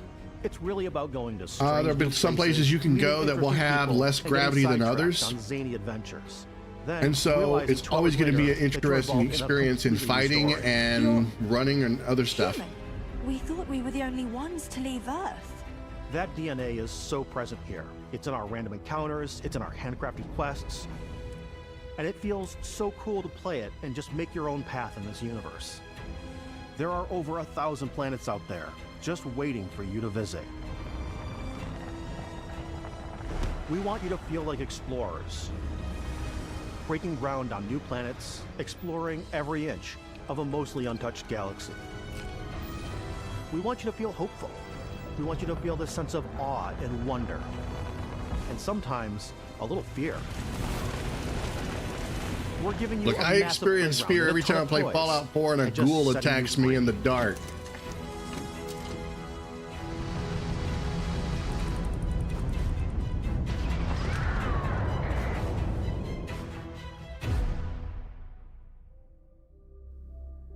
Hey everybody, we've shown you so much stuff, but we thought we'd just take a little break and show you something a little bit different. You know, we put so much detail into our game worlds, and we love the opportunity to bring that into the real world with our collector's editions. And for this game, we've done a watch. It is the Constellation Explorer's Watch. This is the watch that you actually get in the game that acts as part of your HUD, where it's the compass and then environmental It's kind of I think it's going to be kind of a smart watch. To give you notifications and other information, and we've also designed Which sounds really cool, and I'm sure it's going to be very limited. Yeah, we really took as much care and designed this case as we did. I'm trying not to be envious, but I have a feeling they're gonna give away all of these limited editions to all of the big YouTube streamers, and then there's gonna be none left for me. Watch our attention. Oh to well, I detail can in the always game buy one off of totally eBay for $1 translates to million. this. Inspired by the cases that the astronauts used during the Apollo era to bring back samples from the moon. It's got an intricate locking mechanism, authentic, heavy, comes with a Constellation patch, NATO strap, and the overall functionality and believability of this as something that would exist in the world, in the Starfield universe.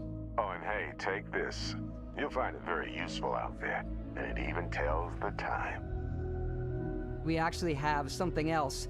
Now that we're part of Xbox, we get to work with the amazing people on the Xbox hardware team, and together we have created this custom limited edition Starfield controller. It's awesome. It is now, you know, our favorite controller.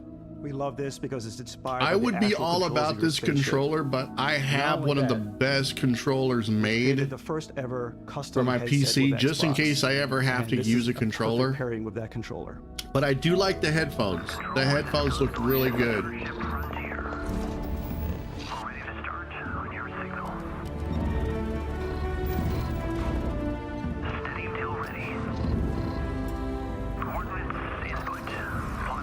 I like that the triggers are transparent on the controller.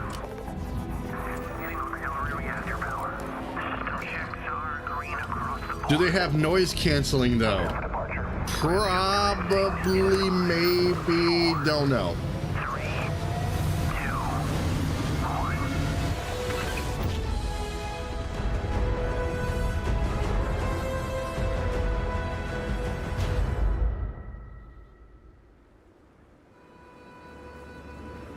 In every one of our games, we always put so much care into all those little details that breathe life into our worlds.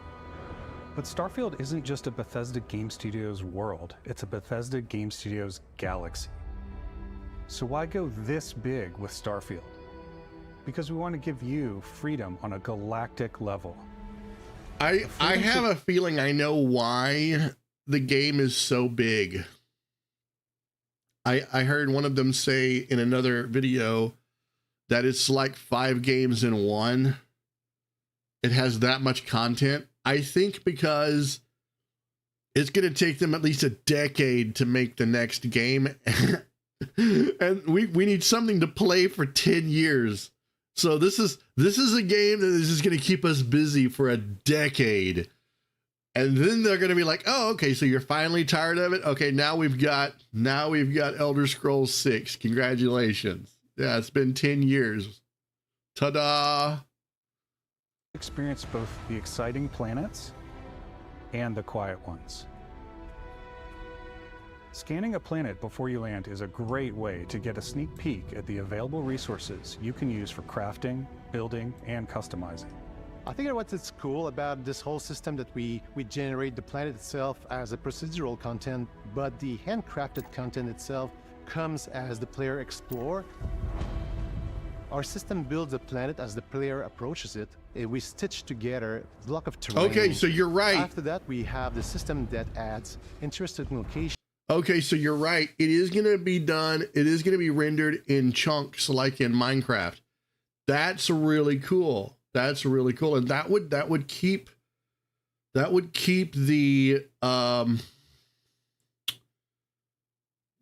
the stress off of your computer from having so much content released.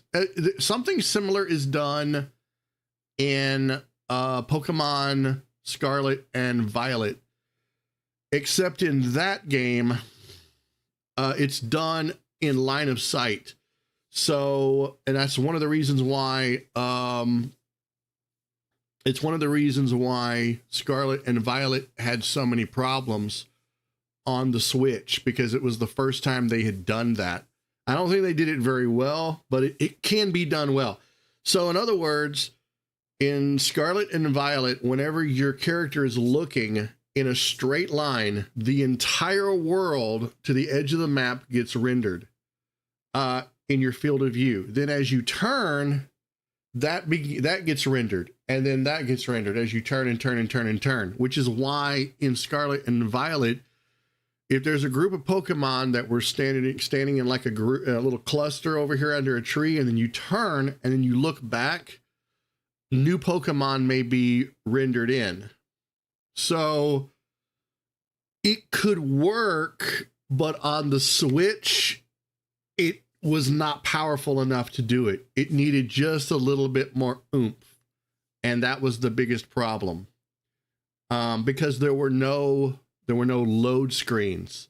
The entire world was rendered in front of your face as you walked and turned.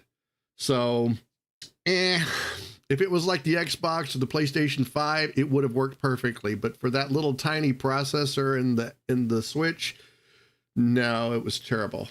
Absolutely terrible. For the player to explore, creatures to encounter. I finished Scarlet. I need to get the DLC. There are some load screens. There are some, but there's very few. Not like some of the older ones. Aggressive creatures have been disrupting. Yeah, once you go inside buildings, it's a completely different experience, and that's what I wanted. For us, we would be in your debt. So even if your friends were to visit the same planet that you had, you would have a different story to tell. It's mostly when you're outside. When you're in the buildings and in the academy, there are load screens.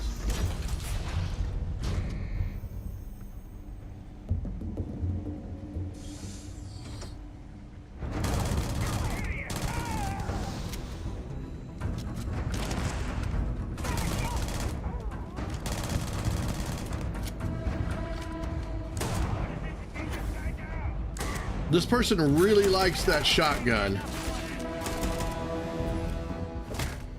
Oh, bonk!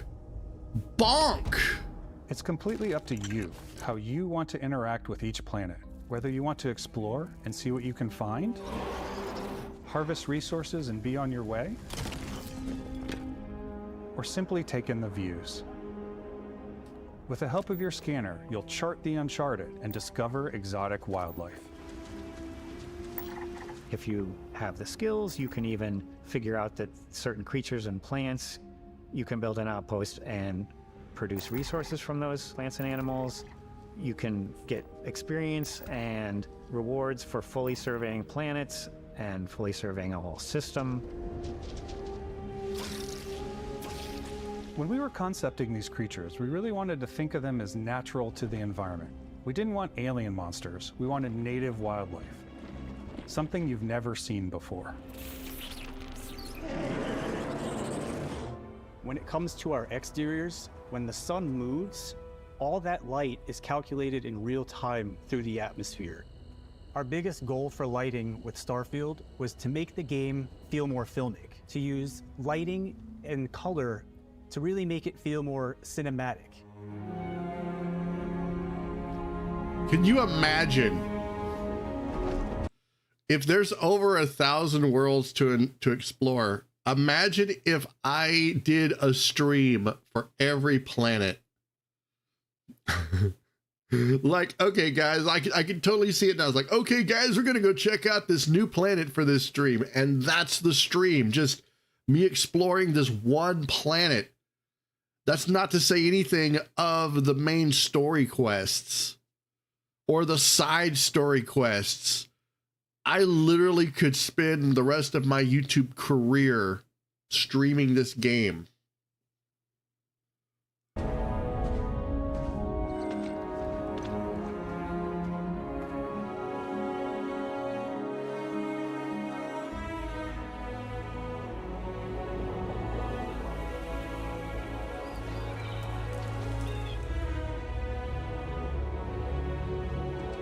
Now, there's a scene, I don't know if they showed it yet. There was a scene that looked like the St. Louis Arch. After some exploring, you could... I may have missed it. I may have looked away. There's a scene that shows a ruined arch in the distance, and someone pointed out that it looked like the St. Louis Arch, and that might have been, the planet had been Earth. So I'm curious.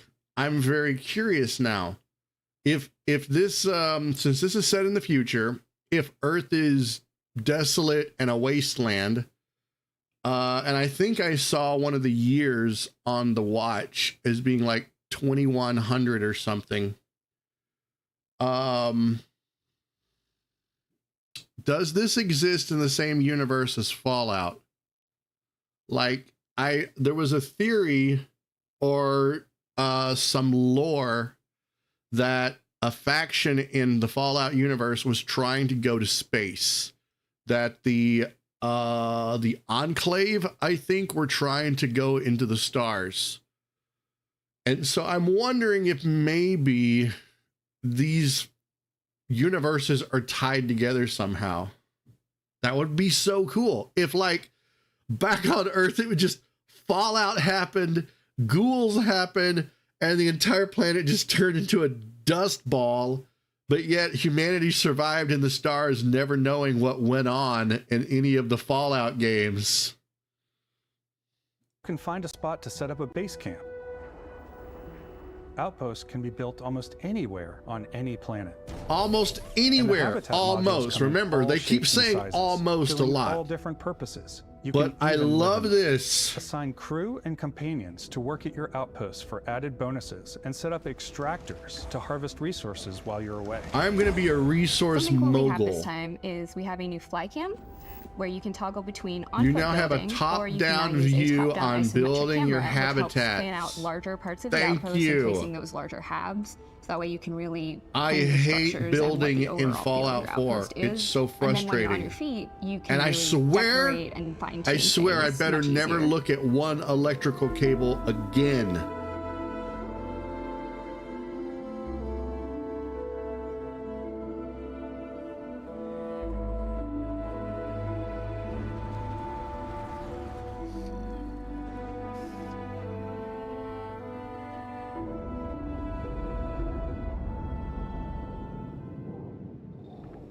Add crafting and research stations in your outpost to utilize any resources you find or already have. Mod your weapons to adapt them to your playstyle. Different weapon sights and scopes, larger magazines, a selection of grips and barrels, different ammunition like explosive rounds. All you stealth players out there will surely need a suppressor. Yes! Give me the You suppressor. can also choose to go hands-on with melee weapons. I think it's always a delicate balance between like what's realistic, what's sim, and what's Hollywood. And I think we sort of err on the side of like what's fun for the player. With Starfield, we've completely overhauled our combat. It's more dynamic, the animations are more fluid. It just feels great. We probably have more mods and more weapons in this game than I want to say any other game we've done before. There's a lot of variety. Upgraded So gear here's is an just one of interesting the- little tidbit. They're fighting. It was rumored that they brought in id, the part of the development team behind what was it? Doom? Is it Doom? I can't remember. Or Wolfenstein. I might be getting my franchises confused, but they brought them in and they were talking about, it was rumored that they brought them in to work with them on the fighting mechanics, the combat, because this is one of the most combat centric games that Bethesda has ever done. But in reality, all the combat is Bethesda, and id just worked on some of the graphics. So I'm impressed with that. Maybe they gave them a little bit of help. I don't know. Many factors to pay attention to when engaging in combat. You may need to switch things up based on your environment. Gravity is different for each planet, and boost packs are excellent for getting around. And for giving you an edge in combat. Sometimes you'll even feel like you're flying.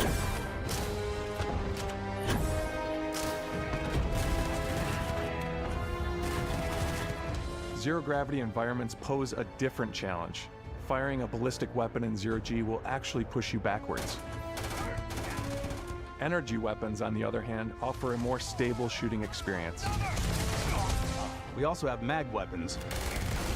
These are high-powered electromagnetic induction ballistic arrays. Each barrel has its own targeting laser and can dish out some serious damage.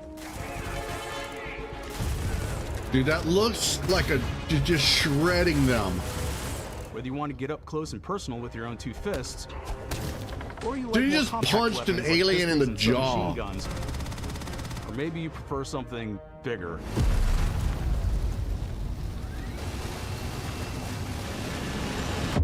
Starfield's got you covered.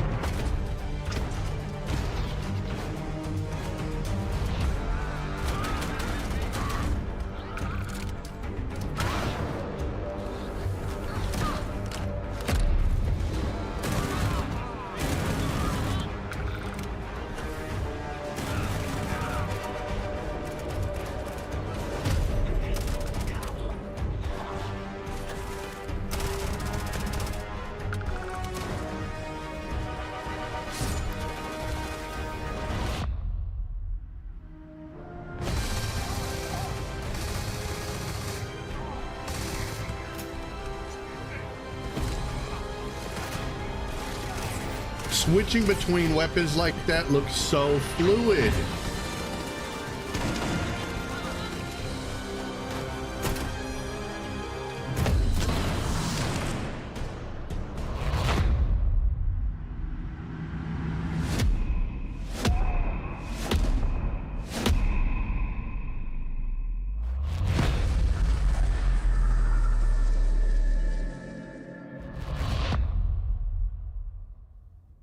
Thanks again for being with us today. We are just so grateful that you've taken I don't the time. know what that was at the end. It left a lot of people kind of scratching their heads like, was that some sort of space magic? And I think it might have something to do with the alien artifacts that you're finding. Like, I don't think it's like Jedi mind powers or anything like that, but it would make sense given that part of the mystery are these artifacts that you're finding, I think.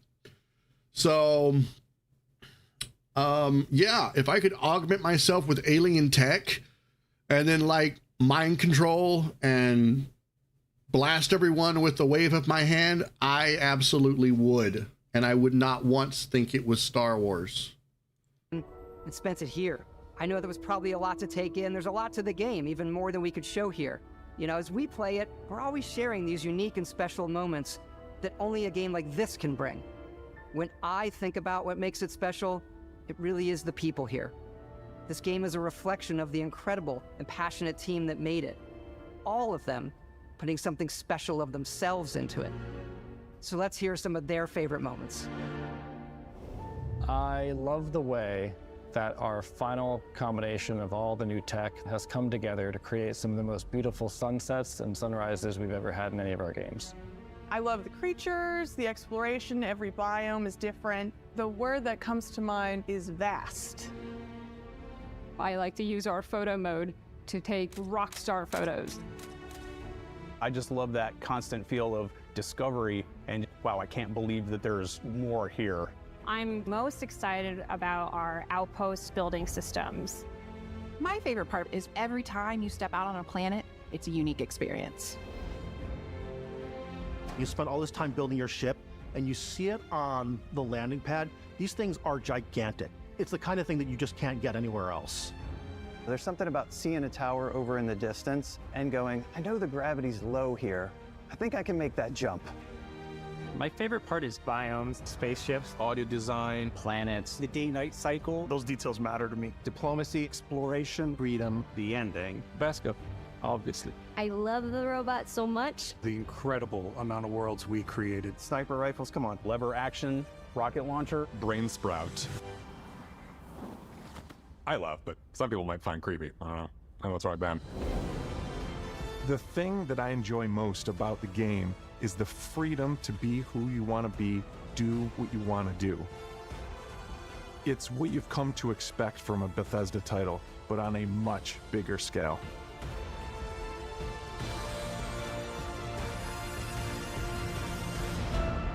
On behalf of all of us, we can't wait for you to play Starfield and make your own special moments. Let's go. Good luck, Constellation. You are go for launch.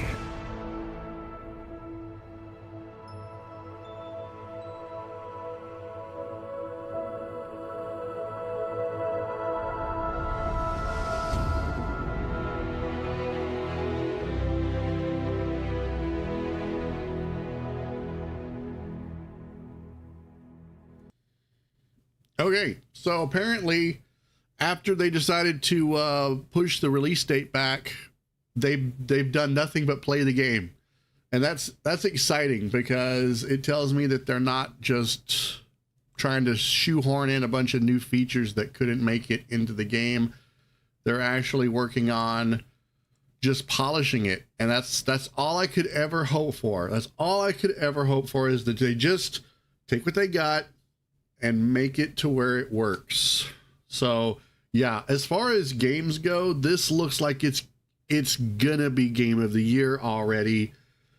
And if it works, I'm trying not to be too optimistic, because I have been burned so many times. I'm like the little test monkey that reaches for the electrified peanut, and every time a new AAA title comes out, it's a peanut, and I reach for it, and it's electrified, and I shock myself, and I do it again, over and over again, and there's still that part of me that's worried it's gonna be broken or something's not gonna work. But if just half of this works, I think it's gonna be a good game. So, yeah, I'm very excited for it. Very, very excited.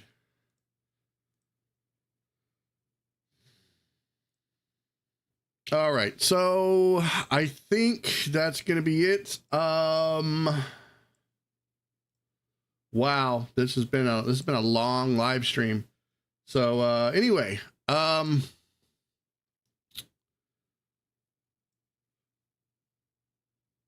wow. Okay, let me stop recording here. All right, so your message didn't show up. Which message? I've been reading them. If I haven't commented on every single one. It looks really good. You're really excited. You might even pre-order it. Same. I might do that myself. I don't know. Anyway, I'm gonna go ahead and wrap up this stream. I've been going for 5 hours, so it's gone a little longer than I normally would. But yeah, I'm super excited, and I'm really happy so many people showed up to check out the stream. And I got a lot of new subscribers tonight. I'm really excited. Thank you guys so much for that. But if you really want to help out the channel and you want to help me get that watch time, there are dozens and dozens of past live streams you can go check out.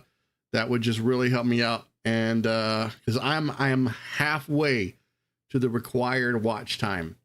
So I need, like, I think as of right now, I need 1,395 watch hours. And I know we can do it. I know we can do it. Like, it's crazy. If just like 100 people, I don't know, watched like 20 of my VODs or something like that, it would probably give me the boost I needed. I have no idea how that works, but we'll see. Keep my fingers crossed. Your message, if your message doesn't send, it's possible that YouTube is filtering it somehow. It's probably some of the words you're using.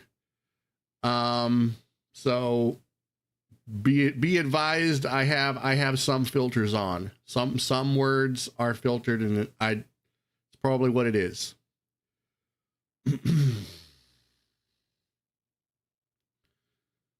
The game, if they do it right,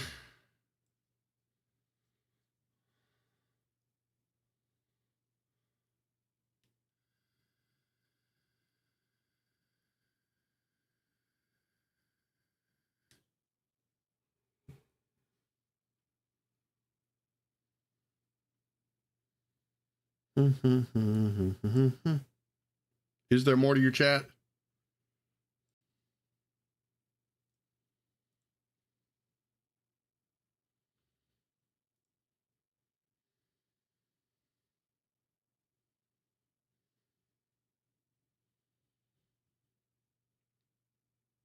I'll tell you what, if it doesn't show up, you can go ahead and leave it as a comment after the video goes after the stream is over. I would encourage people to make some comments, by the way.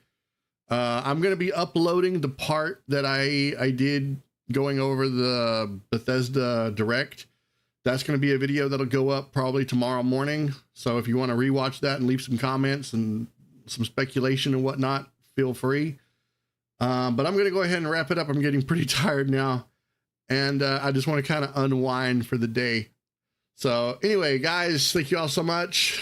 Digital Life of Amy, thank you. VX, thank you. Everyone else, thank you so much. It's been a blast. So have an amazing day, everyone. Keep being awesome, and I will see you all in the next live stream. Bye.